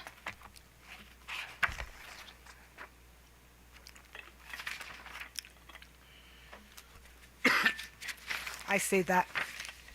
Okay.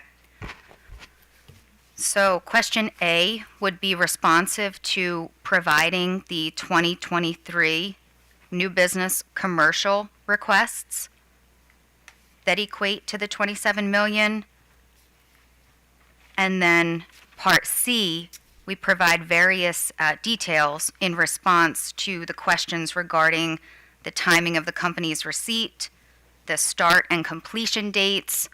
So I believe in response to that data request, AOBA has all of the information regarding new requests, the dates that the work started, the dates that the work was complete with those requests. But the company did not furnish the amount of pending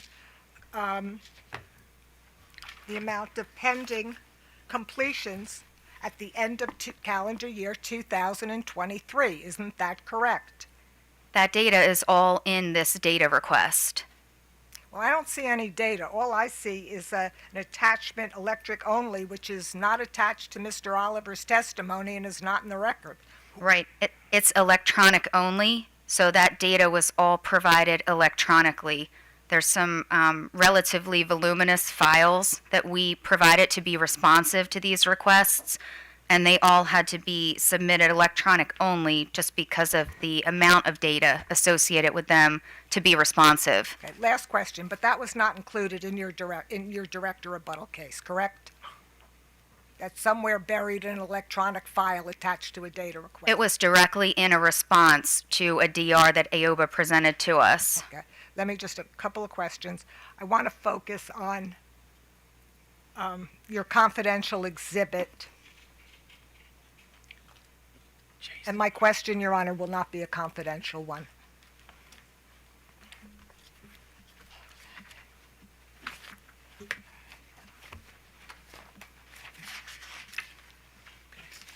Looking at your ACYR1, which is labeled confidential.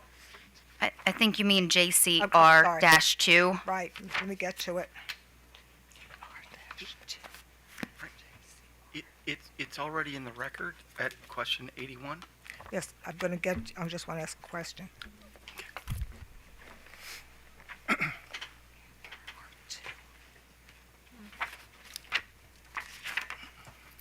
Okay. I'm taking a look at the first page of that exhibit, JCR-2. Yes. Okay. Pepco, Smeco, Gallahan Road breaker and relay upgrades. Do you see that? Yes. Okay. Now, this is the only example that you have in your testimony, and this only relates to Smeco. Is that correct? This is the only example attached to my testimony as a schedule. However, we provided additional PCC decks in response to a recent AOBA data request. Okay. And this Smeco, they were responsible for the costs of this program? They were partially responsible for the costs of this through Kayak. Okay. Now, we spoke about before the PCC, the review committee, and the changes that were done prior to that committee. And what I heard you say, this characterization, was that by the time it gets to that committee, it's essentially, there are no changes after that. Is that correct? I would disagree that there are no changes after that. I was articulating that we have a process that happens prior to these projects getting to the project concurrence committee. They start out with a technical review, then they go through several different iterations, and I was articulating that because through those iterations, your project scope and your alternative might change based on input from the various stakeholders that are reviewing it. Once it gets to the PCC, the senior executive team has an opportunity to do that same review. Typically, they're fairly well vetted by the time they get to to the PCC committee that has our senior executives on it, but there are some times where projects are not approved at that committee, and the team is asked to go back and provide additional data to be responsive to their inquiries. Sometimes projects do change, sometimes projects don't move forward because the executives are not in agreement that they provide substantial enough customer benefits or societal benefits. So it's a very thorough back and forth, and there are projects that do not get approved as presented. Okay. But we have no way of knowing what projects weren't approved by that committee, correct? That's correct. Okay. Your Honor, that's all the questions that I have. I'd like to move AOBA Exhibits 10 and 11 into evidence. So admitted. Okay. OPC. Thank you, Your Honor. Good afternoon, Ms. Canler. Good afternoon. You've been up there for a while. I appreciate your stamina and Actually, because of the system we got, I need you to tell who you are. okay. Thank you, Your Honor. My name is Michael Sammartino. I'm an attorney with the Maryland Office of People's Counsel. Great. Nice to meet you. Yeah, likewise. I do have a few questions for you today, and I'd like to first start off with a few questions about how costs factor into Pepco's operations decision-making. Sure. And so if you could turn to your rebuttal testimony that's been marked Exhibit 9 FR, and page 7, line 15.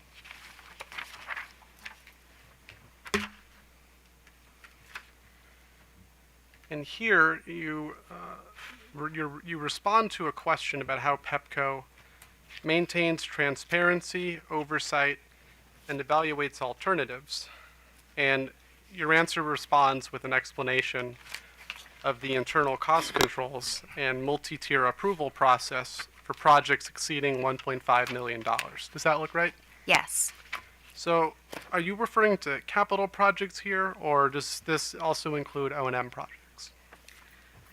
O&M projects would typically get approved at the executive level, and they come through essentially as programs. So they wouldn't necessarily be discrete projects. They'd come through as a program, and then we also have a thorough process at the senior executive CFO level where we approve all of the financial O&M departmental budgets as well.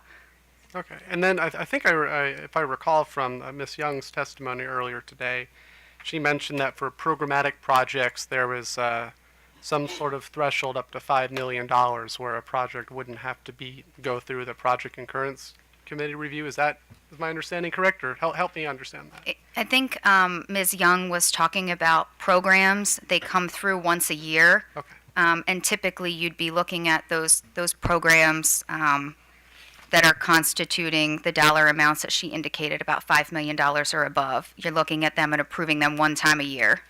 Okay, thank you.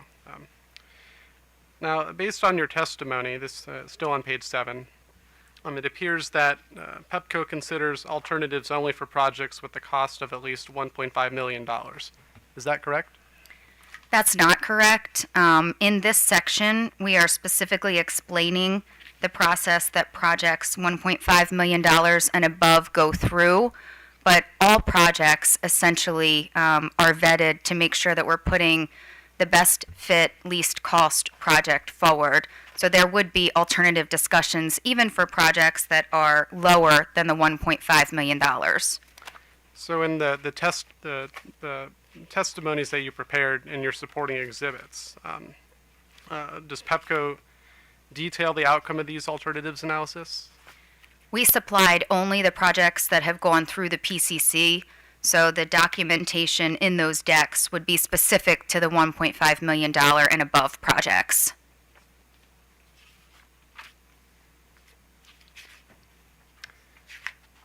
Please turn to page 9 of your rebuttal.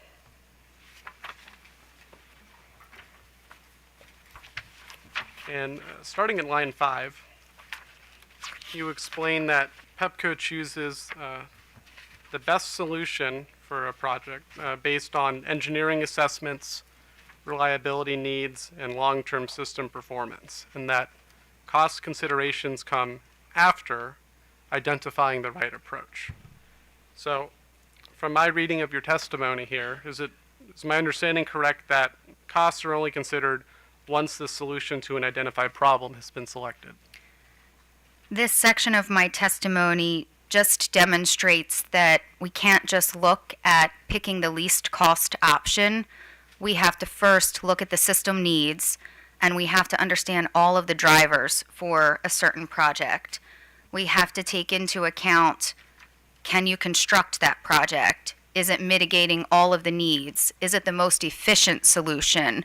Are there challenges from a supply and a material perspective?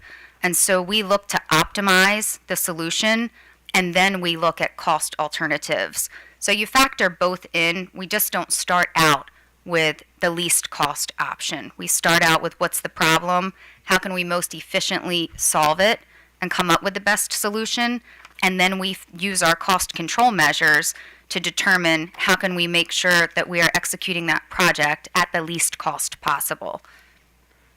So for projects above $1.5 million, does the alternatives analysis occur before or after the best solution is identified? The alternatives analysis would happen before you're selecting the best solution, because you have to look at the problem, you've got to lay out the alternatives, then you lay out the associated costs with those alternatives, and then you select the project that's going to mitigate your need in the best way.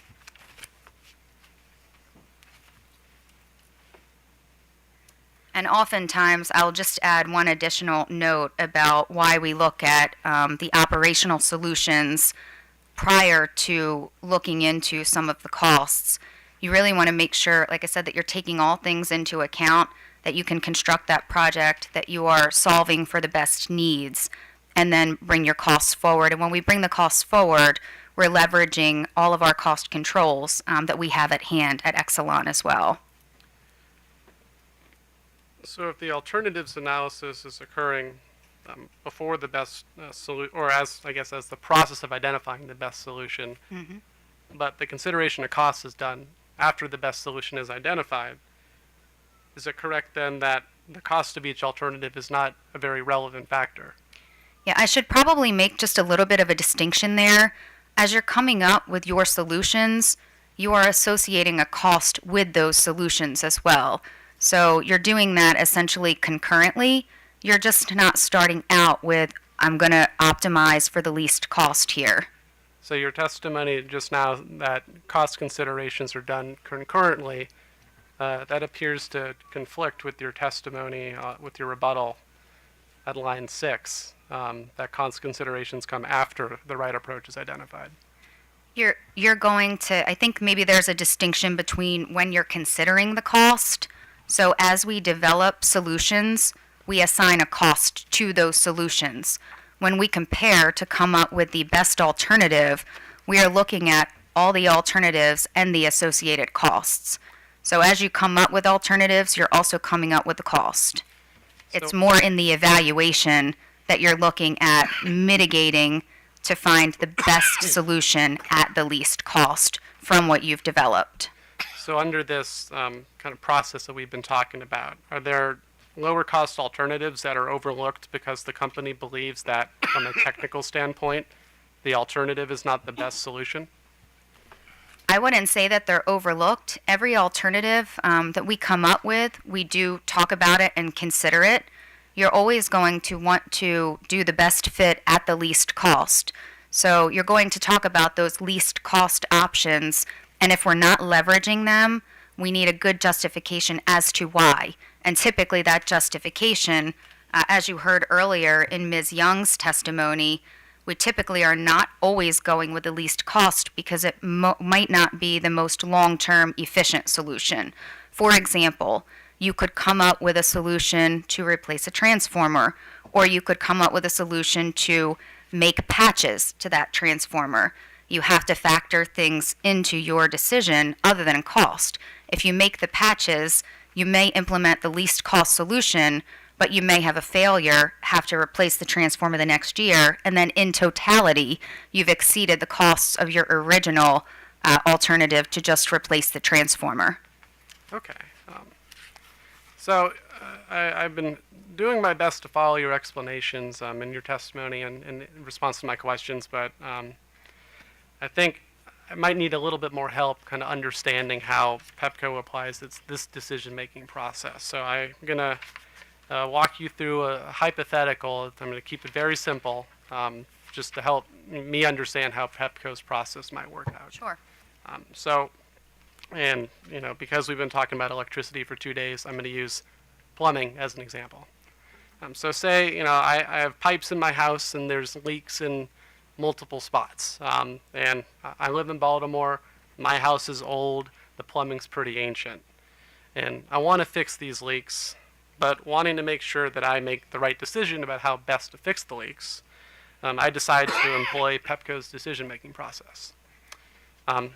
So under the process that you lay out in your Rebuttal testimony, I'd first have a plumber come to my house, assess the situation and the needs of my plumbing system, the performance of my plumbing over the near term and the long term, and then kind of recommend a solution that I would, a path forward. Is that right? I would say you would want to come up with alternatives and associated costs with those alternatives so that you can make a good comparison of alternative A will get me X, Y, and Z with respect to, am I mitigating all of the issues? Am I going to have another failure quite soon? And then you can kind of look at other alternatives. And as you were saying, you're going to want the costs associated with those as well. So you can do a thorough analysis to arrive at the best solution for the least cost. Okay. And so I follow your advice and your system, and I have a plumber come out, and she takes a look and finds the leaks and says, well, I could patch these pipes, but given the age of the pipes in your entire house, I think the best solution here would be for you to replace all of the plumbing inside your house. That would be the best way to ensure that you don't have any more pipes, any more leaks in the near term and over the long term. So now if I'm using Pepco's decision-making process where the best solution has been identified, what would I do? Would I ask, is there a cheaper alternative to just replace the leaks? Or would I start calling different plumbers and comparing different quotes on how much it would cost to replace all the plumbing? So I would start with the first step. You've got one alternative to replace all of the pipes. I would want some supporting data on why that recommendation. And then I would ask, what's the next recommendation and what are the risks associated with that second tier, essentially, recommendation? And I would keep going down that path so that I could understand all of the alternatives and the advantages and the disadvantages with each alternative, as well as the associated cost with each alternative. And then once I selected what was the best solution at the least cost, if you were Pepco, you would then go through a competitive bidding process so that you are optimizing and getting the best cost from a competitive bidding process for execution of that project. And then you would employ, your strict project management, project controls to make sure that the project is getting executed as close to what your initial financial forecast or budget was for that project. And so say I do all of the analysis that you just laid out, and every single time the best solution was to replace all of the pipes in my house. After that, I guess that would be, assuming that's the best solution, and there's some other good ones, but that's the best. That's the path that Pepco would go on and start to proceed down. If all of the data aligned and we were able to justify the cost associated with that best solution and demonstrate that none of the other alternatives were worth considering or pursuing, certain times you might have a lower tier alternative that will be good for a number of years. When I talked about patches, maybe there's a patch that you could put that will extend the life of something. We consider that too, but you have to think about the whole project or issue that you're having in totality when you come up with that recommended solution. And then what I would say is, in our situation, after you came up with your recommendation, you would still go before the owner of your household or in our case, the executive committee, and make sure that you got concurrence that that's the solution that we should be moving forward with. So in determining whether to pursue with what you call a patch or a more longer term solution, does rate affordability ever come up in those discussions? When we look at the project concurrence decks, and I will indicate that the decks that support this filing have since been enhanced, and we do discuss, and I know in the deck that we shared a little while ago, there was a page on customer benefits. We also talk about societal benefits and affordability. So as we go through each of these projects, that is top of mind. And when I talked about projects being rejected by the senior leadership team, often it's because there's not a strong enough justification on the customer benefits, and the conversation is around affordability and being mindful of that.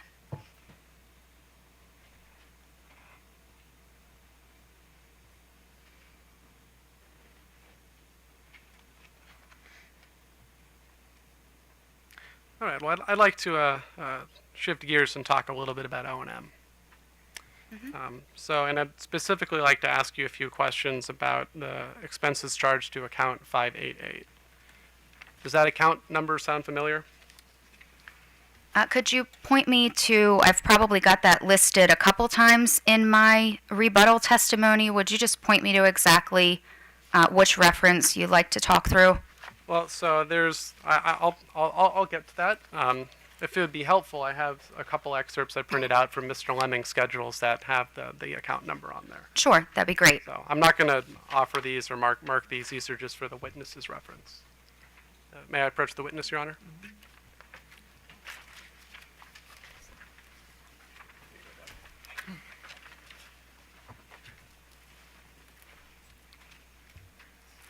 Thank you.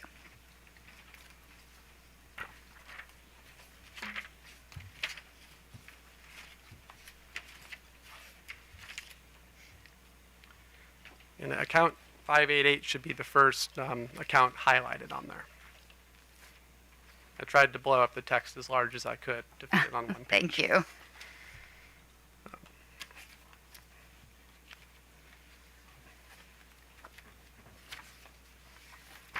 Now, and you discussed this account in a few different places in your rebuttal testimony, so I can assume that you're familiar with at least some of the expenses that are charged to it. Is that right? Some of them, yes. So I am specifically referencing the operational areas in my O&M testimony.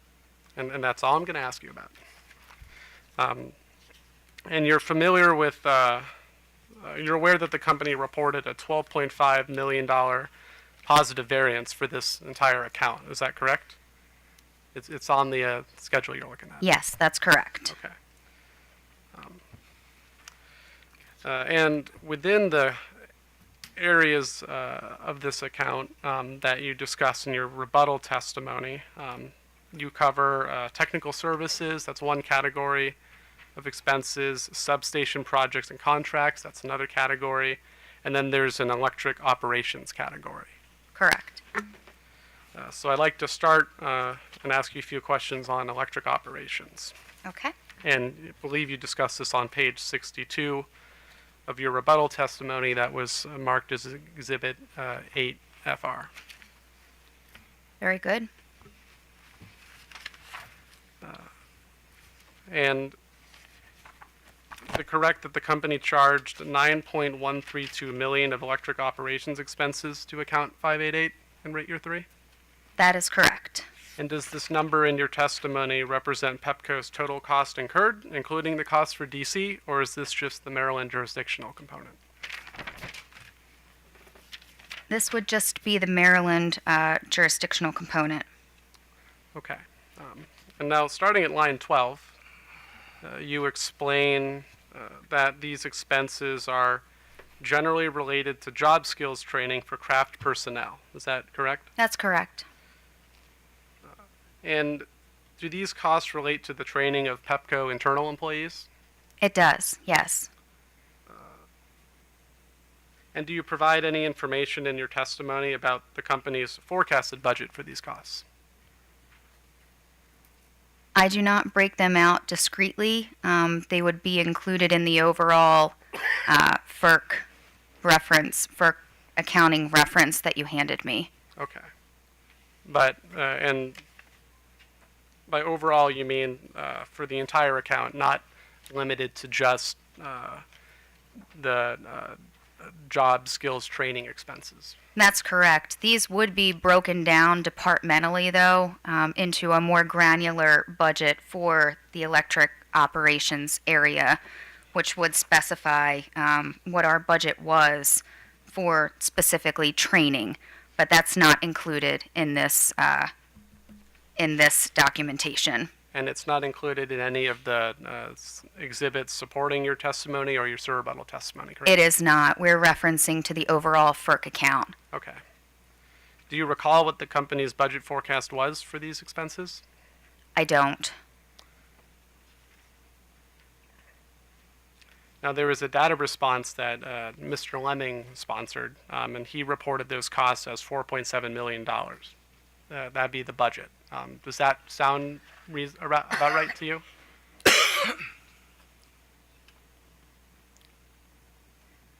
I'd have to check it. Okay.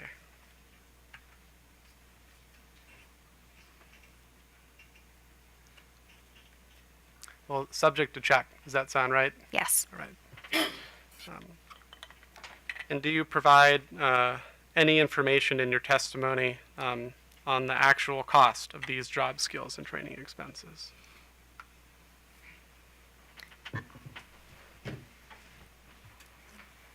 The actual costs are included on page 60 in the exhibit for the entire miscellaneous distribution expenses. Okay.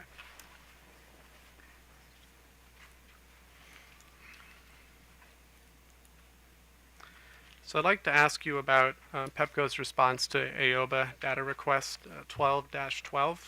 Okay. And Your Honor, I'd like to mark this as OPC exhibit, I think we're at 7. No, we're not at 7. Yeah, actually you are. 7 FR. Cool. 7 FR, yeah. All right.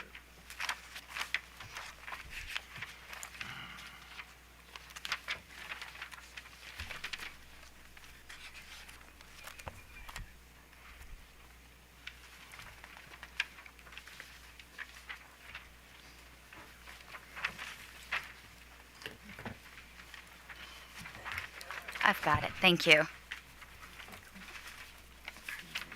What number did you say? Unless there's multiple. Yeah, I think they're all, no, they're all the same, so they just got multiple copies. Couple extras, so. Okay. Multiple extras. Yeah, yeah.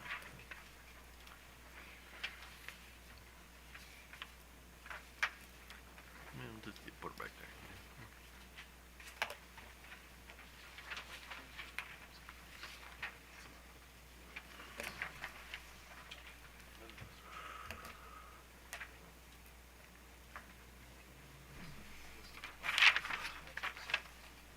Okay, and so you sponsored the response to this DR, correct? I did, yes. And subpart C asks you to explain the basis for the 175% reported variance. Yes. And in your response, you note additional requirements for job training created a variance of $1.8 million. That's correct.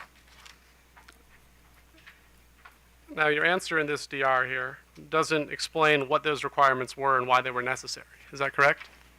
It does not go into that level of detail. And can you point to anywhere in your file testimony that explains what these additional training requirements were and why they No. were necessary? It was not documented, no, to that level of detail. This category here, job skills training, would essentially be for our craft workers to make sure that they were in compliance with all the requirements to safely perform their activities working on the electric distribution system. But just to be clear, you don't explain what additional requirements were necessary. I do not. Okay, thank you. Now let's turn back to your rebuttal testimony. And I'd like to ask you about the substation responsibility area of account 588. And you discussed this on page 49, starting at line 3. And this would be your rebuttal marked Exhibit 8 FR. Yes, I'm there. 40. 49 49. of rebuttal, yes.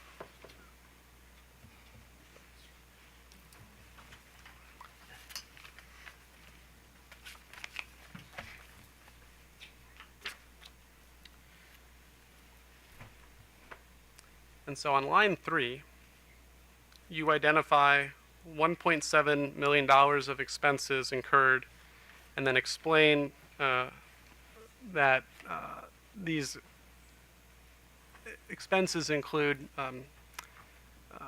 inspection expenses on substation assets that result in corrective maintenance work. Correct.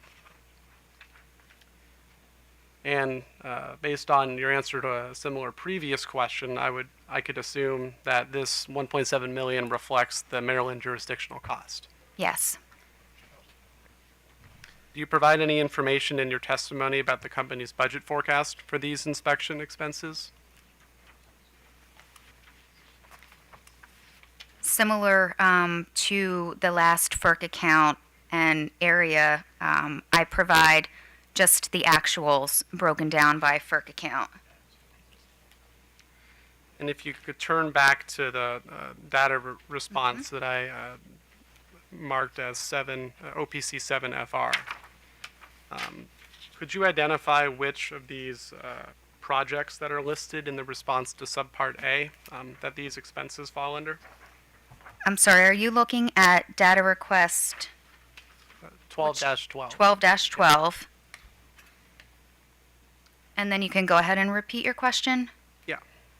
So could you please, if you see on subpart A, it lists a number of project descriptions that for projects that fall within or fall under the FERC account 588. Yes. So could you identify in which of these projects the inspection expenses for substation assets fall under?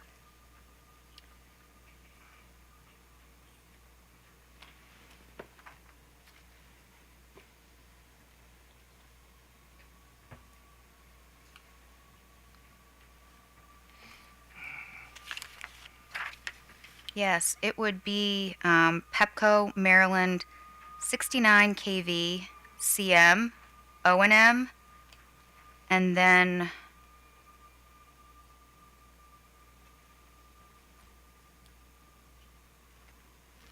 just looking to see if there's other line items that are included in that inspection. The largest portion of that would be the CM O&M, construction corrective maintenance O&M. And this data response, this doesn't identify the forecasted budget for these specific expenses, correct?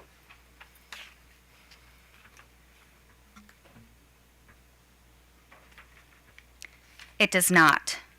No, I would once again just refer you back to the overall FERC account forecast. So there's no information that you've provided in your testimonies or in the responses to data requests that indicate, whether the extent to which this spending was within the company's forecasted budget, and if it wasn't, why it was prudent to exceed that budget?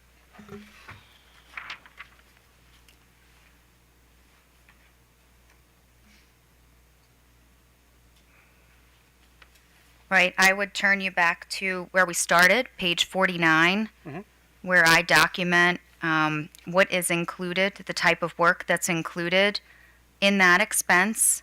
And it's inclusive of inspections performed by our contractors that help to determine if corrective maintenance is necessary. And so I do not have a breakdown of the actual budget for that inspection category, but these essentially are the pre-inspection work that would go on to make sure that we're aware if there's an imminent problem with any of our equipment, and then we can make determinations with that inspection data on, do we need to address that piece of equipment, do we need to take action on it, or can we continue to run it in its current position? So this these funds essentially support the health of the system. Yeah, I understood. But just from the materials that you provided in our conversation today, can you would one be able to identify whether the company stayed within its budget for this specific expense program? And if it couldn't stay within its budget, why it was necessary to exceed it? I would refer you back to the actual FERC accounts and the projected and the actuals at the total FERC account level. But there's a number of different projects that fall under this FERC account level. And I don't want to count in real time, but the response to subpart A of data request 12-12 and subpart B of 12-12 provide a number of different projects. All of these have their own individual budgets, correct? Right. They do have their own individual budgets, and we manage to those budgets. I just don't have the actual budgets broken down to that level of granularity in any of this documentation. And so there's no way for us to understand then if the necessity to overspend this account by $12.5 million based on the information specific to the projects that you have direct oversight and control of. I would say that the information to be used to determine if those spends were justified would be the information within my rebuttal testimony, where I explain the reason for the spend associated with that FERC account in that specific area. Could you identify where in your rebuttal testimony you refer to expenses incurred under account 588? And I apologize, I should have referenced my rebuttal testimony. And typically, these sections are laid out so that you first have a description of what the department is responsible for. And then after that, you essentially see the breakdown of the FERC accounts, for example, on page 43. That gives you the individual line items associated with those different FERC accounts for that department. And then what I would draw your attention to is thereafter we reference any of the variance explanations or the spending associated with those FERC accounts for that specific department. But I will go back and say I don't have within this documentation the actuals versus the forecast for each of those granular levels. And I know we're going to talk a little bit more when Witness Leming comes up, as well as Mr. Witness Vajos, around some of the overall O&M accounting. Okay, well, I will wait until Mr. Leming is on the stand to ask him about the overalls, but you are the expert on the specifics for within your subject matter expertise. Indeed, yes. And that's what I'm focusing on here. So next, I'd like to ask about the variances to account 592. And if you could refer back to the excerpt from Mr. Leming's schedule that I provided you. Yes.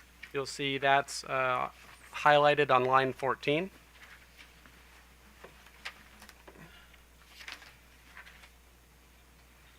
Yes. And this schedule here, could you confirm that it shows a positive variance of around $7.9 million?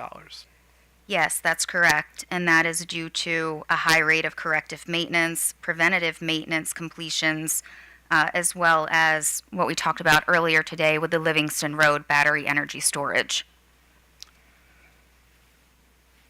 And in your rebuttal testimony, you discuss a few categories of expenditures that were incurred under this account that are under your direct supervision. There's the substation responsibility area, projects and contracts, operations responsibility area, and technical services. Does that sound right? Yes. So if you could turn to page 50 of your rebuttal testimony. And this was the rebuttal marked Pepco Exhibit 8 FR. Okay.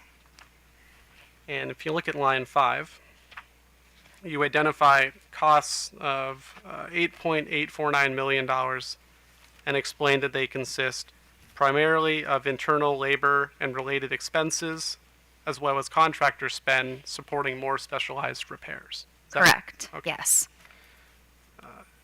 And I can also assume that this number here, the $8.849 million number, is Pepco's Maryland jurisdictional cost for this. Correct. Does your testimony provide any information on the original forecasted budget for the substation equipment maintenance expenses reflected here?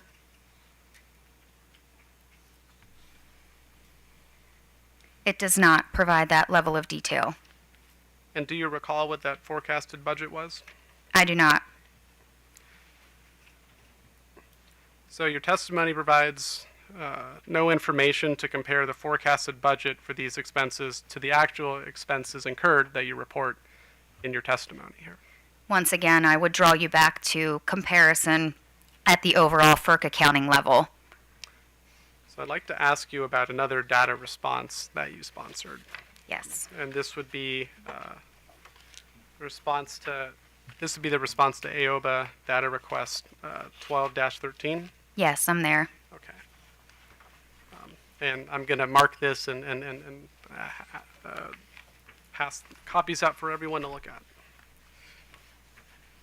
And Your Honor, I'd like to mark this as OPC Exhibit 8 FR.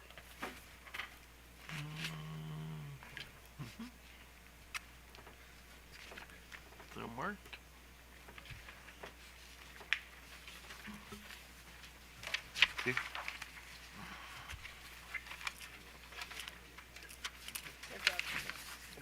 Thanks, Fran.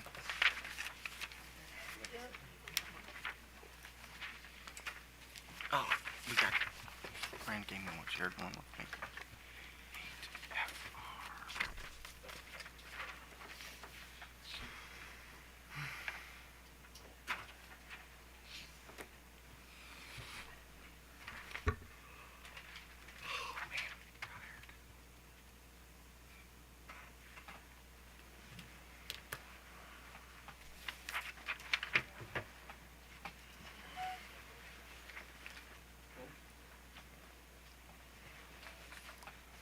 Let me know when you're ready. Yes, I'm there. Okay.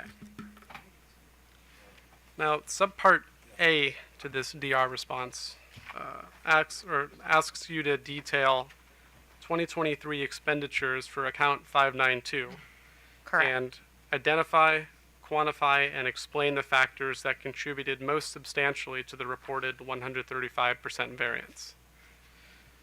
And your response explains that reliability enhancements for transformers, breakers, and relays are responsible for about 76% of the total cost, or about $6.5 million. Correct. Now, does total cost as you use it here refer to the overall spend on 2023 corrective maintenance and preventative maintenance, or the total cost of the variance?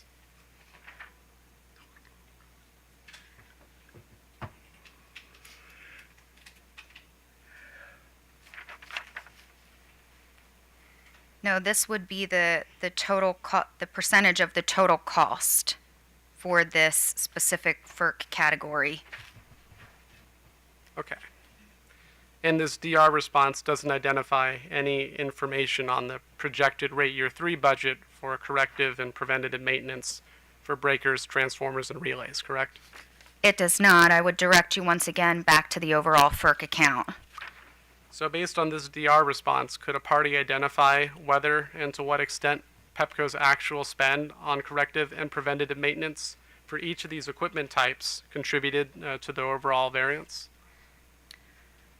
Yes, I do provide the data for corrective and preventative maintenance and the actual costs associated with each of those components that you referenced in the response to question A. and that gives you the $6,510,440,000. So that would be a portion of the overall spend for that FERC account. And then in response to question B, you can see kind of a historical view of what we've spent from a CM and a PM perspective. And one item that I will note is depending on what's happening with equipment in a given year, those preventative maintenance inspections may dictate that you have to do additional corrective maintenance depending on what the inspection says. So in one given year, you may have more corrective maintenance coming out of preventative maintenance that you maybe would the prior year. Would you be able to tell all of that from the information provided in this data response? I think you would be able to tell that just from B, the response to B, where you can see the yearly CM from 2019 to 2023, and then the annual PM from 2019 to 2023. You can see our historical spends associated with both of those categories, which would be indicative of exactly how the system is performing and what maintenance we have to do to continue to get it to uphold that level of reliability. But since we don't have budgeted costs for any of the equipment type replacements and repairs here, nor do we have budgeted costs for the entire executive category in subpart B, based on the information here, can you identify and explain how much equipment, the specific replacement of these types of equipment contributed to the variance for this account? You cannot tell exactly how much this work contributed to the overall variance. Okay. No, I agree. Now, this DR also uses the term reliability enhancements, and you can see that on the second line of the response to subpart A. So in the context as it's being used here, what do you mean by reliability enhancements?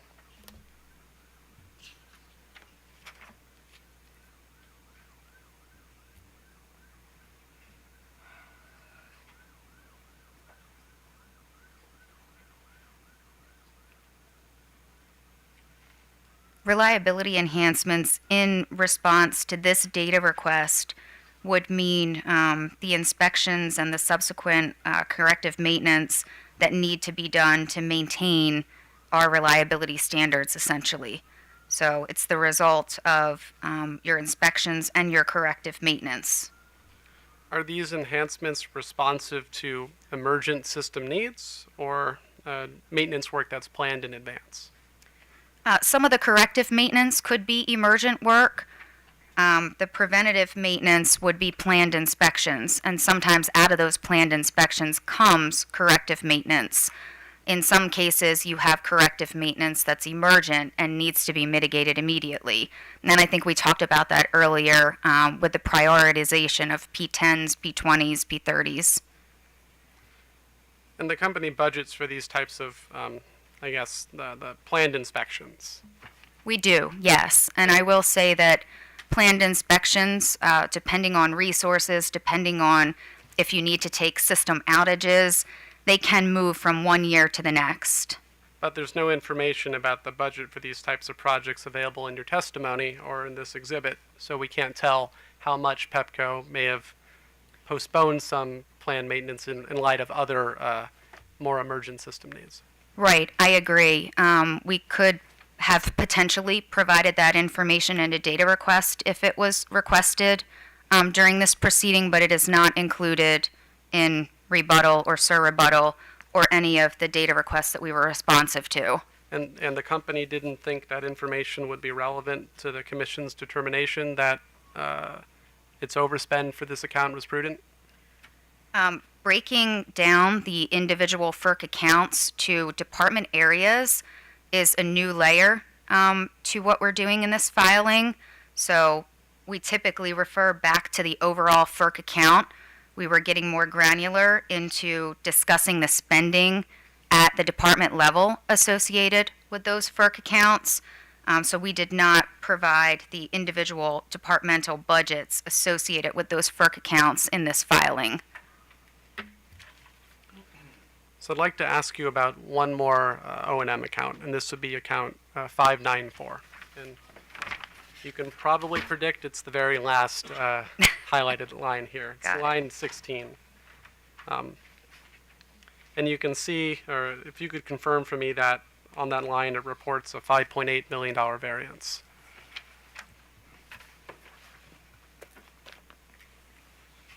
That's correct. And Mr. Leming's schedule that you have also identifies $9.7 million for total rate year 3 spend on this account. Is that correct? I'm sorry, could you say that number again just so I could verify it? Yeah, so the actual spend for account 594 for rate year 3 was $9.7 million. That's correct. Okay. Now, if you could turn to page 63, line 10 in your rebuttal testimony. Yes. You attribute $7.9 million of spending charged to this account as related to the maintenance of underground lines. Is that right? That's correct. And so you'd agree that the largest expense charged to account 594 relates to the maintenance of underground lines.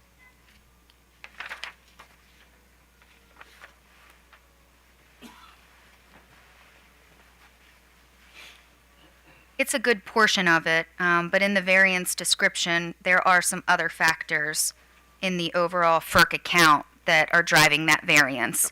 We'll get to those. Okay.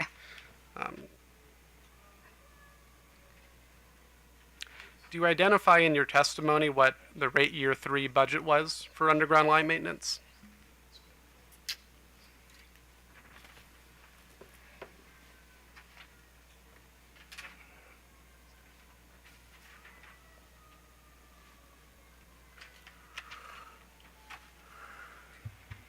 I do not. And based on the information provided in your rebuttal testimony, can one identify how much of the $5.8 million reported variance for this account is attributable to the maintenance of underground lines? If you refer to the data request that I responded to with respect to this FERC account, which is data request number AOBA DR number 12, question number 14.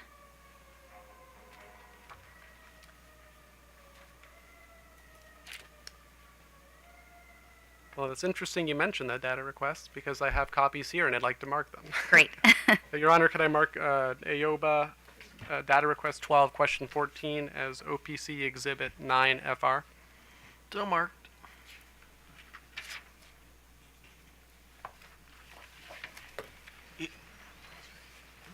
Your Honor, I hate to break this up, but this witness hasn't had a break. I mean, if she's okay going on, I'm fine. I just want to make sure. I've neglected to ask.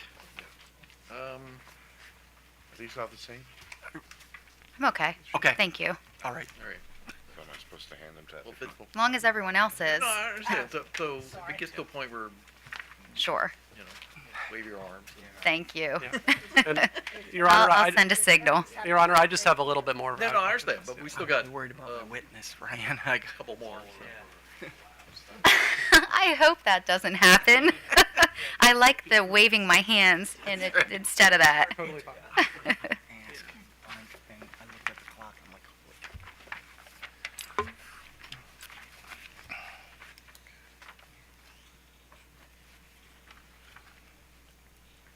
And you're familiar with the response to this data request, correct, Ms. Canler? Yes, I am. Okay.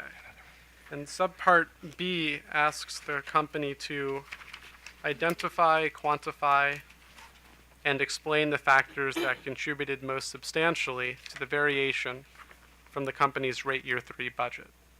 Correct. And this response identifies 3 factors. There's emergent URD cable work, it's underground residential cable work, raw material price fluctuations, and FERC costs budgeted to one area that were charged elsewhere.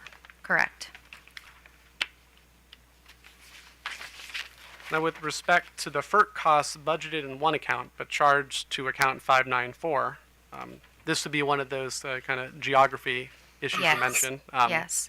You provide a number for that in the response to subpart A. Could you state what that number is?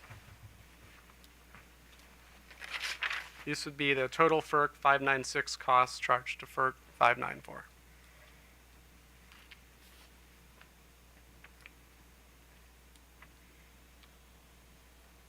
Yes, that cost is listed as $1,985,529. And this number wasn't provided in any of the testimony that you prepared, nor the exhibits that supported that, correct? It was not. It was in response to the data request. And this number also wasn't provided in the variance explanation on the schedule that I gave you. It was not. On the schedule, we list the drivers, but we don't break down the individual dollar amounts for each driver. Okay. And this dollar value, because I guess it was originally budgeted in one account and then charged to a different one, this dollar amount wasn't included in the budget forecast for account 594. That's correct. So I'd be correct to conclude that this roughly $2 million expense that we're discussing here accounts for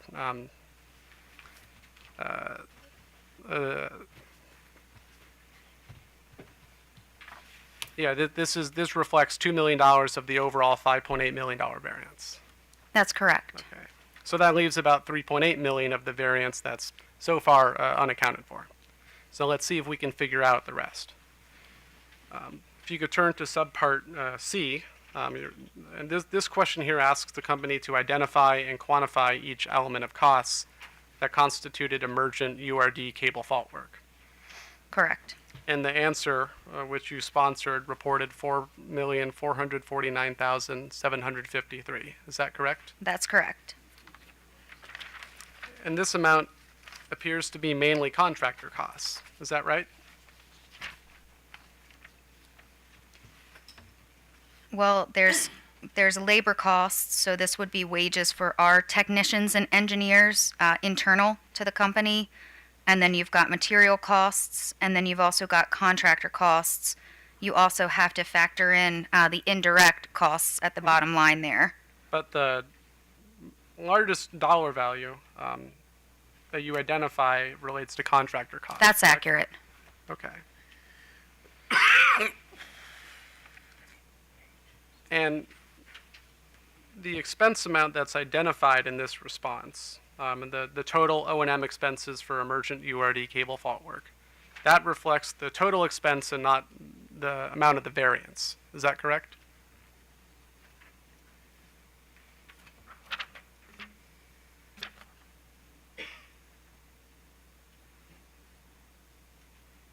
That's correct.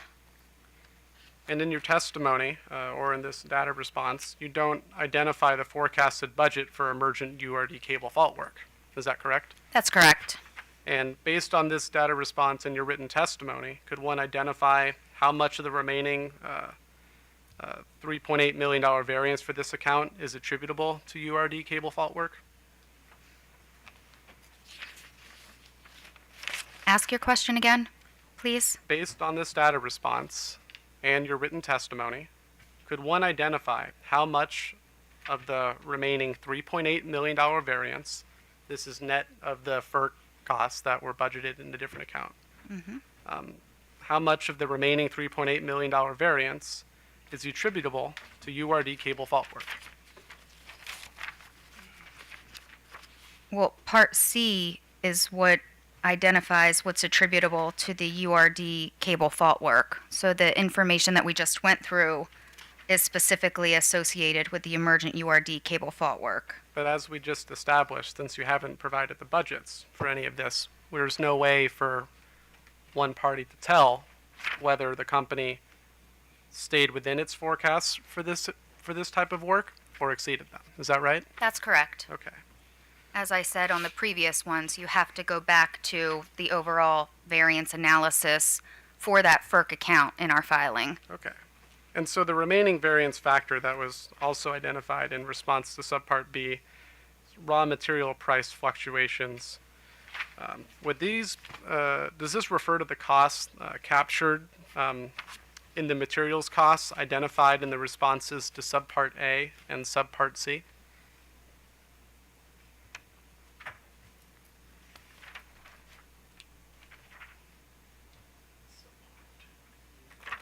Yeah, I'd have to do the math, but I believe that the raw material price fluctuations are separate from the underground URD cable fault work and the material cost associated with that specific driver. So if I understand you correctly, when you describe raw material price fluctuations and you explain them as fluctuations in the prices of raw materials or aluminum, which are crucial components of URD cables, those crucial components and the cost effect of those fluctuations aren't reflected in the materials cost for emergent URD cable fault work.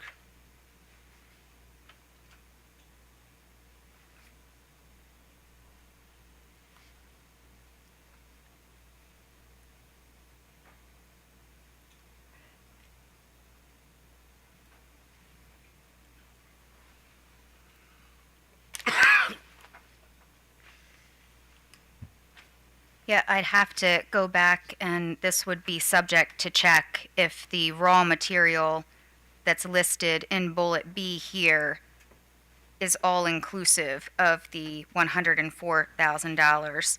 My initial estimation is that that's not just isolated with the URD cables.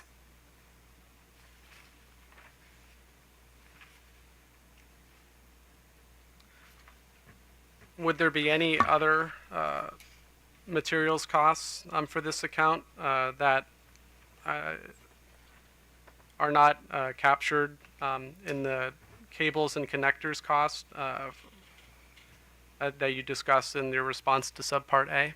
This would be a $3,056 cost.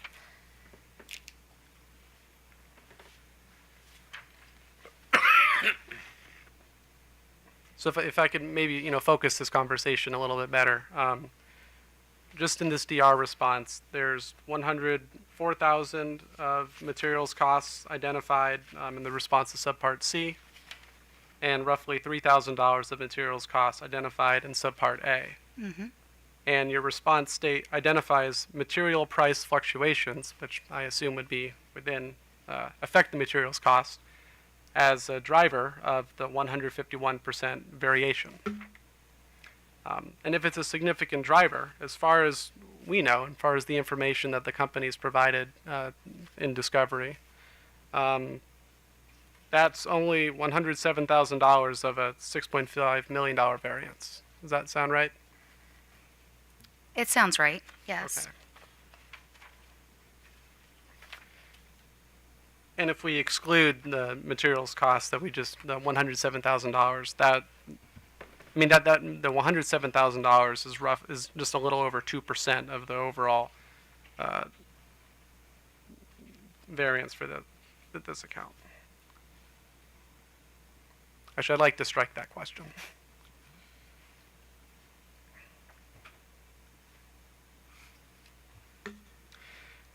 Now, if you compare the company's budgeted expenses for account 594, and these would be on the excerpt from Mr. Leming's schedule, and it shows a budget of $3.8 million for account 594.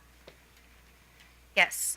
Now, if you compare those budgeted expenses to the actual costs incurred on the emergent URD cable fault work, the emergent URD cable fault work alone exceeds the forecast, correct?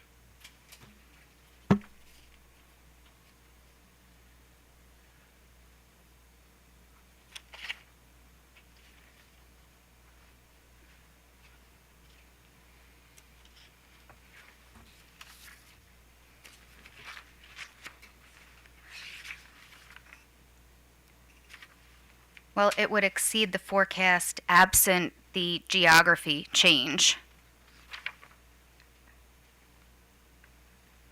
So it would exceed the forecast absent the geography change, and then the geography change adds to how much that forecast was exceeded, right?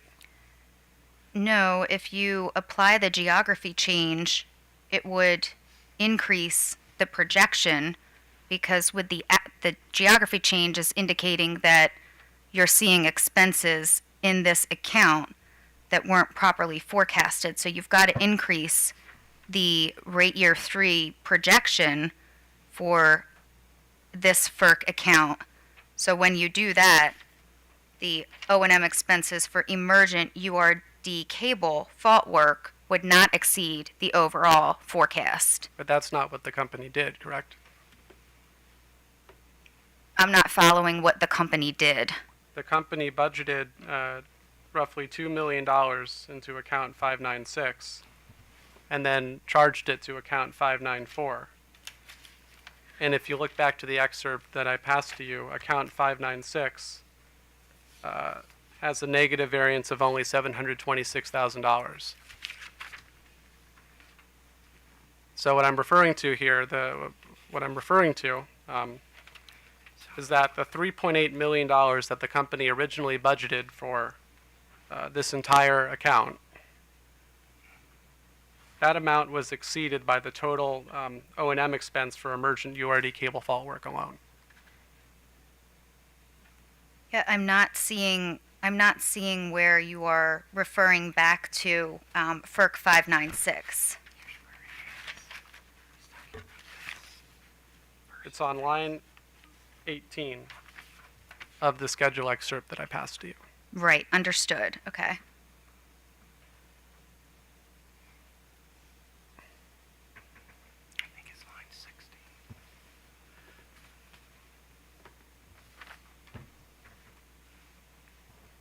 Right, so on 596, we're not giving an actual account of the quantified geography miss there.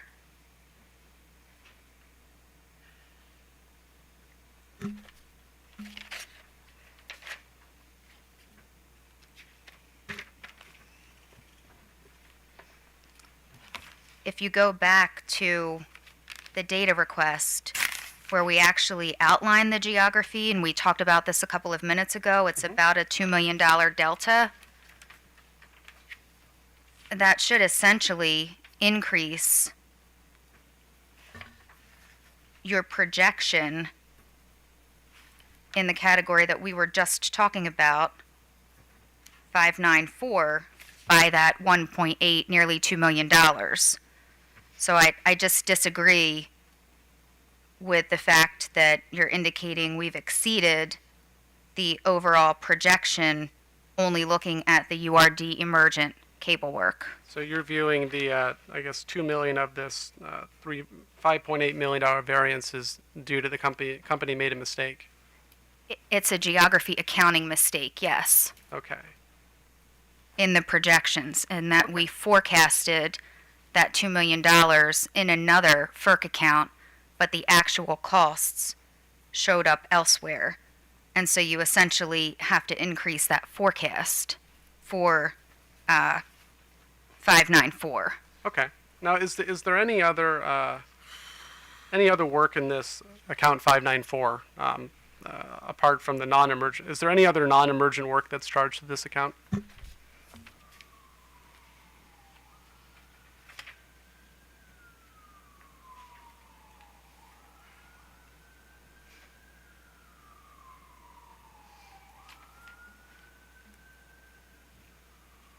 The majority of the work in this account would be emergent work. But there's also non-emergent work included in this account, correct? There is, but it's to a lower percentage. Okay. And can you identify anywhere in your testimony or supporting exhibits what that amount is?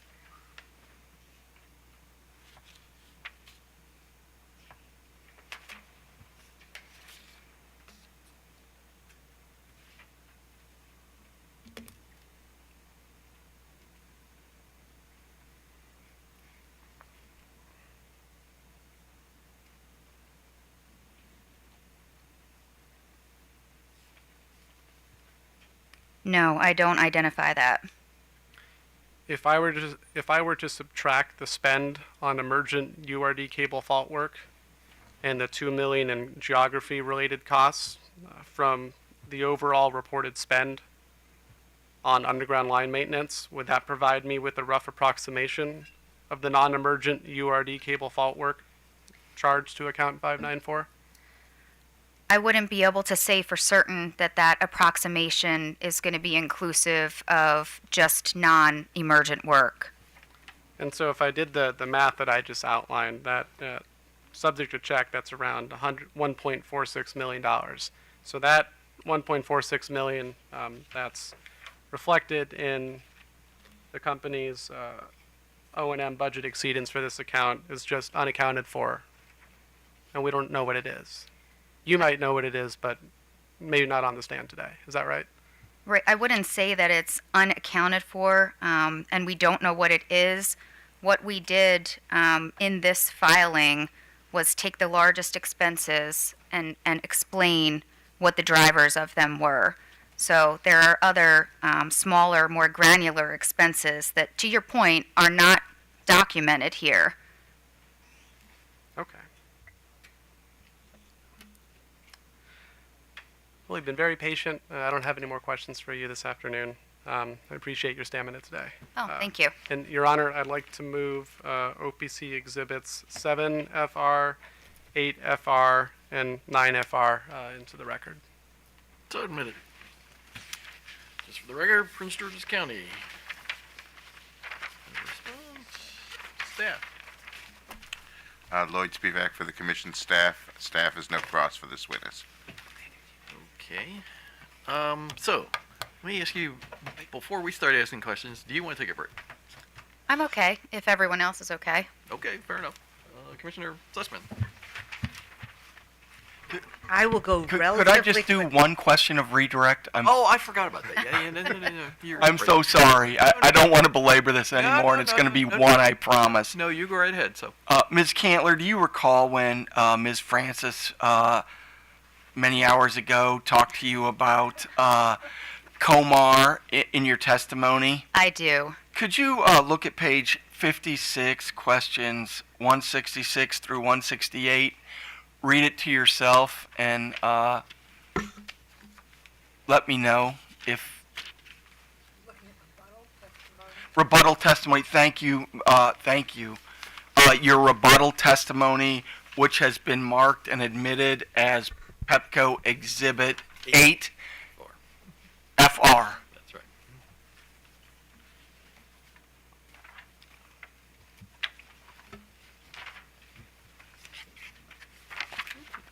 Yes. And does that indicate,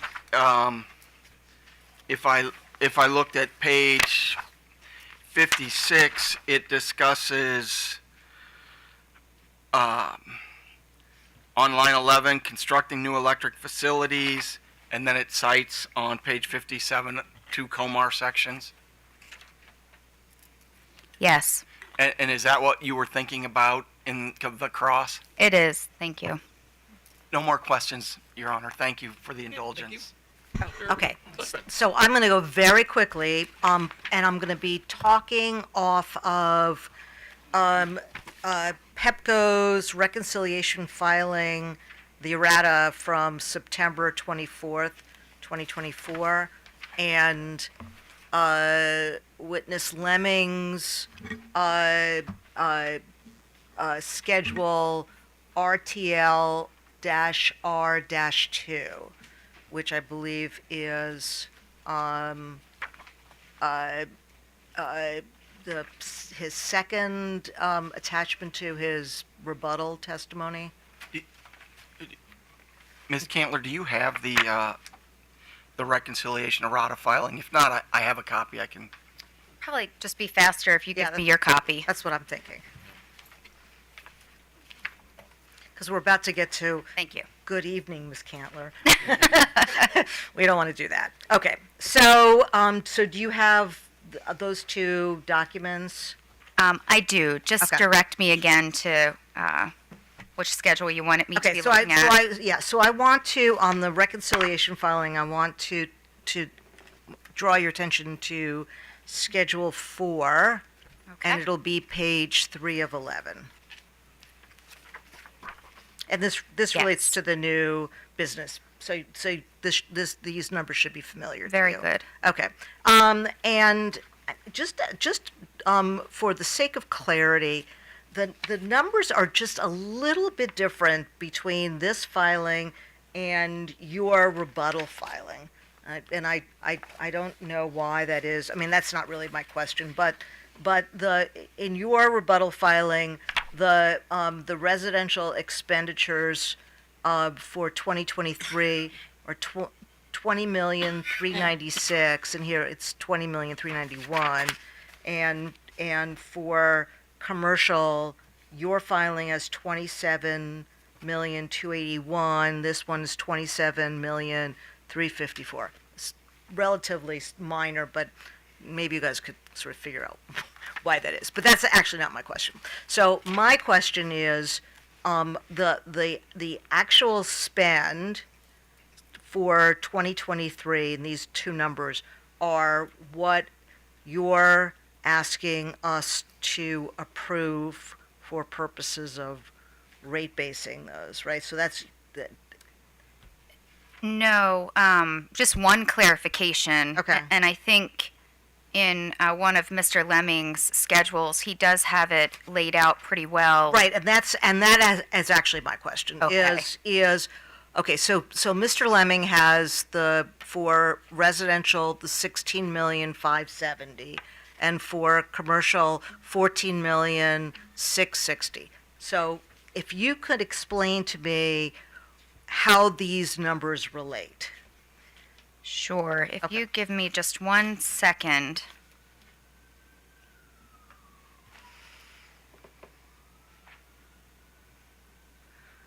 The best schedule to look at is actually Schedule 1. It's the one I think we were referring to earlier today that is a very tiny print.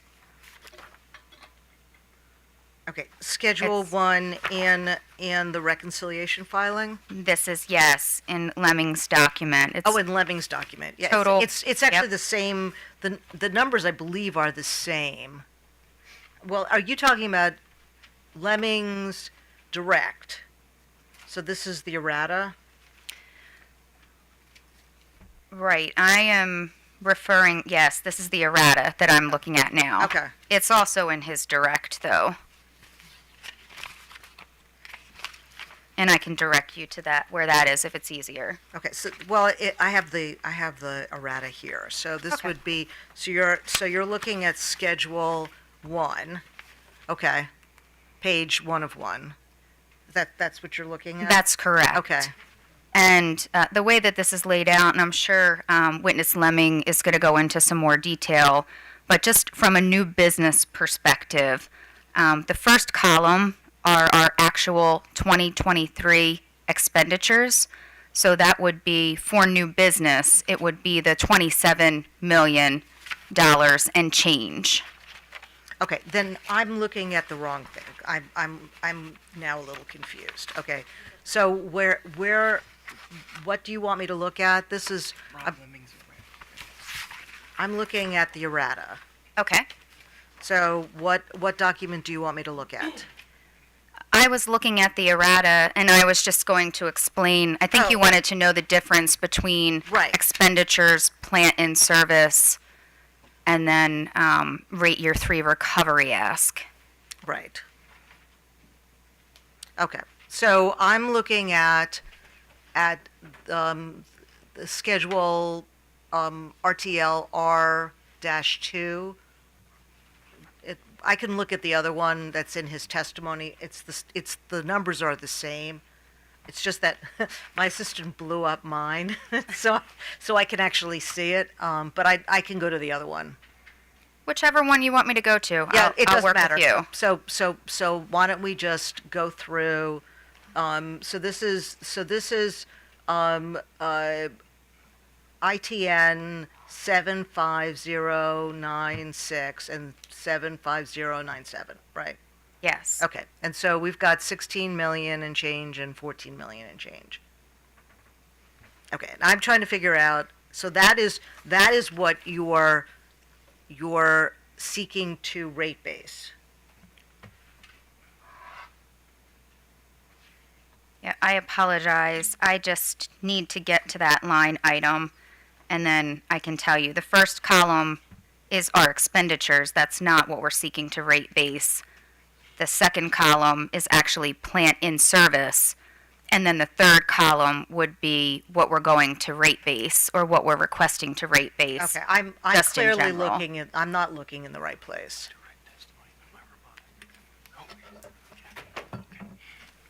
Ms. Cantler, can you look at Mr. Leming's rebuttal testimony, not his direct testimony? Yes. I believe that's the disconnect. Okay, so I'm looking at the rebuttal testimony on page 6. Is that where you want me to look? I'm right there with you. Okay, that's fine. I mean, but that's the same as the, okay, so let's look at that. That is, so plant adds, right? That's Right. Okay, so how does that 16 million for residential relate to the 2023 actuals of 20,391,000? Sure. The actuals are our total actual spend for new business residential in 2023. So that's inclusive of all of the projects that are in flight, essentially. So that's expenditures for 2023. What you're looking at here are the actual plant closures. So we had $16,570,606 of actual plant go in service. Okay, so the higher number, this 20 million, would reflect expenditures that were made but plants are not yet in service? Is that Correct. And okay. those the majority of I should say a portion of those expenditures we're not seeking recovery for because they don't align with plant going in service. Okay. I can tell you that it's confusing because we have the reconciliation filing, which looks at projection and then spend and then the variance, which is not insignificant. And then we have your request to rate base, and where does the 30 million that you're seeking additional recovery from fall into this? Yeah, so that would be a question that's better served for witness Leming when he comes up. But the way to look at this is we're providing you with the expenditures for 2023, actual capital expenditures, and then we're providing you with the plant in service for 2023, and then the final information is the actual figures that we're seeking reconciliation for. So that's going to take into account other additional items that would factor into those numbers outside of the plant in service. But Mr. Leming is really the expert on that, and he can explain in a lot better detail than I can. I hope he listened to my question because I probably will forget my question tomorrow. But I think but he's I can ready. tell you that it is confusing Understood. because we're focused on variance, but it almost feels like that number doesn't necessarily relate to what you're seeking in terms of recovery. Right. Okay. Understood. The variance explanations that I worked through today are the variances between actual expenditures and projected expenditures for 2023. Right, and there were large variances there. Right. But then when we get to the question about cost recovery, it's almost like we're on a different page and the variances don't matter. and the problem is the variances do matter. Right. And so I'm still kind of struggling. But Mr. Leming will clarify everything for me, so I'm going to feel a lot better tomorrow. I've got the Okay. confidence that you will feel a lot Yeah, better after Mr. I'm Leming putting a comes. lot of pressure on him, but I'm also confident that I will see everything very clearly tomorrow. Okay, that's all I have. Thank you. Thank you. Mr. Richard? Yes, sir. Yeah, thank you, for your testimony today and for Sure. hanging in here. Sure. I was most of my questions were going to be driven by staff witness Austin's testimony, and I was just trying to match it with some of your testimony and other Pepco witnesses. But I'm just going to ask just one area, because to me it seems like one of the largest and most impactful, and that's the new business. Okay.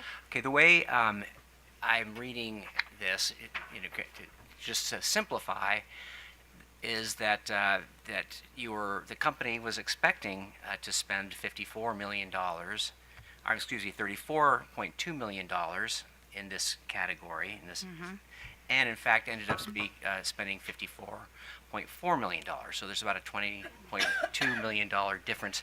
So is that part of what you are seeking in the reconciliation? Is that part of the $30 million that's being sought? A portion of those projects that have a variance in actuals versus projected, you will see in our request for rate So recovery. is it $20.2 million? I mean, again, I'm just trying to understand what you're presenting with, again, our staff witness. And that's the way he's presented it. Expected to spend 34, in fact, it was 54.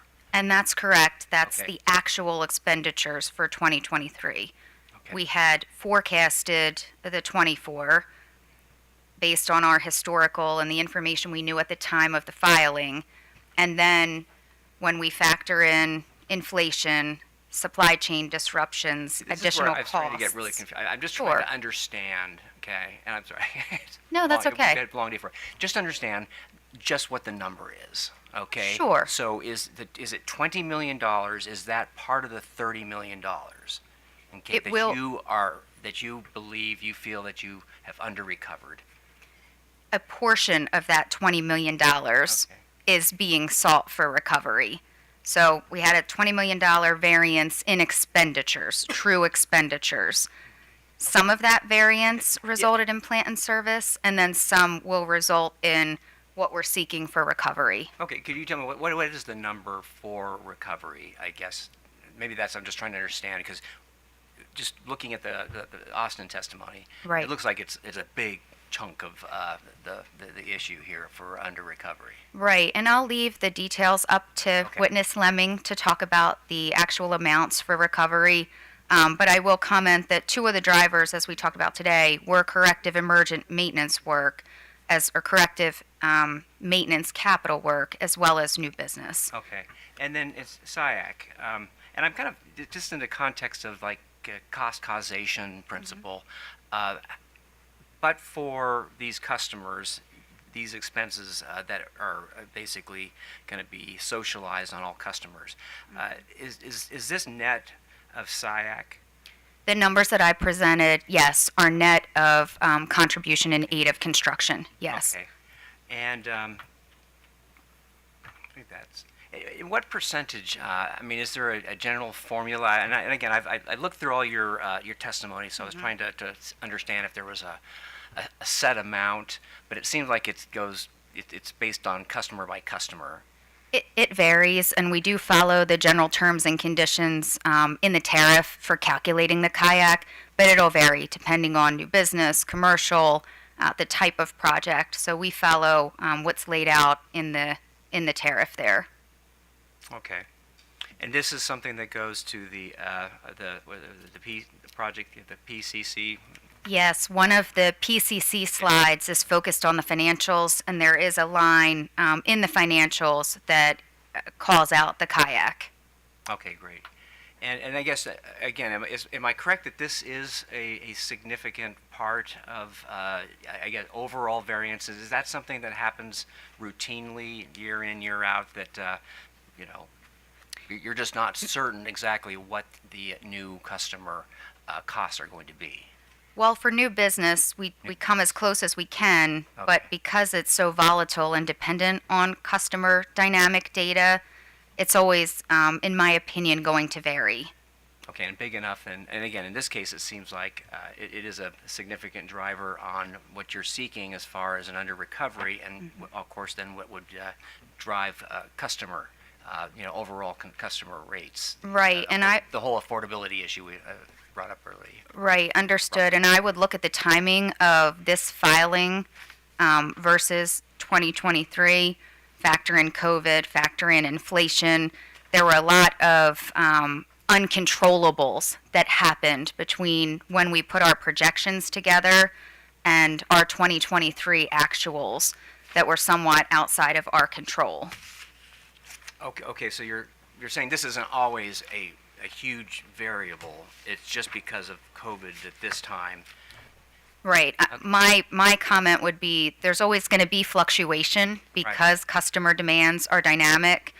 I would say that, given the time period that we were looking at when we filed this case, and then 2023, outside of COVID, supply chain demands, things were particularly heightened during this time frame from a differential perspective. Okay, and when it's looking at a forward-looking rate-making, construct, is this one of the areas, I guess, categories that makes it particularly difficult then to come up with accurate forecasts? I would say in the forward rate making, even if the actuals are going to vary from your forecast, you still have additional transparency into what we're projecting for a category like new business. The costs at the end of the day will be the same from a traditional test year to a forward-looking multi-year rate plan. But in this construct, you can see where we're actually forecasting and compare that to the actuals. Okay, so it's always kind of a looming risk in the forecast that this could be an expense that suddenly you have to come back and say, hey, we didn't charge you enough customers, and this is Yes, did you charge? that's true. Although we use all the information at hand and, we refine our forecasting, we go out, we get as much data as we can from developers on potential projects, there will inevitably always be some sort of variance just due to the nature of the customer requests. Okay, great. Well, thank you. I'll stop there. Thank you, Mr. Chair. No, I'm going to wait for Leming and Vahos. Thank you very much. So, you and some of the other company witnesses that talked about this committee of the CEOs from the other companies that, I guess, for want of a better word, the super chief committee that reviews projects. The PCC, the Project Concurrence That Committee, Yeah, right. And so how familiar are you with how they operate? I've been a member, an executive member of the Project Concurrence Committee, I guess, for the last 4 years, and prior to that, a participant. Okay. So, and this may be an oversimplification of the process, but essentially it's like a funnel where your folks and other people in the company come up with projects that need to be done for a variety of reasons, and then examine the alternatives, which have been discussed by all the folks out there about other ways you could have done this, and then eventually come to this project that you think needs to be done. And so it goes to this committee, and essentially their decision is just no, or go or no go, correct? Their decision sometimes is, I need you to come back with additional supporting information. One of the areas that we've historically been honing in on lately are the customer benefits, the social benefits. So what I'm seeing as a longtime participant of that committee is we're not just talking about the technical feasibility of a project anymore. We're standing up projects that actually are, serving multiple customer needs. They are looking at the societal and the economic benefits as well. So oftentimes, projects are getting sent back for rework because the senior executives may not feel comfortable that there's enough justification outside of the technical to really move the project forward. But are there situations where they just say, no, we don't think this is a good idea? There are situations where they send us back and ask us to look at additional alternatives. typically, and there are situations where, if the project is not demonstrating enough of a need, it can get kicked back as well. So I think the short answer is yes. Projects can get kicked back. Inevitably, they eventually come back from a timing perspective, but this committee does send projects back for various reasons and disapprove projects. Okay, but the initial presentation to them is only one particular solution, not the alternatives. We present the alternatives as well. All right. Yes, that's a slide that we go pretty deep on, all of the alternatives, and then we talk through the recommended alternative. I see, okay. So it's not just like one option, it's like 3, 4, whatever. No, it's many options. You'll have non-wires alternative options where they are applicable. So we do go through several options where you have options. Okay, thank you very much. So does the company have a preference in the order of the witnesses you have left? It would be company witness, Leming, and My then understanding, Bauhaus. I mean, I know this is the schedule, but is there a reason why you want to do Leming before Bauhaus? Or are you indifferent as to who we do? Our preference is to do Leming and then Bauhaus. Okay, all right, that's fine. Because I guess my thought is that just based on the sense of the room, that there's probably a lot of stuff for Leming, and seeing it's 5:15, I'm just thinking about how late we're going to go on this, because I'd like to go through him and finish him tonight, as opposed to breaking up and coming back the next morning. So. It would be helpful to know what the parties have in store for company witness Bauhaus. So yeah, so why don't we? I mean, without going into detail, I mean, give me a sense of what you have for Bauhaus and Leming. So. I have a significant amount for Lemmings, but I don't have any cross for Bauhaus. I probably have about no more than 30 minutes for Leming, and then we also have about 30 or 45 minutes for Bauhaus. And we do not have any cross for Mr. Bauhaus. Okay. So given that, do you still want to go ahead with Leming, or? Can we take maybe 2, 3, 4 minutes? Sure. To talk? Okay. Yeah. Go ahead. So we'll take a 5-minute break. So.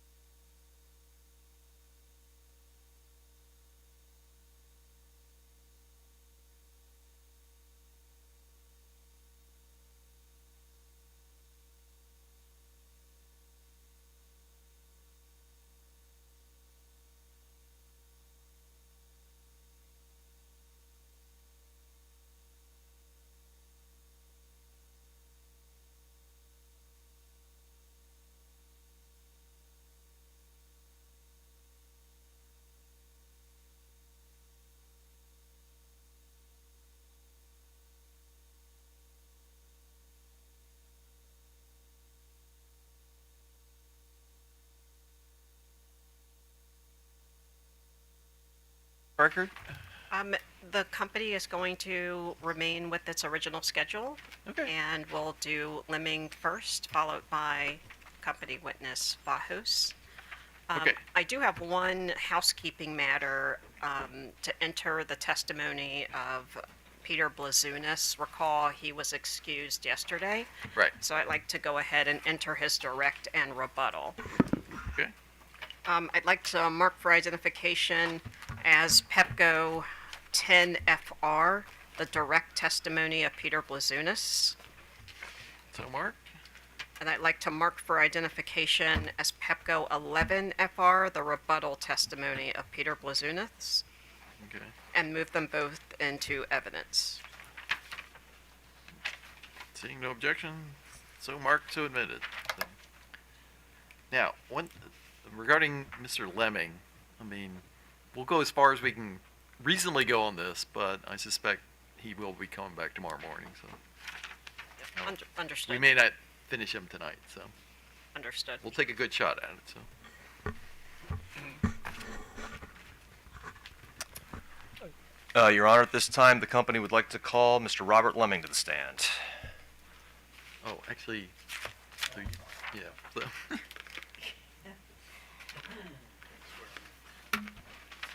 Mr. Leming, please raise your right hand. Do you swear or affirm that the testimony you are about to give in this proceeding will be the truth, the whole truth, and nothing but the truth? I do. Please state your full name. It's Robert Leming, A business address. 701 9th Street Northwest, And- Washington, D.C. 20068. And if you could spell your first and last name. ROBERTLEMING.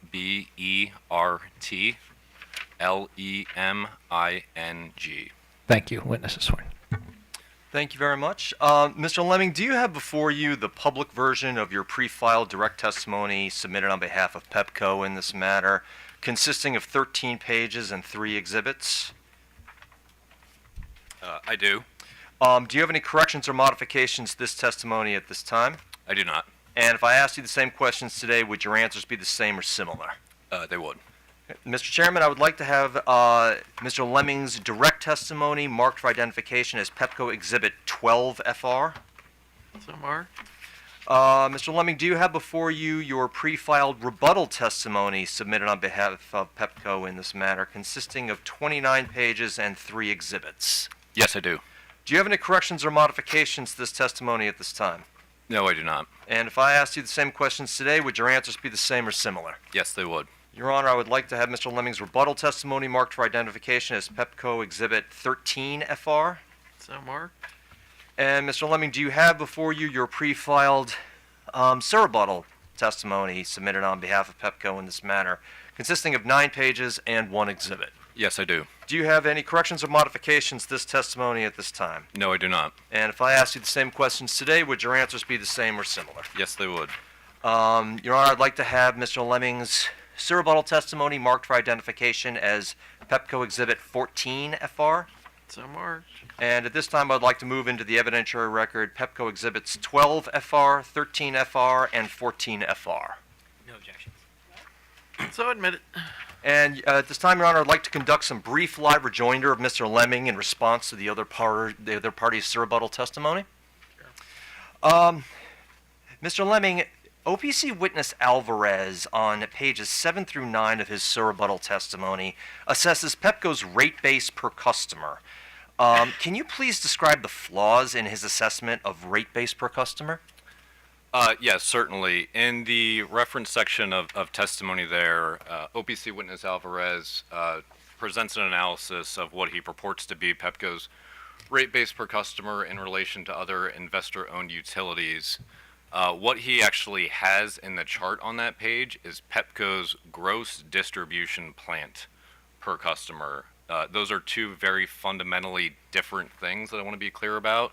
Rate base is composed of gross plant and service for sure, but it also includes other significant deductions to rate base that include accumulated depreciation, which represents the amount of that plant that has already been consumed by customers, if you will, for their benefit. It includes other deductions like ADIT, accumulated deferred income taxes, which is another benefit we share with our customers resulting from the investments we make. And so that analysis ignores all of those other components of rate base, yet comports to state that it is rate base per customer. Okay. And correcting for OPC's flaws, what is Pepco Maryland's actual rate base per customer? Pepco's actual rate base per customer, looking at the rate base that we have in this proceeding here, is about $3,900 per customer, which is dramatically lower than the north of $9,000 that OPC witness Alvarez includes in his testimony. I would note that's over 60% lower than he has reported, and it's so, call it 39 cents on the dollar from a rate base perspective relative to what they have reported in their testimony. Okay, and just staying on this point, Mr. Leming, on page 6, line 7 of his testimony, Mr. Alvarez, he refers to to a capital bias for for-profit utilities. Do you have any evidence of the reasonableness of Pepco Maryland's rate base per customer in this regard?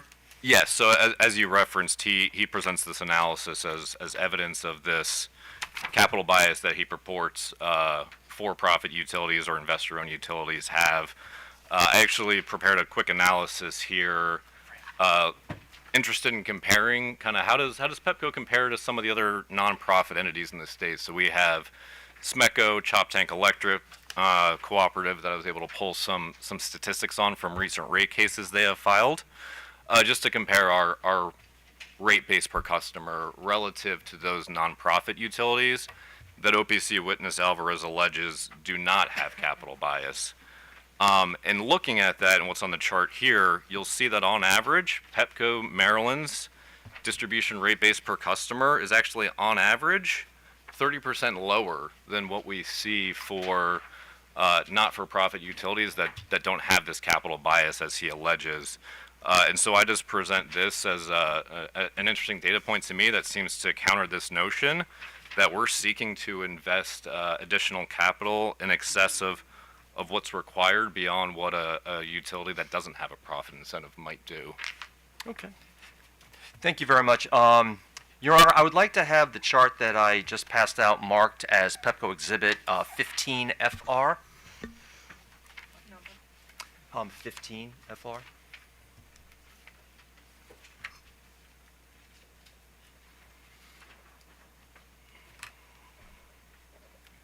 And I would ask that Exhibit 15FR be admitted into the evidentiary record. No objection. So admitted.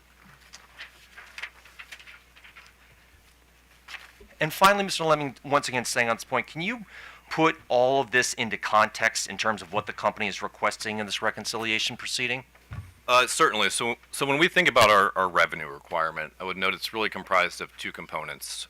It's our return on our rate base and our recovery of our operating expenditures. Interestingly, I looked at this analysis and recalled back in 2020 when we initially filed our MYP, OPC witness Alvarez tried to prepare a similar argument, and at that time, company witness Wolverton rebutted that analysis with much of the same points I just offered today and corrected the numbers to say back then it was $3,500 per customer. And so I look at the $3,500 per customer we had back in 2019 and look at where we are now. That reflects a 3% growth rate in our rate base per customer over the period of the MYP. So I say that to note as we look at the components that make up the revenue requirement. It's our return on our rate base, it's recovery of our operating expenditures. That just demonstrates right there that we've constrained our rate base growth to 3%, which is well below the rate of inflation that we've seen over the period of the MYP. I think you'll hear company witness Vahos and you heard company witness O'Donnell talk about from an O&M perspective.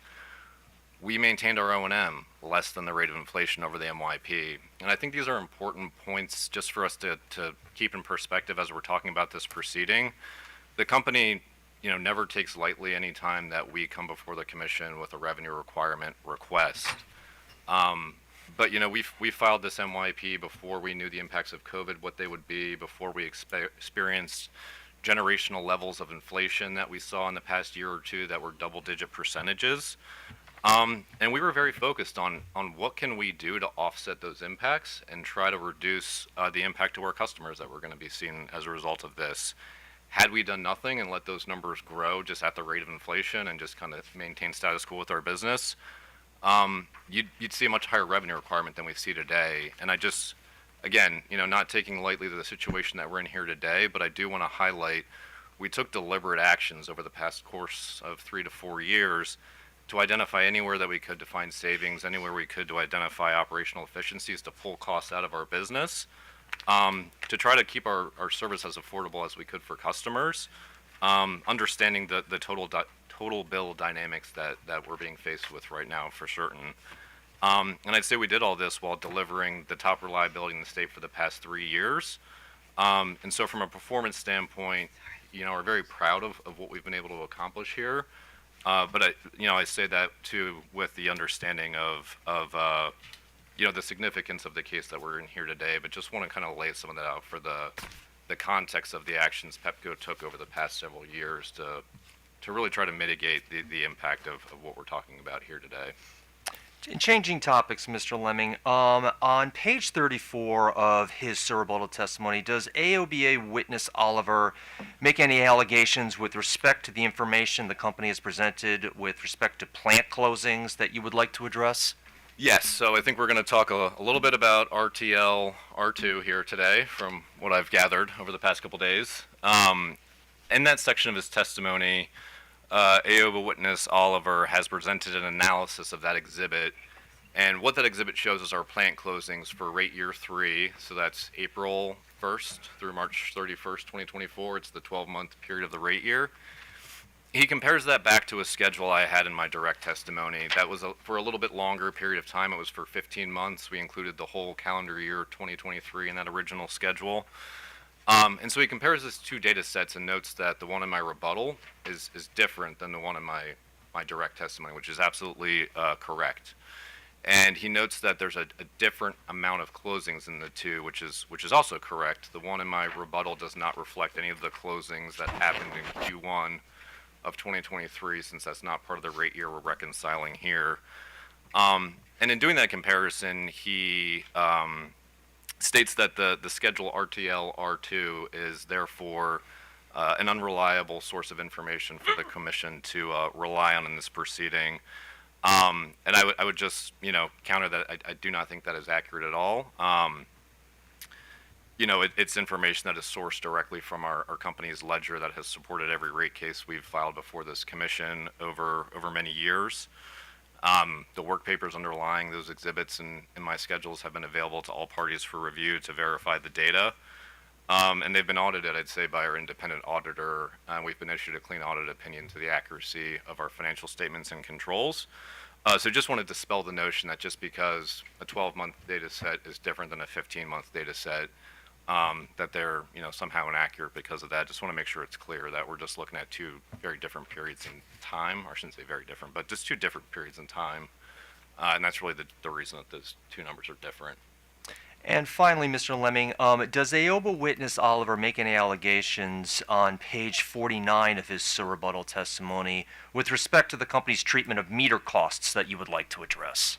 Yes, so at the reference testimony there, he notes the company has not demonstrated the appropriateness of our practice of placing meters in service as we procure them. Sorry. I would just note that is not a practice that the company has elected to take. That's actually guidance that's prescribed by the Code of Federal Regulations and the FERC Uniform System of Accounts that says for account 370 for meters, that any apparatus meter used for measuring consumption of electricity, that to be placed in a FERC account 370, which is a plant in service plan account, whether in service or held in reserve. So we are merely following the Code of Federal Regulations guidance with respect to that, and just want to make sure it's clear that that's not a practice of Pepco's or Exelon's that we take at our discretion. It's adherence with the Code of Federal Regulations. Thank you very much. Your Honor, as you know, there have been a large number of questions about one of Mr. Leming's schedules, particularly his rebuttal schedule 2. At this time, the witness is prepared to just give a brief overview of that schedule, just to walk everyone through it so we can understand what the company is asking for recovery for, how the numbers tie out. Mr. Leming is prepared to do that at this time, or if you'd like, we could wait until Commissioner questions. It's your preference. Okay, we'll wait. Okay. Then thank you very much, Mr. Leming. The witness is available for cross-examination. Good evening. Good evening. Okay, I'm going to ask you first to turn to your RTL-1, Schedule 4. And this schedule includes RY3 explanations for a number of projects. Which schedule? RTL-1, Schedule 4. And just for the record, I'm Fran Francis for the transcript with AOBA. And could you move the... Yeah, pull that a little closer. And this is his direct. Yes. Okay. Hey, Michael, let me try this one. Maybe that'll move quicker. Oh, there we go. No, it's part of Let's see which one is better. Oh, gotcha. Okay. Mr. Lemmings, did you investigate each of the projects for which variance explanations are offered, or were the variance explanations in Schedule 4 of Exhibit RTL-1 drafted by others within the company? I'm sorry, can you repeat the question? Just want to make sure I understood. Sure. Okay, are you looking at RTL-1, Yeah. Schedule 4? Yes, I am. The capital Did you expenditures. investigate each of the projects for which variance explanations are offered, or were the variance explanations in Schedule 4 of Exhibit RTL-1 drafted by others within the company? They were drafted by others within the company. Okay. How familiar are you with the detail of these projects for which you are showing variances? I have a general level of familiarity with this schedule, excuse me, but as you get down into the specifics of certain projects and kind of what drives the expenditures, that is well beyond my area of expertise in the regulatory rate setting arena, and that would be kind of details I think our operational witnesses would have. Which ones? Depending on the project, it would be, company witnesses, Canler, Young, Vosvik, or Vahos. Am I correct that you do not identify the individuals responsible for the variance explanations in this exhibit that you sponsor? Not in this specific exhibit, but in my rebuttal testimony, where we outline every project that we're seeking recovery of, we indicate which witness is sponsoring that project. Would you just like to give me a cite for that? Where we cite the, yes, if you go to Pepco RTLR, my rebuttal testimony. Is that what's on your page 6 and 7? Yes, this is a table of projects that have closed to plant and service and that we are requesting recovery of. And then you can see the column for witness that lists which witness is sponsoring that project. And those witnesses would be able to answer specific questions about the detail? Yes, I believe they all submitted testimony to each project. Were you in the room this morning when other witnesses were testifying, when witness Canler was testifying? Yes, I was. And were you in the room when witness Young was testifying yesterday? Yes, I was.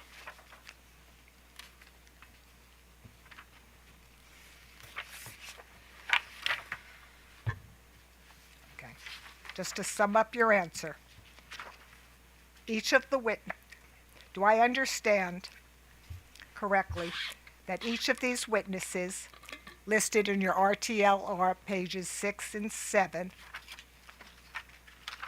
wrote the explanations that you show in RTL 1, Schedule 4? No, that was not my testimony. Then could you please correct me? I noted that they sponsor testimony to discuss the prudence of the projects that we're seeking recovery of in the proceeding. Schedule RTL4 depicts our capital variances for every project that we executed in rate year 3, regardless of whether we are seeking recovery of it or not. And just to be clear, that is a prescribed schedule in the commission's MYP order that we were required to file with the reconciliation. Those witnesses did not draft the variance explanations. I worked with, line engineers, project managers in the business to get those specific explanations. I'm going to have to go back and check the transcript, but I believe I asked other witnesses yesterday or today about the variance explanations in the Schedule 4, page 3 of 11, or in your rebuttal, if they could discuss in detail those explanations, and they referred it to you. I recall you asking company witness Young about that, and she said she didn't know who drafted the response, and I could perhaps help offer some clarity on who drafted it. And so it was the line engineer or project manager that was responsible for the project that helped draft it. Okay, but there's no witness in this case that I could cross-examine on those variance explanations, correct? Objection, Your Honor. This has been asked and answered about 3 times Well, now. I guess I would like to so he explained that he's the individual responsible for the explanation. And so I guess in line with her question, let's just get to the bottom line of who's responsible for the words in the box for the explanation. So just answer that question. I would say that the operational witnesses that oversee the bodies of work in each of those explanations would be the ones that can speak best to the content contained within them.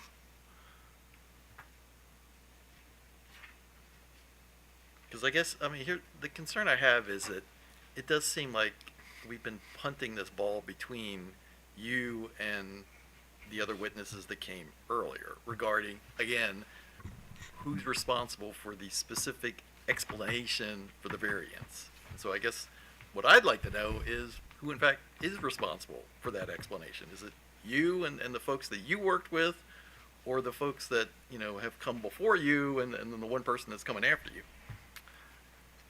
I would say I worked with the teams underneath each of those vice presidents to pull those responses together. Okay. And so I certainly worked with those folks to kind of get this information here. And so if she has questions regarding the words in the explanation box, you're the man.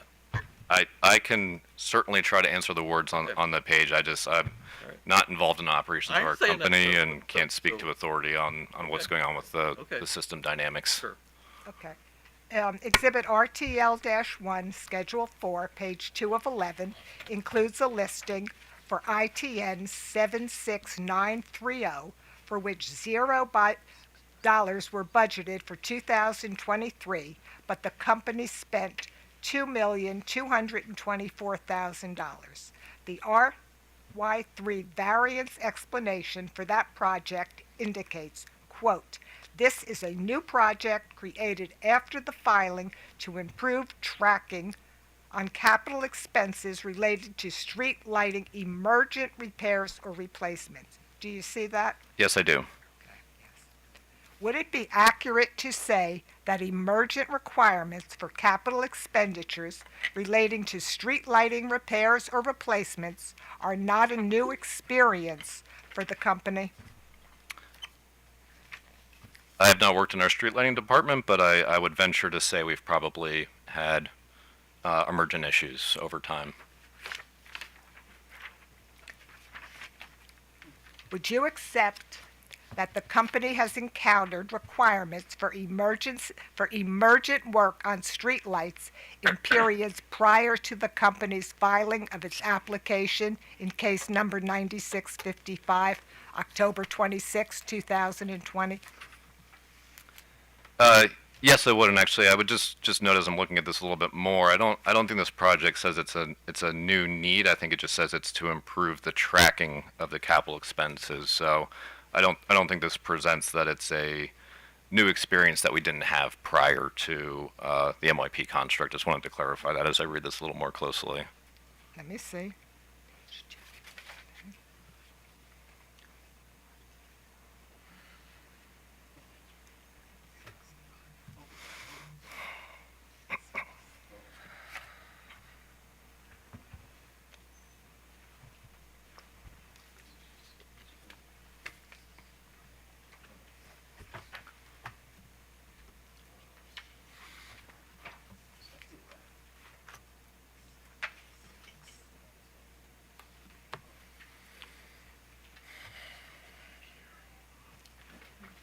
Okay, I'm looking at the words now. 76930, page 2 of 11, and I'm reading from your chart with my magnifying glass. This is a new project created after the initial filing to improve tracking on capital expenses related to street light emergent repairs or replacement, and the fourth word is new. Do you see that? That is correct. Okay.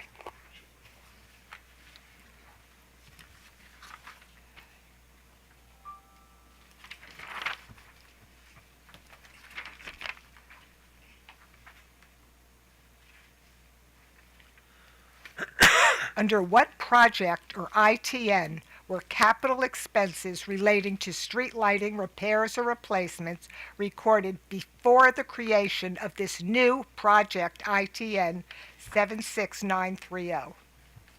I don't have that information here.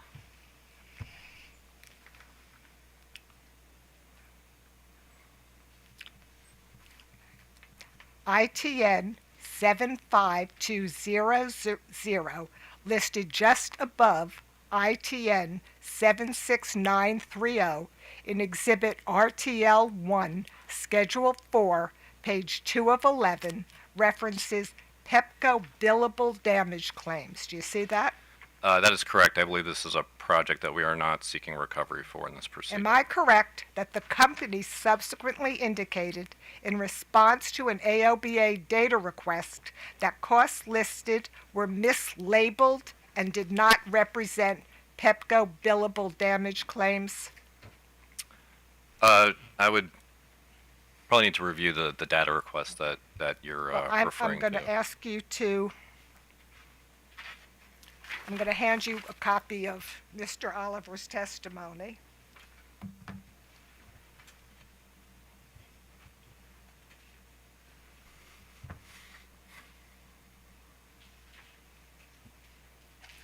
I know the witness gave it back to me, so.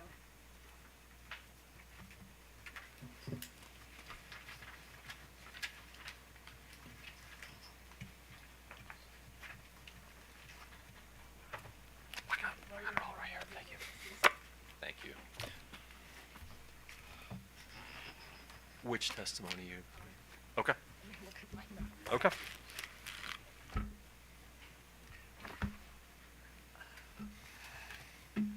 Let's take a look at Mr. Oliver's direct testimony, attachment B. Sorry, can you repeat the attachment? Okay, attachment B. B.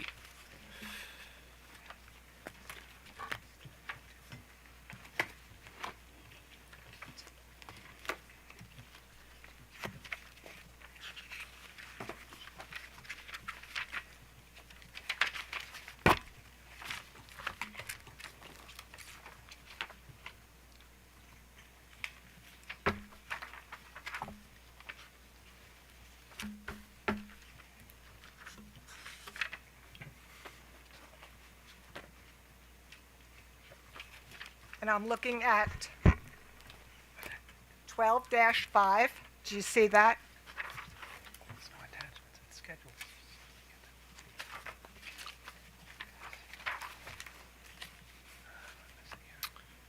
AOBA 12-5. Yes, I'm there. Okay. I'm looking to the company's response, and it says the ITN variance explanation states that the actuals are to capture damage claims and can vary each year based on damages caused by others. I'm going to quote, upon further investigation, it was noted that the 2023 actuals in this ITN are driven by the monthly accounting accrual process to record reimbursable capital work that has not yet been billed to a third party.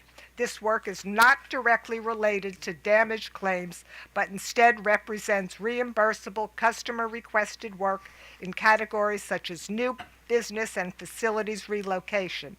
Pepco received no compensation and incurred no damage for ITN for 2023. Did you see that? Yes, I do. Okay.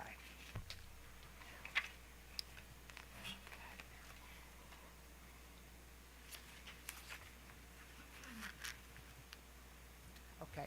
Let's just focus for a minute on the new business. How is this reimbursable new business any different from what you bill customers for CIAC?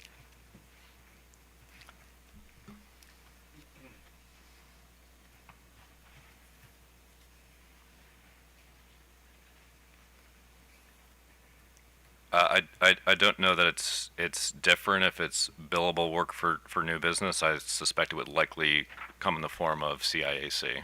Okay.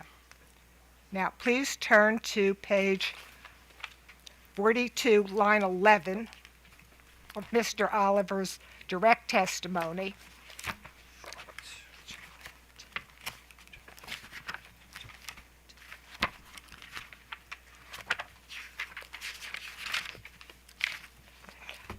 Through page 43, line 15. You want to just take a look at that?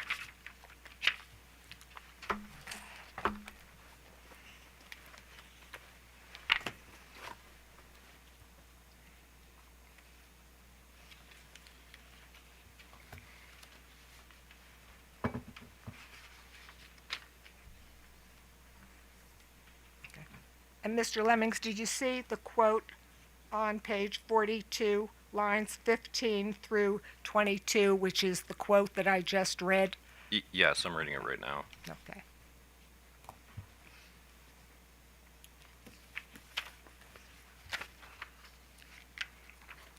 And then you said through page 43, line 11? Mm-hmm.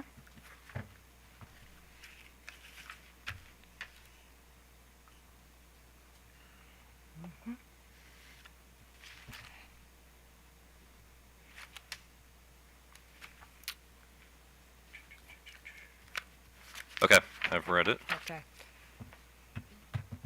Did you read Mr. Oliver's direct testimony prior to the filing of your rebuttal testimony? Yes, I did. Am I correct that there is nothing in your rebuttal testimony that specifically responds to the observations Mr. Oliver presents on these pages responding to billable damage claims? No, I don't think I purported in my rebuttal testimony to respond to every issue raised by AOBA witness Oliver, no. I will note here as I read this, he notes that the company, the commission must question why costs that are billable to third parties and for which the company has outstanding receivables are included among the budgeted costs for which Pepco seeks compensation through rates. And just want to reiterate the point I made earlier, that we are not seeking recovery for any costs related to this project in this proceeding.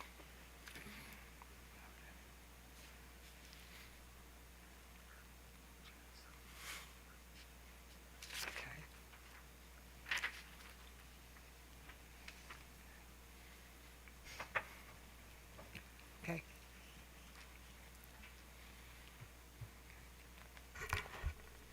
Under what project or ITN were capital expenses relating to street lighting repairs or replacement recorded before the creation of the new project ITN 76930? I believe I noted earlier I do not have that information. Okay, I'm sorry I repeated that.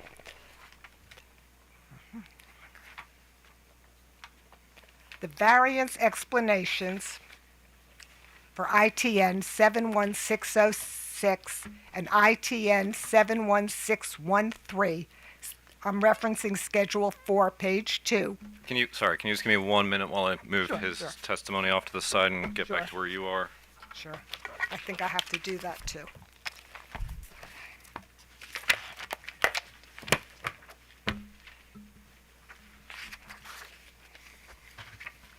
All right, we're on Schedule 4. We're on Schedule 4, page 2. Okay. I'll start my question over. The variance explanations for ITN 71606 and 71613 both reference emergent work. Would you agree that emergent work does not necessarily equate to emergency work?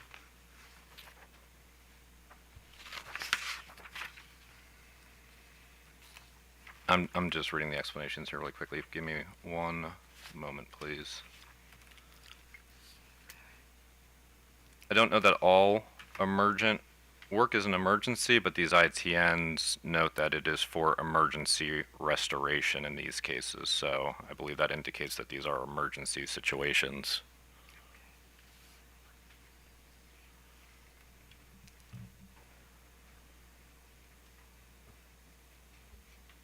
Well, actually, what it says is that I'm looking at 71606. This is emergent work, and actual spending will vary based on number of emergent projects.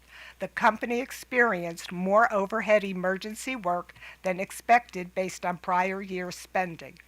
But it doesn't say that this specific project was emergency. It just says that the company experienced more overhead emergency work. It does not tie that to this specific project, correct? The project name is Pepco Emergency Restoration Overhead. I see that. So are you saying that this specific project number, 71606, that number was an emergency?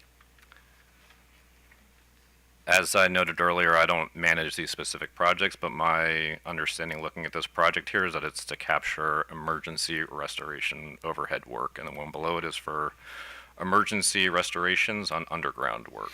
Okay, but again, in 71613, that says the company experienced less underground emergency work than expected based on prior years' spends, correct? That is correct. Okay.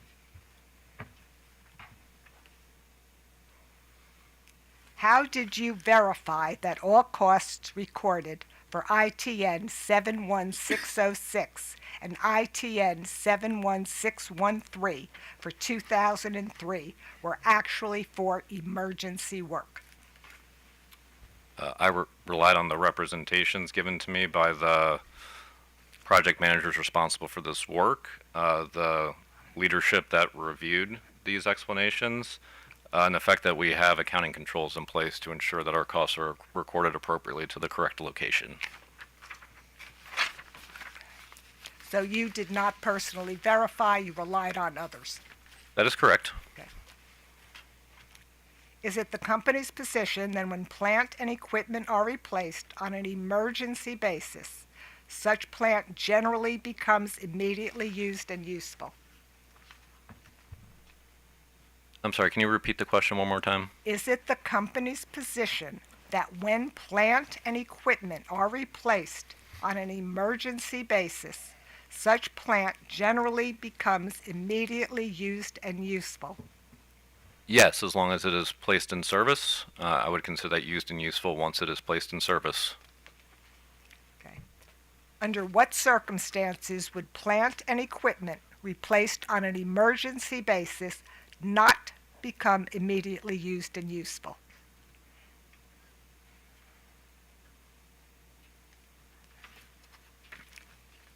I can't think of any, candidly. I'd say if we have an emergency, it's probably to restore an outage. And by virtue of bringing power back to that customer, it must be in service providing power to that customer at that point. It would be in service. I can't think of a hypothetical where we'd have an emergency where that's not the case. Am I correct that the entries on the line for ITN 71606 indicate that only $10,557,000, or a little over half of the $20.5 million that Pepco spent in 2023 on emergency restoration overhead under ITN 71606 is reflected in the dollar amount shown for 2023 plant closings? I'm sorry, I think you jumped schedules. Where are you looking, if you wouldn't mind pointing me there? Okay. Am I correct that the entries on the line for 71606 indicate that only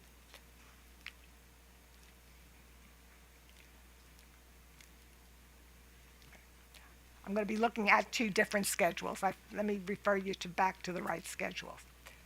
Please turn to the first page of Exhibit RTL-2.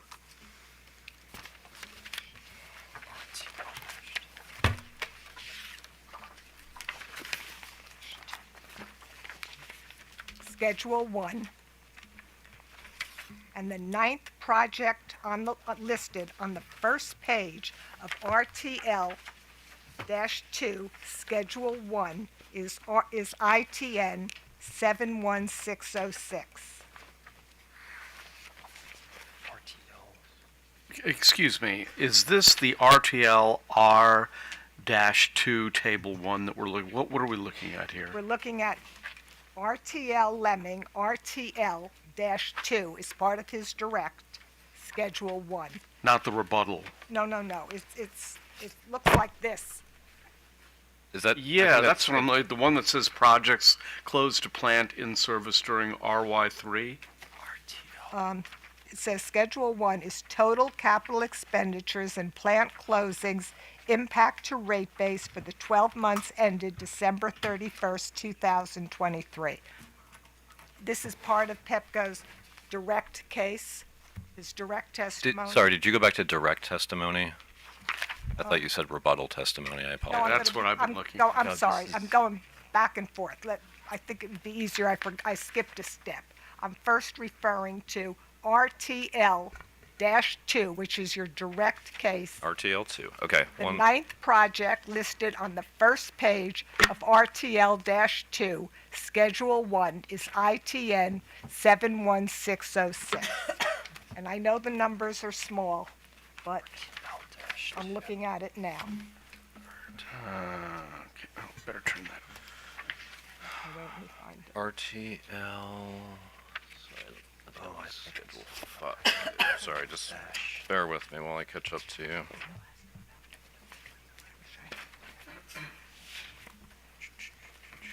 All right, RTL Schedule 2. You said the ninth line down.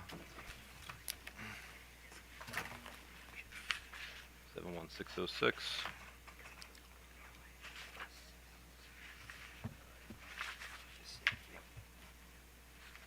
I'm going to, just for the record, I'm going to read that line so we can all see that we're in the same place.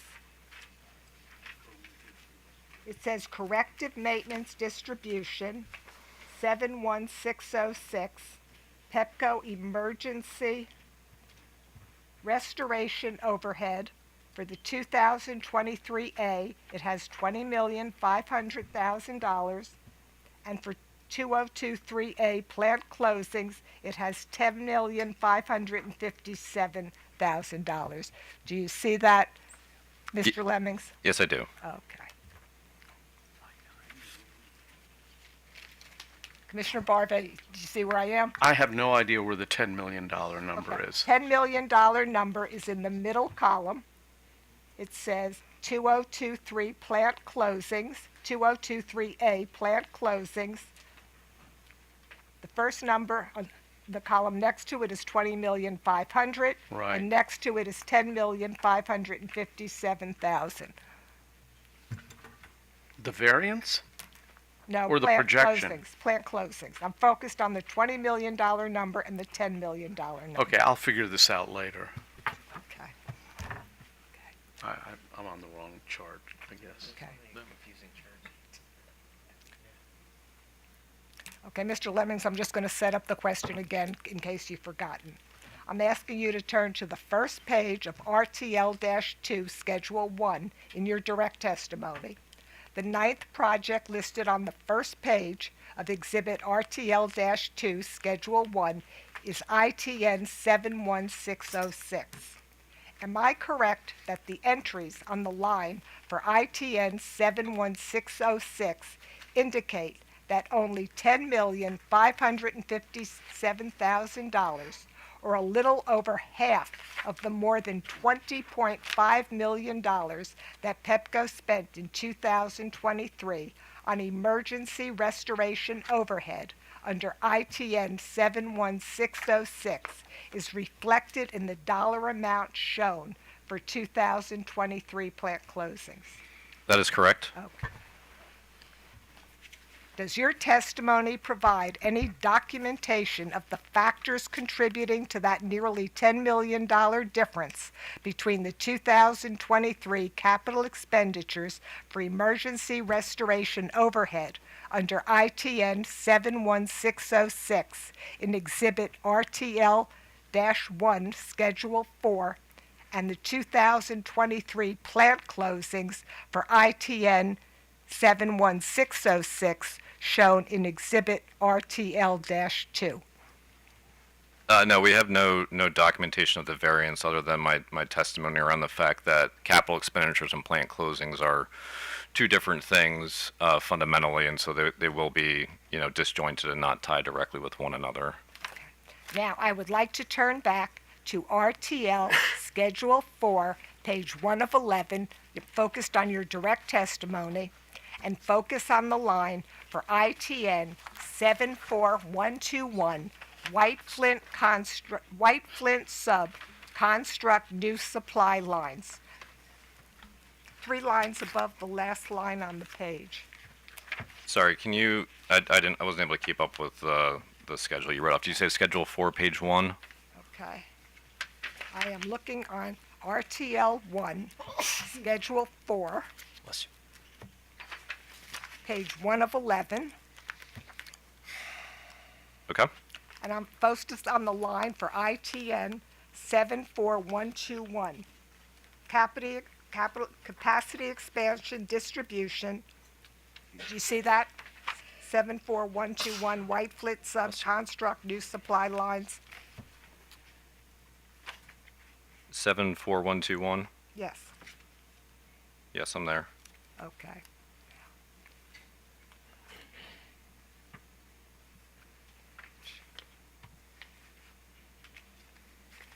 Okay. Your Honor, I'm going to have to pass out a cross-examination exhibit.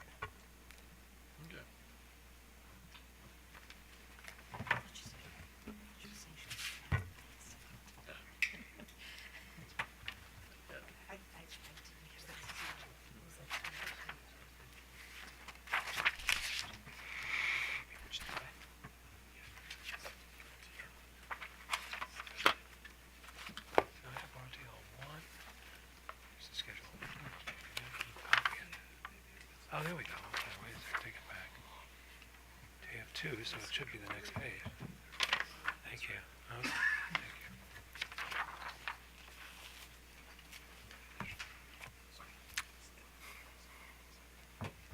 Oh, thank you. Oh. Yeah.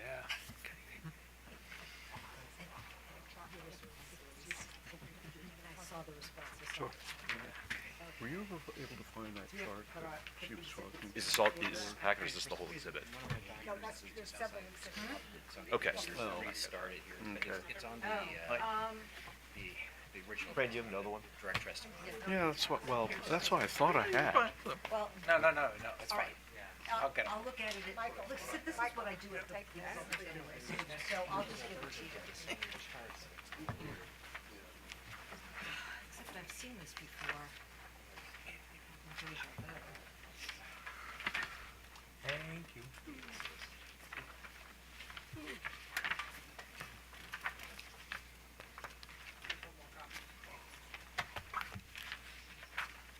Andrew, I'll just give it to you. He needs one? Yeah, I'll give it to him. This is what we're supposed to understand, and you can't even see it. These are the numbers. The headers are on the front. Boys, You should send them home and say, give us something we can work with. That's why you got glasses. Yeah, right. actually, there's a method to They won't tell us what, giving there someplace, I'm sorry. focus tonight. Insurance one. We'll find it later. Tomorrow. We'll still have things to do, but it'll be less, Yeah. it'll be more. But yeah, I'm trying to do this from home.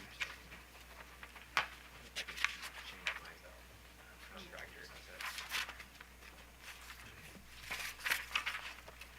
I'm going to ask you to take a look at the second page of that document. There are several cross-examinations documents in here. And that page it's a cover page from witness Stewart's testimony, R.S. Stewart, direct testimony, October 2020, introduced as Pepco-RSS, and I have a complete copy here for you or for your counsel. Now, for ITN, Your Honor, I would like to label this exhibit as AOBA 12. 12. 12 FR.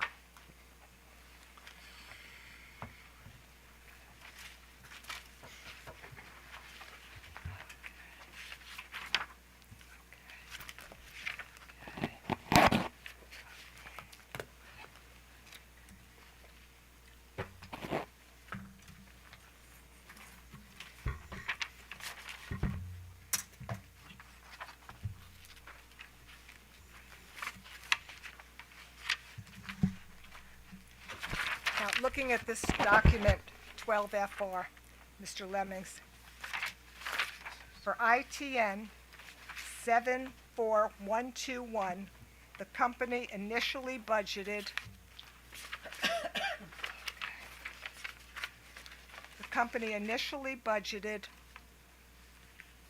$9,203,000 for 2023, as shown in witness Stewart's schedule RSS-1, page 48. However, the company's reported actual 2023 expenditures were $12,345,000. And I'm looking at your I'm looking at your rebuttal exhibit RTL 1, Schedule 4, page 1 of 11.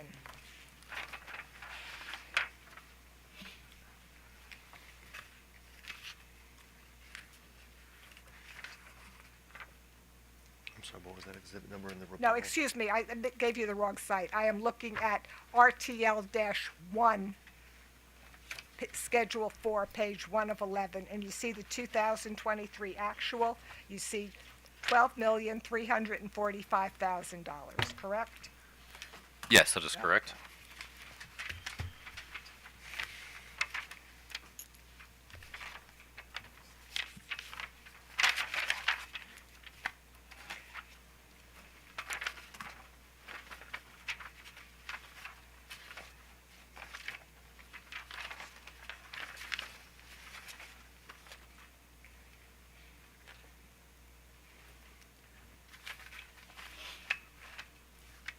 On the line for ITN 74121 in Exhibit RTL-1, Schedule 4, page 1 of 11, am I correct that the far right-hand corner under the heading RY3 explanation, we find the company's variance explanation for that ITN? I'm sorry, did you ask if that's where you'll find the variance explanation? Okay.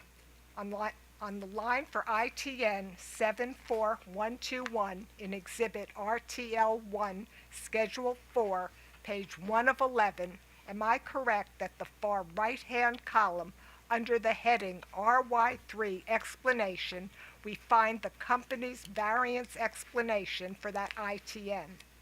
Yes, that is where our variance explanation is. Now, does the RY3 explanation for ITN 74121 state, in response to the Commission's order in 2021, this project was deferred for 1.5 to 2 years, resulting in the variance? Yes, that is what the variance explanation says. Am I correct that nothing in order number 89868 specified a time period for deferral of this project? Your Honor, does the council have a copy of Order 89? What was the order number? Yes, I do.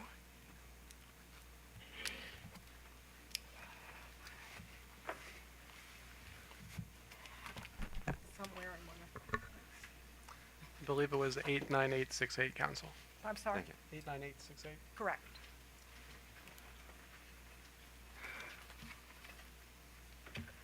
Do you need to say it? As long as the witness has it.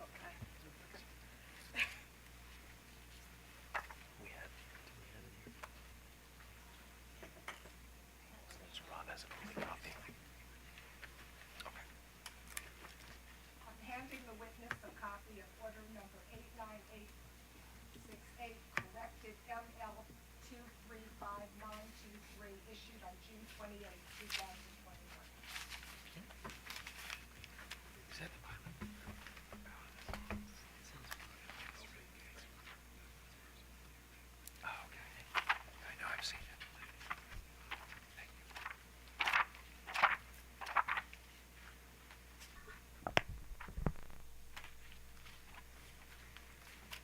And it might make it a little easier if I referred you to page 94, paragraph 227. You may just want to I was take a at look at that. 91. I was getting close to there. Okay. Sorry, 94. And Your Honor, I passed that paragraph 227 at page 94 out as a cross-examination exhibit with an earlier witness. I just can't remember which one at the moment. It is marked as an exhibit, I think for witness Young.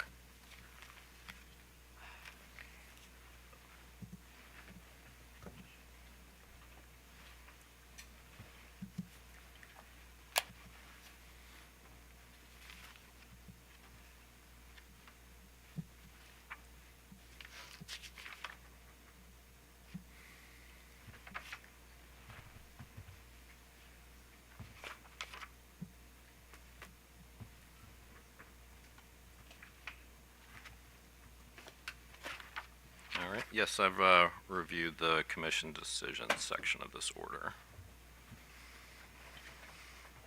And there's no time period for the deferral of this project? That's correct. And actually, the commission said Pepco must make the decision whether to proceed with these projects or not, leaving it up to the company to exercise its judgment as. Okay, and the first part of that quote in paragraph 227 on page 894 states, the commission will not pre-approve Pepco recovery of future costs associated with the substation projects during the MRP. That's how that paragraph begins, correct? Yes, that is correct, and we're not seeking recovery of these at this time. Okay. Can you point the commission to the evidence the company has presented in this proceeding that addresses the commission's concerns regarding the confidence that can be placed in Pepco's forecasting? I'm not the witness responsible for the company's forecasting, so I can't point to that in my testimony anywhere.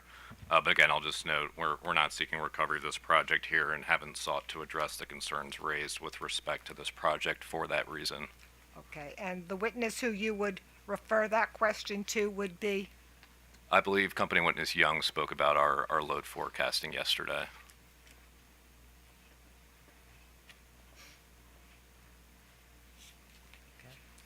Can you identify for the commission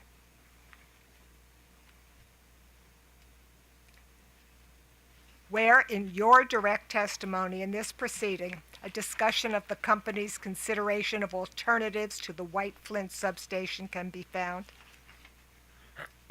No, and I will just reemphasize that we are not seeking recovery of this project, and so we did not present in our direct testimony any evidence to support the prudency around this project because we were not asking for recovery of it at this time.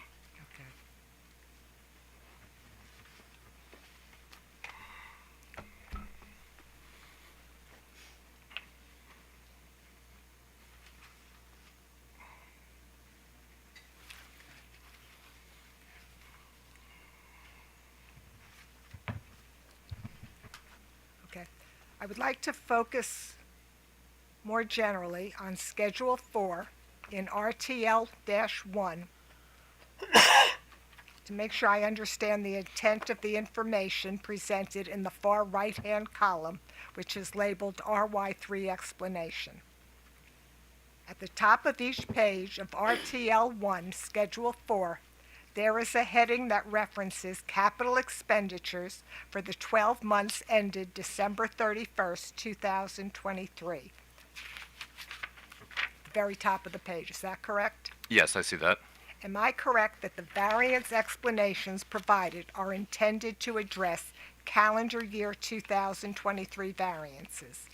For capital expenditures, yes, that is correct.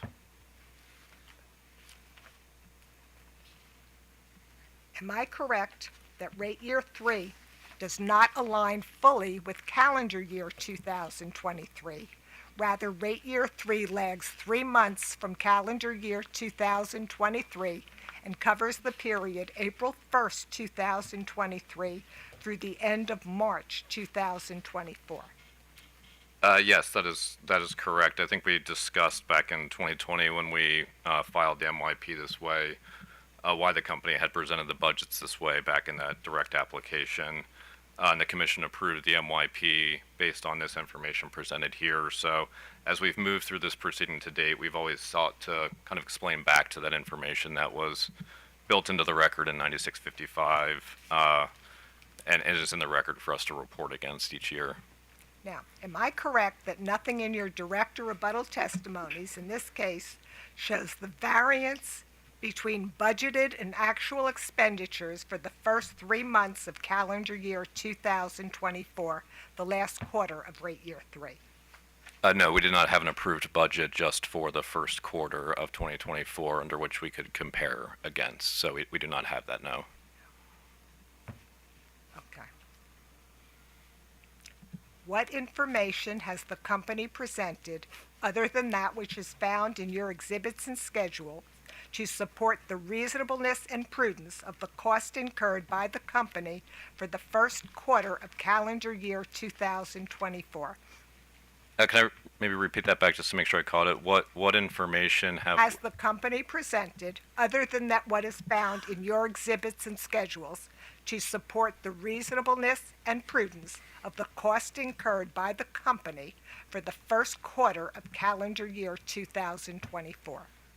So I think company witness O'Donnell kind of laid out how we kind of think about prudency, and you heard from her yesterday. Yesterday, I believe it was. Yes. And talked about we think there's a couple, and I'm trying to paraphrase her testimony here. So hopefully I'm getting it generally correct. But we view it as, did we make a reasonable decision that I think a reasonable management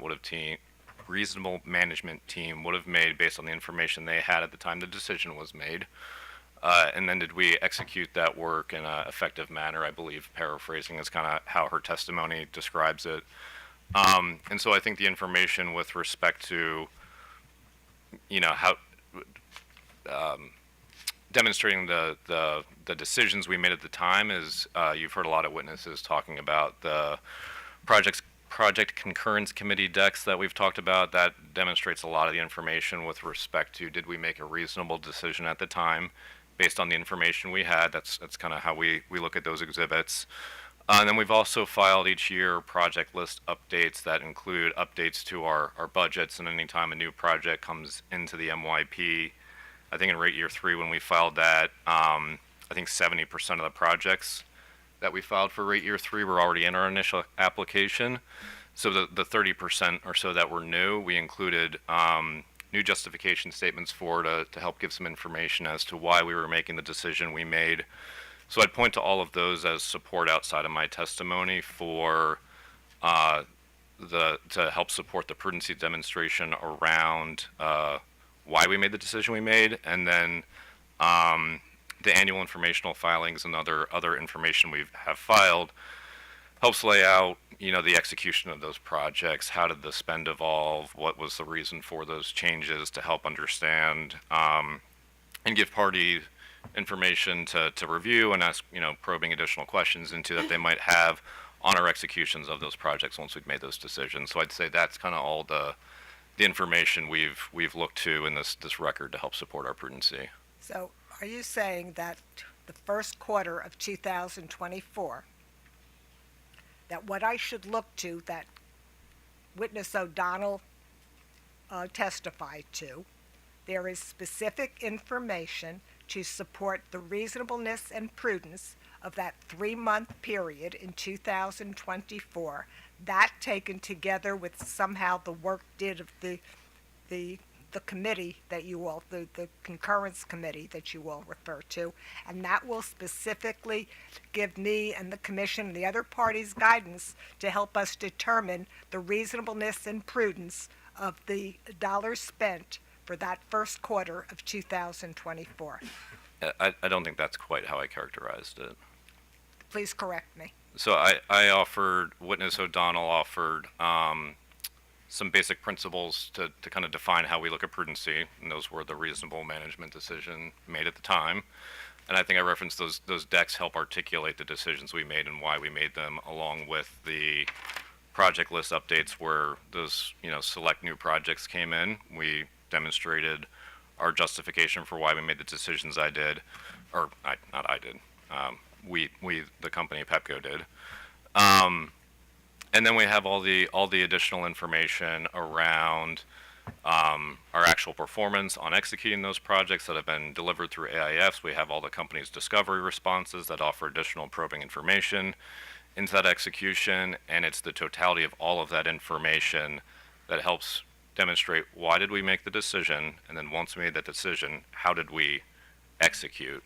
I think all of that collectively is what we are looking to say helps support our demonstration of prudency. Okay. I'd like you to focus on the line for Pepco declared storms, ITN 68148, which is also on page 2 of Schedule 4 in RTL-1. Okay, sorry, can you repeat the ITN number? I had to flip to page 2. 68148. Okay, I'm there.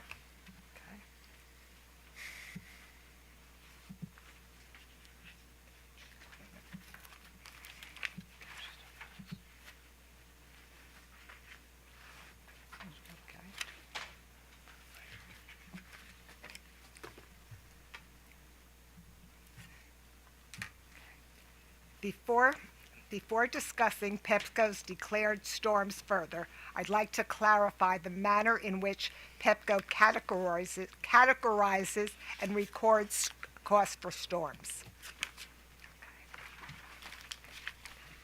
According to the entries in RTL 1, Schedule 4, page 2 of 11, for ITN 68148, Pepco had no budget for declared storms for 2023. However, the company spent over $15 million for ITN 68148 in 2023. Is that correct? That is correct. Am I correct that the company has provided no evidence of its efforts to identify a normalized annual expectation for expenses associated with minor declared storms?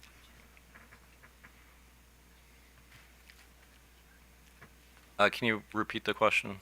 Am I correct that the company has provided no evidence of its efforts to identify a normalized annual expectation for expenses associated with minor declared storms? For minor storms specifically, and you're talking about capital expenses, I presume? Yes. To identify a normalized annual expectation. I don't see it here, certainly on this page. I can't speak to whether any of our witnesses, back in the direct in 9655 presented that or not.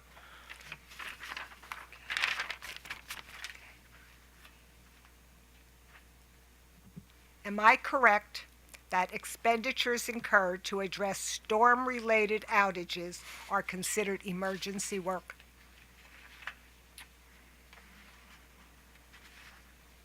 Is spend required to restore outages, is that considered emergency work? Am I correct that expenditures incurred to address storm-related outages are considered emergency work? Am I correct? I mean, I would certainly consider it an emergency to get folks back in service when we have a storm.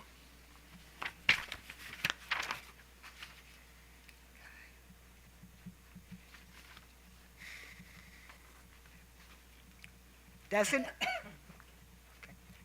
Pepco also charge elements of its emergency work to other ITNs? Sorry, can you repeat the question? Doesn't Pepco also charge elements of its emergency work to other ITNs? For example, The RY3 explanation for ITN 71427, Schedule 4, page 3 of 11, indicates this project is classified as emergency corrective action. Yes, that's correct. And I think as we noted before, we have the two emergency ITNs that appear just below the storm one. I think this one is just for declared storms as it's named here.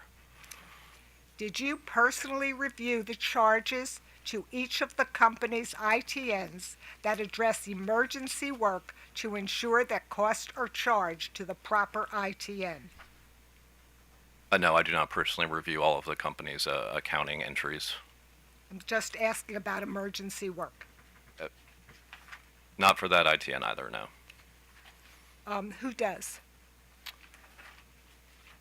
I'd say our accounting team, the project management folks, and folks charging time into those reviews them. We have robust accounting controls, as I mentioned before. We're audited annually by our independent auditor.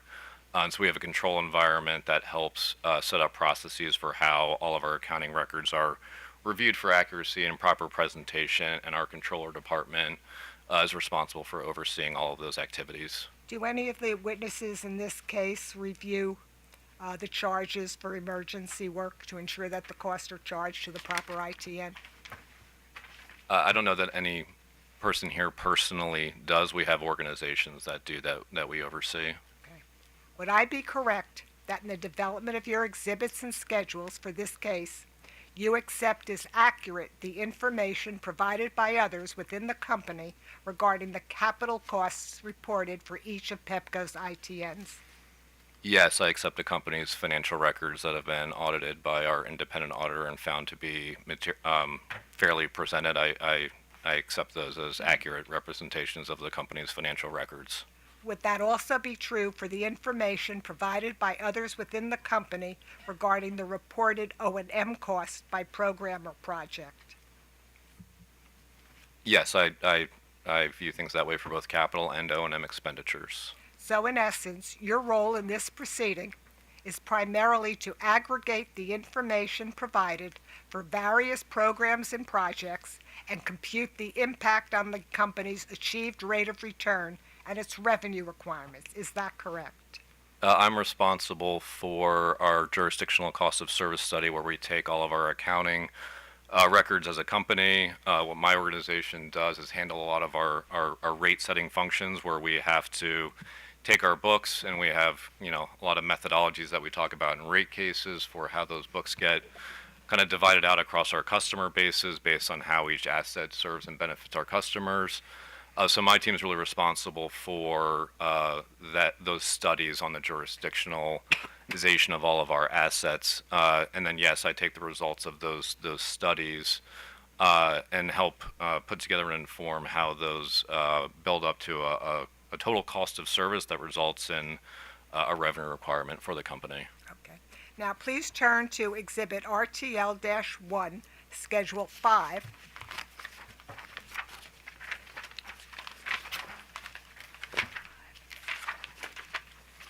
And take a look at the last page. You said the last page? Yes, correct. And there's a note at the bottom of the page, and the note reads, "Note, Maryland distribution allocations represent approximations based on existing allocation methodologies. Final allocated amounts may vary once a project is finalized and put in service." Is that correct? Yes, that is correct. What this is noting here is that these amounts are all reflecting capital expenditures.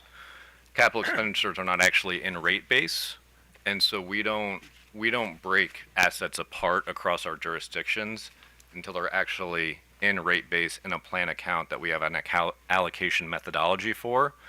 And so we've tried to apply a lot of those methodologies to the capital expenditures, but they're not in rate base yet because they're not completed quite often. And so we're kind of approximating what it may look like once these projects close into service and we seek recovery of them. That's what we're trying to denote there with that footnote. So it just may change as we get to the point that they're placed in service. Where in the record of this proceeding has the company documented the final amounts allocated by project for rate year 3, not 2023, rate year 3, to support the company's requested rate determinations in this proceeding. That is in the often asked about RTLR2 schedule that shows the projects that we have closed and placed into plant and service during this proceeding. So the answer is that the final amount allocated by project for rate year 3, not 2023, are in RTL-2. RTLR-2. RTLR. We Okay, let me get to that.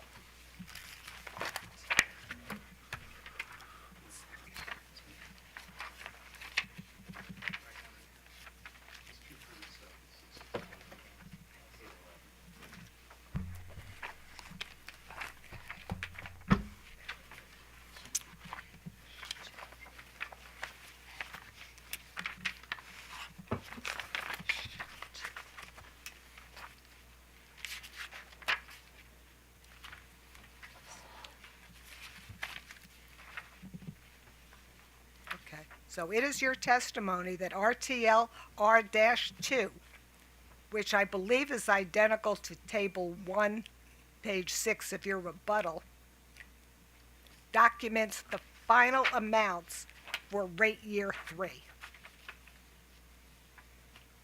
Yes, these are the amounts added to plant and service during rate year 3. Yes, if I captured that correctly. Now, Your Honor, I'm going to refer you to the cross-examination packet I handed out earlier.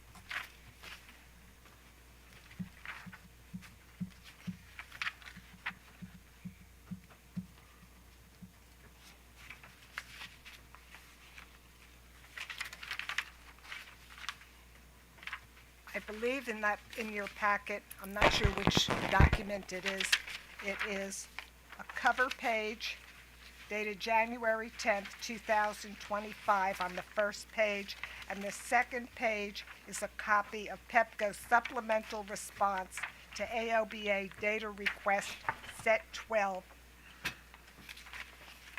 question 10. Excuse me, there is no cover page on that.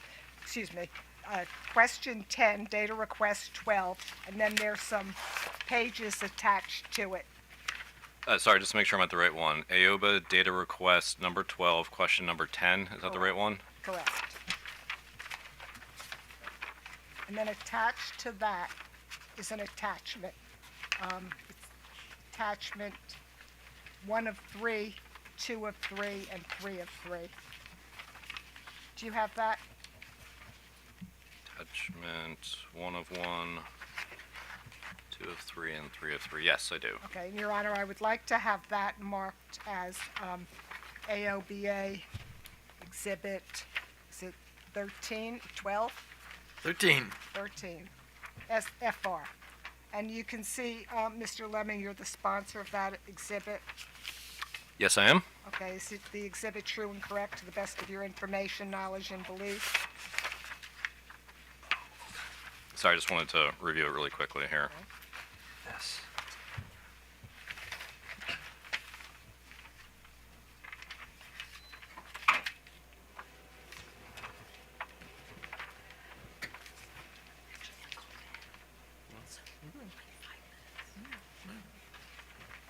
Okay, sorry, yes, I've reviewed this, and yes, I believe it is accurate and true. Okay. Am I correct that you were recently added as the sponsor of this data request response? Yes, it looks like it says it was updated in January with me as the sponsor. January 10th, 2025. Yes, that is what Did it you indicates. prepare this response, or was it prepared under your direct supervision? It was prepared under my direct supervision. Am I correct that the only difference between this supplemental response and the company's original response to AOBA data request set 12, question 10, is the addition of your name as a sponsor? I believe so. Okay. Did you review the initial response to AOBA data request set 12, question 10, before it was sent to AOBA? Yes, I did.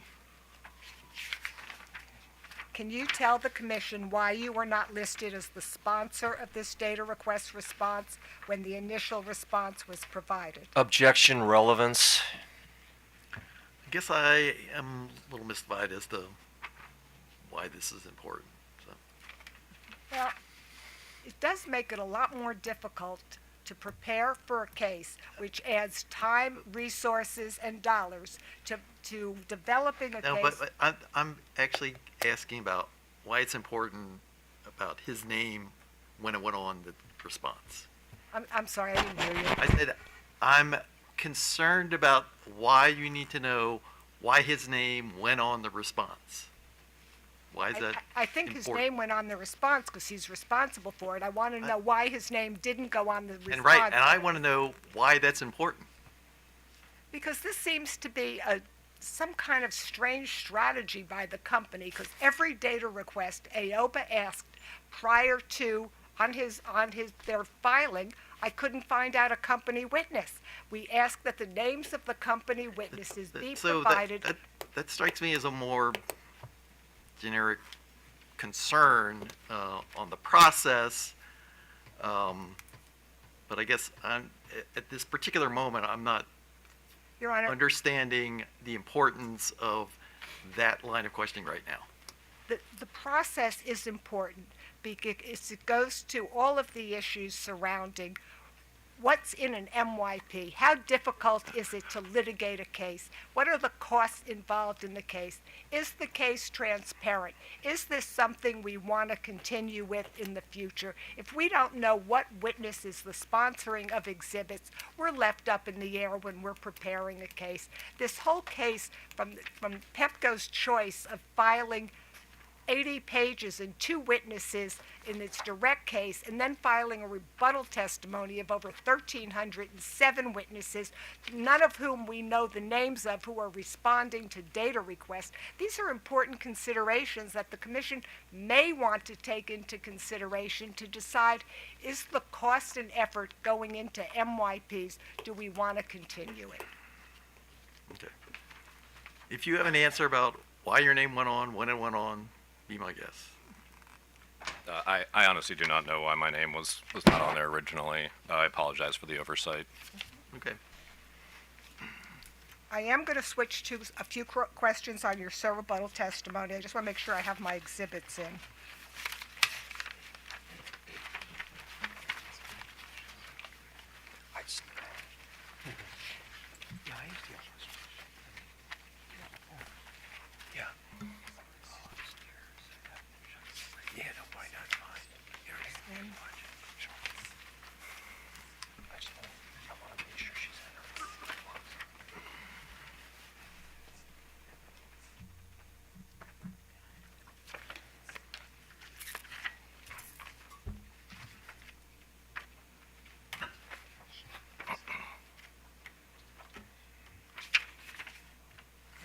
In your packet, Mr. Lemmings, you also have a copy of the company's response to AOBA data request 13-19.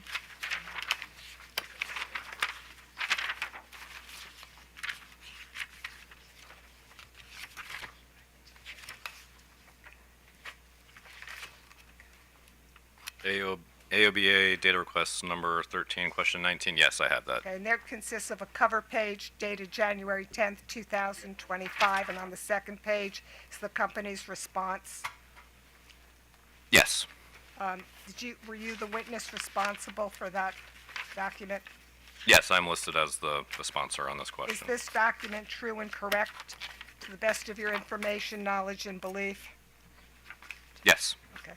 Your Honor, I would like to have the company's response to 13-19 marked as AOBA Exhibit 14FR. So marked.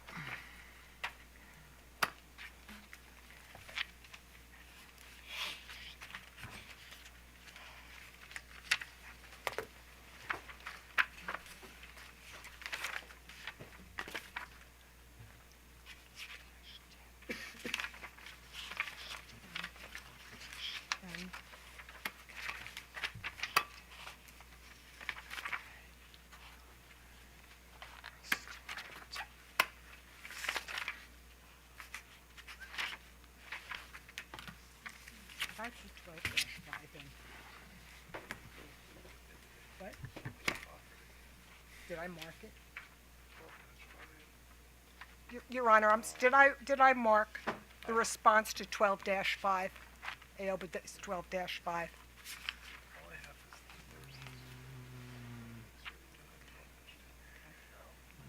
think you.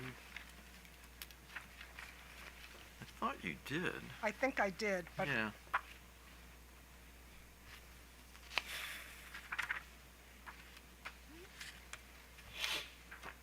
I think I did. I'm going to move on. Yeah. All right. I don't think you did. I didn't? I don't have it. Okay. If I didn't, just to be sure. Now I'm going to mark, do you have the document, the company's response to AOBA 12-5? I read that though.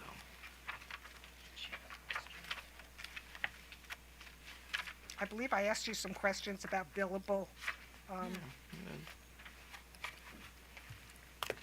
new business. I'm sorry, can you repeat that? Did I ask you questions about AOBA data request 12-5? Yes, I believe this was the first one that you asked me questions about. So I must have marked it. I don't Okay. have it. Okay, just in case I didn't mark it, I'm going to mark it again. I'm sorry, Your Honor. Sure. No, it's fine. So 15 FR. 15 FR. May be in there twice. You got Okay, now I'm going to move to some cross on your rebuttal. So which one? DR 12-5. Oh, my goodness. What the- Yeah, no. Actually, I think it was marked as 12 FR. Okay, then So- let's scratch so, that. right, Let's not so- mark it again. Thank you. No, no. Yes. So yeah. Okay. Yeah. No, no. That's right. Do we have 13 yet? I don't know why I wrote. Yeah, I marked. Yeah. So Well, we're actually. Stewart's testimony, the first page of Stewart's testimony, counsel has his 12 FR. That's what I thought. Yeah, Oh. I think we better mark it again. Okay. All right. 15 FR. Okay. All right.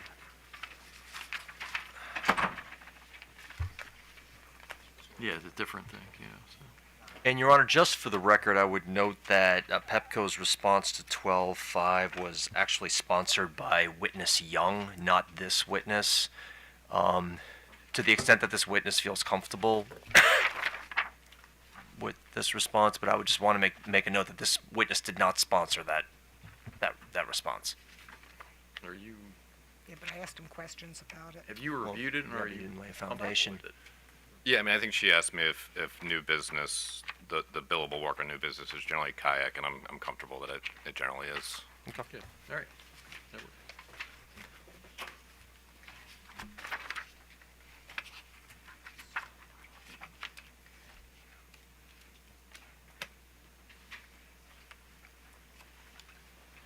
I'm just getting your rebuttal testimony.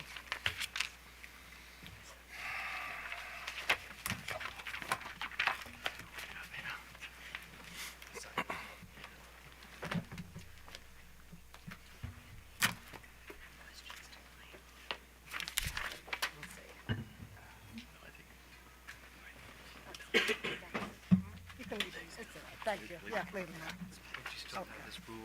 Now, I'm going to ask you to please turn to your rebuttal testimony.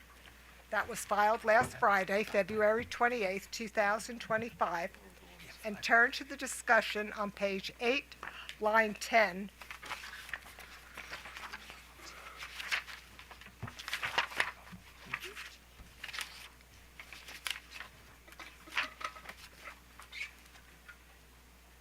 In that discussion, you purport to compare prudency review processes for this case and for a traditional rate case.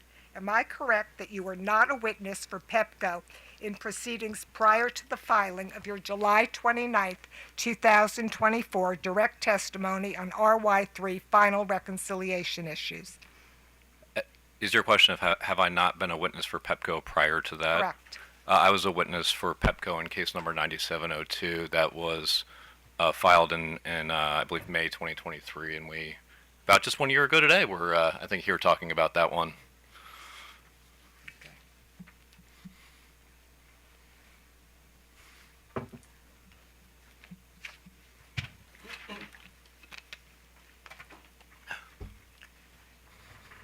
When Pepco's initial application in case number 9655 was filed in October 2020, you were employed by BG&E, is that correct? Sorry, was the date July of 2020? In October of 2020. I'm looking at your... 20. Yes, I was employed by BGE at that time. Yes, that is correct. Sorry, I have to think about the years. They all blend together.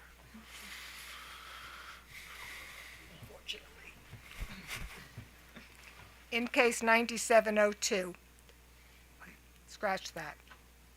Can you identify for the record the prior traditional rate cases in which you have presented testimony on plant accounting or revenue requirements issues before this commission? I have not been a witness, but I was intimately involved with a number of rate proceedings at BGE, supporting witnesses like BG Witness, Bajos, Kuzami, and framed for those proceedings through the roles I had at those companies. Okay.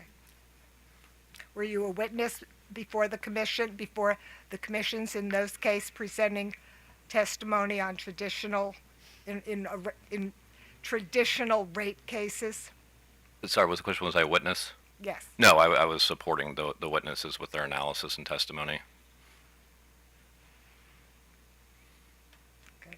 So just to be clear, with the focus only on traditional rate cases, you have never testified on plant accounting. In other words, accounting for plant from CWIP to rate base or revenue requirements issues in a traditional rate base proceeding. Is that correct? Objection, Your Honor. This has been asked and answered. I think he has answered it, yeah. I would note I was a witness in DC and the case there, we had a traditional rate case that I was the witness on, though. I'm sorry, I didn't hear. The DC MYP that was filed last year, I was the revenue requirements witness on the traditional rate case that was in that proceeding. In the MYP proceeding. There was a traditional rate case in there as well. That the commission ordered the company to put testimony on after the MYP was filed, correct? Yes, that is correct. Okay. Now, have you ever served as a witness for a regulatory commission staff or a rate case intervener who is charged with reviewing the prudence of a utility's actual expenditures under a multi-year rate plan where rates were set based on projected costs? I have not been employed by a staff or an intervener in a rate case, no. And I'm correct, you're not a CPA, correct? That is correct, no, I'm not. Is it your testimony that the information provided in the 13 pages of your written direct testimony in this proceeding and schedules attached to that testimony was sufficient in and of itself without substantial additional discovery to enable another party or the commission to render a determination regarding the prudence of Pepco's 2023 actual expenditures and claim plant additions?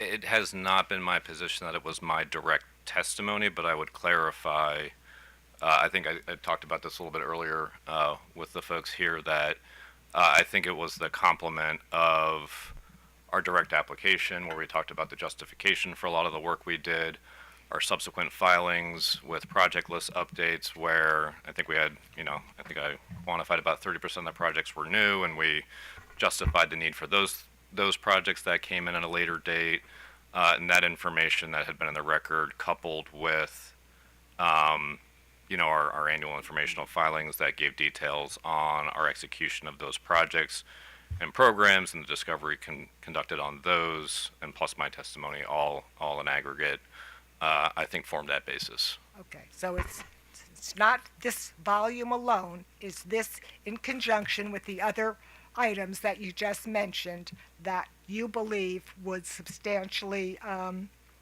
show that your expenditures were prudent? Yes, all of the evidence in 9655 going back to October 2020. Would you accept that representation that in a traditional rate case, they're generally set on the basis of historical cost with possible adjustments for known and measurable changes? Yes. By contrast, in this proceeding, case number 9655, rates were set on the basis of projections of costs where the actual cost the company has subsequently reported for numerous projects are now found to be significantly different than Pepco initially presented cost projections. Is that correct? I'm sorry, can you repeat that question one more time? In this proceeding, case number 9655, rates were set on the basis of projections of costs where the actual cost the company has subsequently reported for numerous projects are now found to be significantly different than Pepco's initially presented cost projections. I don't know that I would use the word significantly. I mean, as we look at the revenue requirement over the course of the MYP, I think we've talked about we came within 2% of the overall revenue requirement for the MYP over that period. And so I think there have been, variances along the way, but in the aggregate, I don't know that I would characterize that as significant. Now, I'd like to turn to your discussion on page 7 of your rebuttal testimony.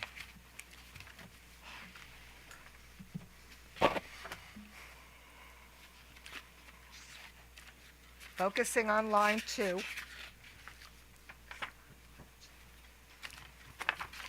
And this is the discussion of the scope of the prudency review that starts at page 7, line 2 of your rebuttal. Would you agree that the review of the prudence of Pepco's claim plant additions by project in this proceeding involves more than just a review of the company's 2023 capital expenditures?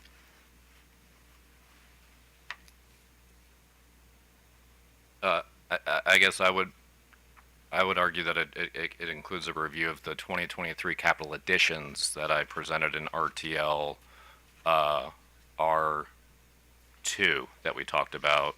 Not all of the 2023 capital expenditures need to be reviewed for prudency because they don't all represent completed projects.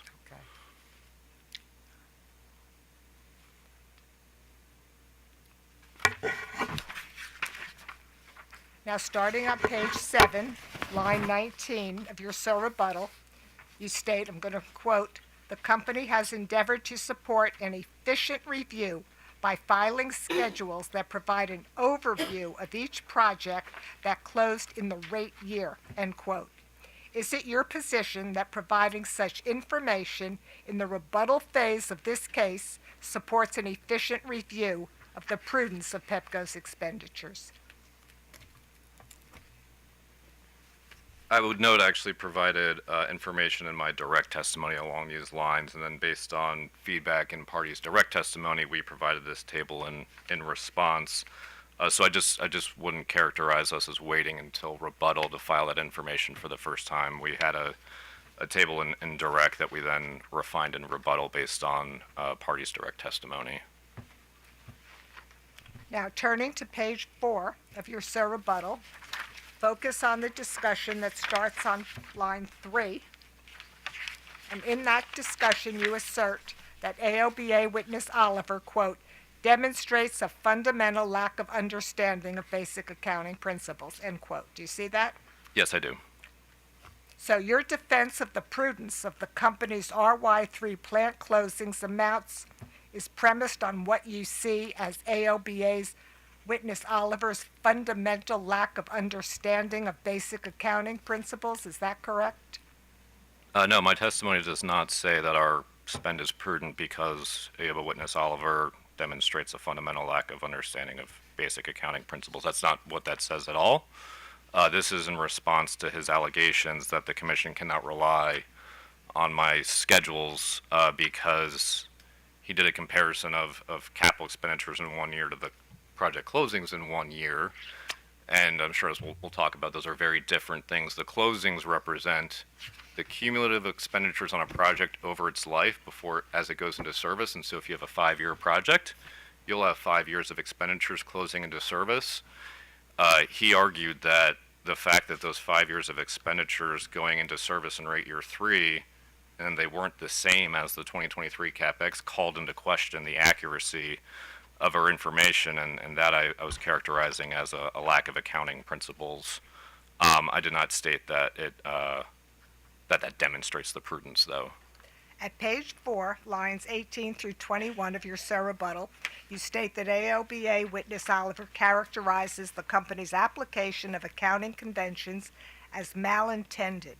Would you please point to the specific language in witness Oliver's testimony that you reference, which you claim that he characterized the company's actions as malintended? I'm sorry, can you, I missed the page and line reference as you started the question. Can you repeat that? Page 4, lines 18 through 21.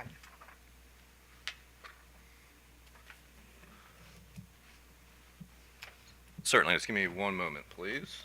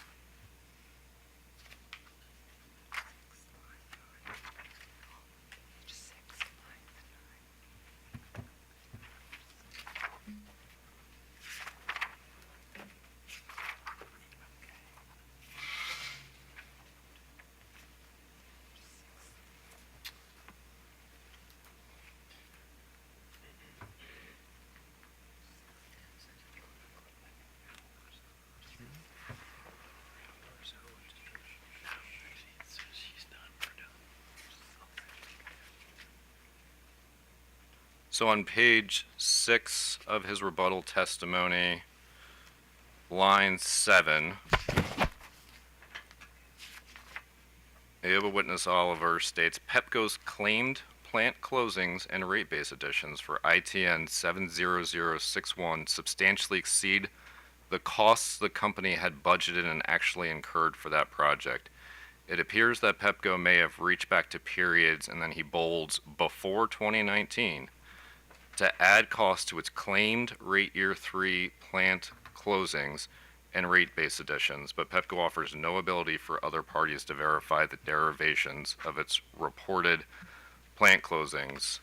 And I found this to be asserting we were taking actions because we were not. First, I will say we do not derive our plant closings as a calculation. They are sourced from our general ledger, as I discussed. But the notion of us reaching back in time, to me, connotates an intentional action that the company has taken to do something here. And that is no more than just an accounting principle that once you finish a project, you move the cumulative expenditures from FERC account 106 down into 101. And so I took his characterization of us taking an action to reach back in time before some bolded period as an indication that we were doing something, that I interpreted to be sneaky or malintended in doing so. But he never suggested malintended, and he forgot the last part of the sentence, and there's no ability for other parties to verify the derivations of the reported plant closings, and I believe that's been established throughout this proceeding. So there's no malintent stated by Mr. Oliver. He's just stating that the parties can't verify the derivation of the plant closings. And again, they're not derivations. They are accounting entries that we provided with our books and records. And I noted his testimony describes us as taking an action to reach back in time. So that's my interpretation I've offered of his testimony.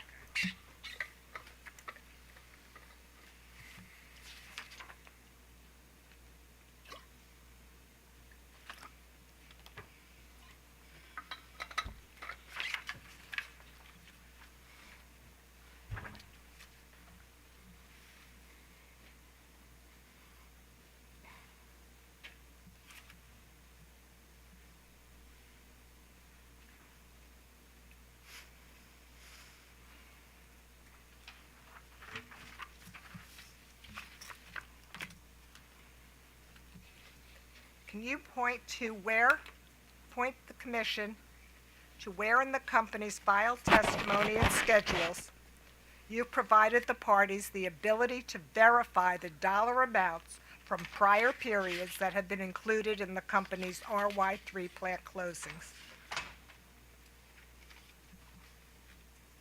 I'd say when we filed case number 9655, I think in discussion of that project, I noted for all of the projects that were in that that filing, we had started reporting the annual capital expenditures as of 2019 because that was the historic test year in that proceeding. Which filing did you reference? I'm sorry, I didn't get it. You just referenced a filing. I didn't hear what you said. Our direct application in case number 9655. So I think you provided me a copy of RSS Schedule 1 or Right. the cover page to that exhibit. Okay. That exhibits our actual CapEx going back to 2019. And then we had provided exhibits in that proceeding where we demonstrated projects that might have been going on before that period and what the spend was on those projects.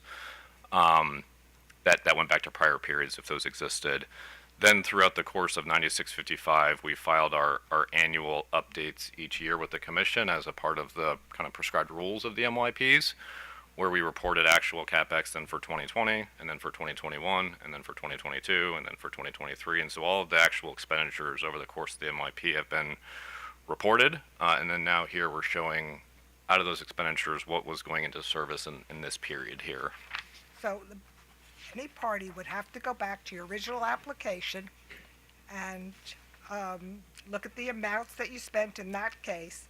Then they'd have to look at all of your annual updates for all the years up till now and take a look at what those numbers are, and then take that together with your plant closings in this case in order to come up with some verification of what the prior period amounts that have been included in your RY3 plant closings. Is that correct? Yes, that's correct. And I'll just note, I think we're all learning through this process, and I've been listening for the past 2 days and hearing a lot of the challenges that I think folks are kind of articulating with reviewing things. We've tried to, follow the spirit of the orders that we've seen from the commission and provide the information required. And I think we've been learning over time and trying to provide more information. Commissioner Suchman had asked me about a year ago if we could give a schedule showing all the closings. So we've shown that here now to try to give that level of transparency and information into the process. And I think perhaps another thing we might be able to do is to kind of help give that build up maybe of the expenditures as well going forward as an enhancement to the process. Okay.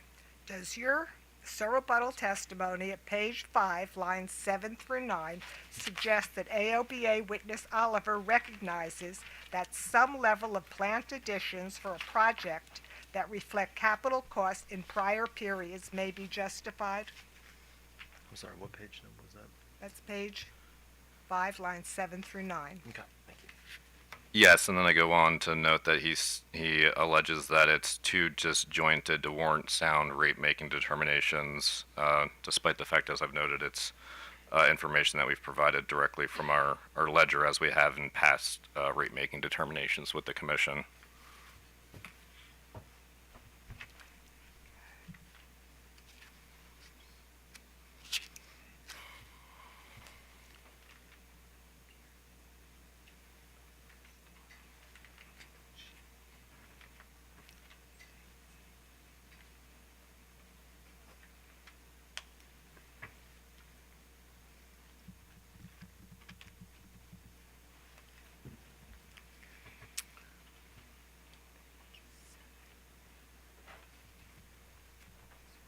Testimony.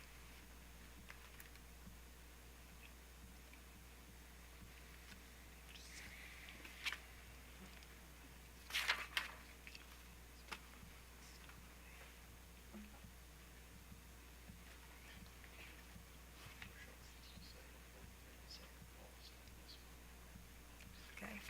Would you take a look at Mr. Oliver's rebuttal testimony? I'm looking at page 7, line 16. And I believe at that line, Mr. Oliver states, some inclusion of plant closings for a project of capital cost incurred in prior periods may be justifiable. However, without the ability to justify to verify the reported plant closing amounts. The Commission should question the composition of the dollar amounts Pepco reports as plant closings in its RY3 final reconciliation filing. Do you agree that that's what that says? Yes, and I agree that's what that says, and as I've noted, we provided all of our general ledger reports that built up the plant closings amount to give that verification, and so I think my testimony is around his statements that we haven't given any verifiable information, even though we've given all of our plant records. Looking at your testimony at your rebuttal at page 5, lines 7 through 9, is the section we just read what you were referring to on that page and in those lines? Yes, it is. Can you point the Commission to the specific information you have provided in your direct rebuttal that would enable the Commission and the parties to verify the dollar amounts of prior period capital expenditures that you have included in the RY3 plant closing amounts in your schedule RTL R-2 and Table 1, pages 6 through 8 of your rebuttal testimony? I will note it is not in my direct testimony because our general ledger extracts are extremely voluminous documents. Or rebuttal. So I'm just looking, I think we had a data request where parties asked for all of our work papers. If helpful, I can try to find the data request, and we noted they were all available on eBridge for review. My question went to your direct rebuttal testimonies that would enable the Commission and the parties to verify the dollar amounts of prior period capital expenditures that you have included in the RY3 plant closing amounts in your schedule RTL R-2 and Table 1 of your rebuttal, pages 6 through 8. Yes, so it would be the electronic work papers that were provided on eBridge to all the parties. As I mentioned, the underlying information is voluminous accounting records that needed to be provided electronically. Now, please turn to your rebuttal testimony at page 2 and 3.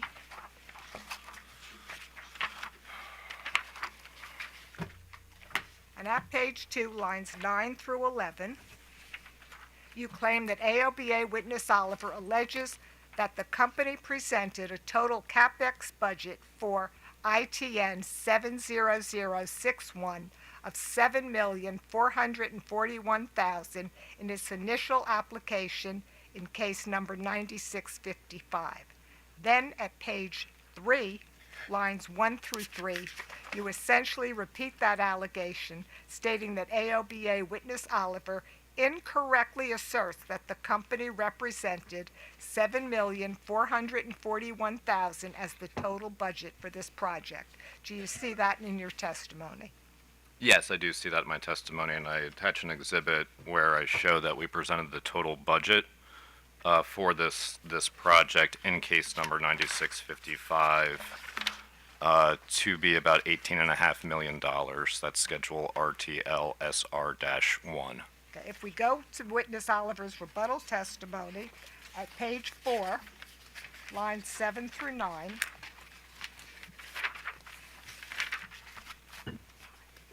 would you accept that witness Oliver's rebuttal testimony at page 4, lines 7 through 9, only describes the referenced $7.441 million amount as the total identified cost for that project as detailed by Pepco witness Stewart? Yes, I agree that he identified where he got the source of his number from, and then I responded that he didn't look to the other source where we provided the full budget for the project. Is it your position that witness Oliver's reference to total cost identified by Pepco witness Stewart is incorrect?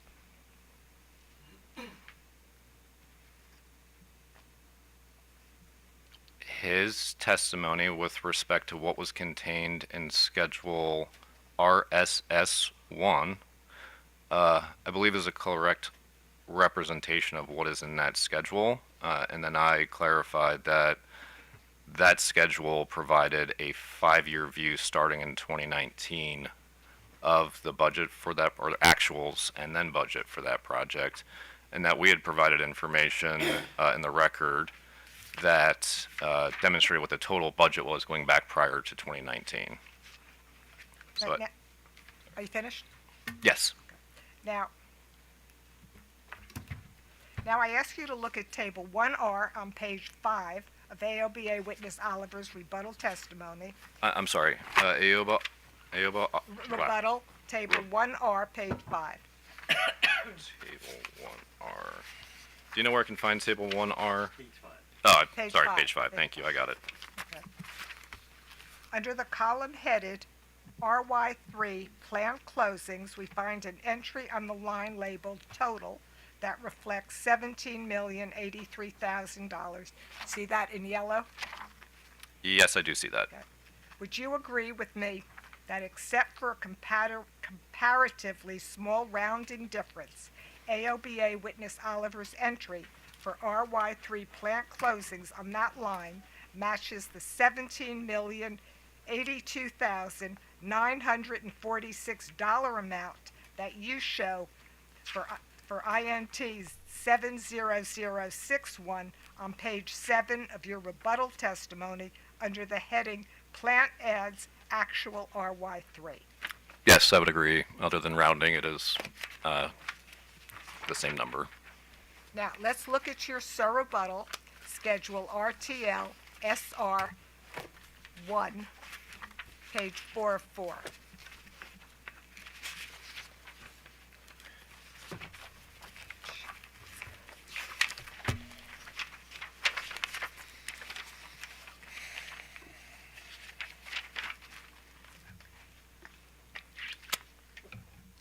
Am I correct that the data in the project cost summary shown in RTL SR-1, page 4 of 4, are for ITN 70061?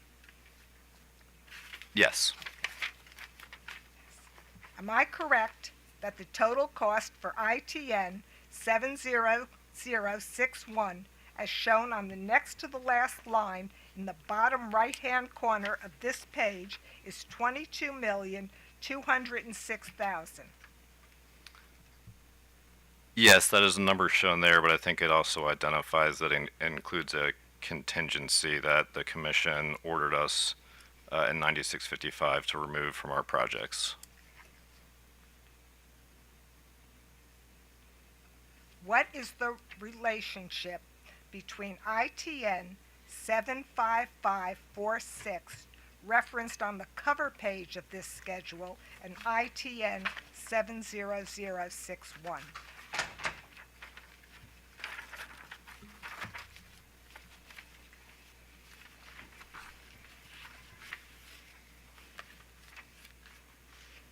I'm sorry, can you repeat the question? Well, I'm go to the first page of SR-1, and it says Pepco White Oak SWGR and distribution line reauthorization ITN 75546. So I'm asking, what is the relationship between ITN 75546, referenced on the cover page, and what's on page 4 of 4 of this exhibit for ITN 70061? I'd have to go back and perhaps verify, because I don't have the details here with me, but we have ITNs that get listed under parent projects sometimes, I believe, and if you look at the middle of the page, it identifies that it's The middle of what page? the cover page, that ITN 70061 is included in this presentation, and as the title notes, it's the White Oak Switch Gear reauthorization deck, which is the project here that we're talking about in the testimony. But for right now, you can't explain the connection between that and the ITN number 70061 on page 4? Yeah, again, the 70061 is on the middle of the page here on this cover page, and it may be that it's that's a parent project that it's underneath. I'm not responsible for managing the project, so I don't know the specifics of that, I unfortunately. Can you identify for the commission where in your testimony and exhibits you have documented the actual dollar amounts the company has incurred for each year since the company's initiation of ITN 70061? Yes, so this exhibit that we're looking at, the RTL SR1, it notes all spend prior to 2019, and then as I've noted, we've given all actual expenditures 2019 and beyond in the record in this proceeding. But it says prior years, and that's before 2019. So we can't tell from that how far back that goes. We just know that it's prior to 2019. Yes, we haven't broken out all the 2019 prior spend by year. Am I correct that nothing in your filed testimony and schedules in this case document the dollar amounts for ITN 70061 that the company has included in its plant additions for ITN 70061 in rate year 1, rate year 2, or in rate proceedings filed with this commission prior to case number 9655? I'm sorry, can you repeat that question? I just want to make sure I captured it correctly. That nothing in your filed testimony and exhibits in this proceeding document the dollar amounts for ITN 70061 the company has included in its plant additions for ITN 70061 in rate year 1, rate year 2, or in rate proceedings filed with the commission prior to case number 9655. No, I don't think that's in my testimony here because we've been focused on what was added in rate year 3 that we're asking for recovery of, not what was in any prior periods. And I think in the rate year 1 and rate year 2 reconciliation last year, we provided a schedule to help break down what went into service in those periods to help that review. Okay. A project that was not completed and placed into service in a prior year has never been reviewed for prudence, because you don't do a prudence review until a project is completed and placed in service with known cost. Is that correct? Can you repeat the question? I just want to make sure I captured it right. Okay. A project that was not completed and placed into service in a prior year has never been reviewed for prudence, because you can't do a prudence review until a project is completed and placed in service with known cost. Would you agree with me? Yes, I believe that's very consistent with my testimony that I've submitted here. Would you agree, scratch that, am I correct that cost for plant not completed and placed in service prior to the start of rate year 3 have never been previously reviewed for prudence? Can you repeat that one more time? Am I correct that costs for plant not completed and not placed in service prior to the start of rate year 3 have never been previously reviewed for prudence? Yes, I agree with that. Your Honor, that's all I have. I would like to move the admission of my exhibits, and I ask for your commission's help with the last few numbers. According to my notes, it would be 12 FR, 13 FR, 14 FR, and 15 FR. Thank you, Your Honor. I move those exhibits into evidence. No objection, Your Honor. So admitted. So actually, given the time on the clock, we're actually going to take this up tomorrow. So as much as I know you're ready to roll. Well, I got 3 hours planned for tomorrow, Your Honor. Okay. Look forward to it. So we'll see you all tomorrow at 10.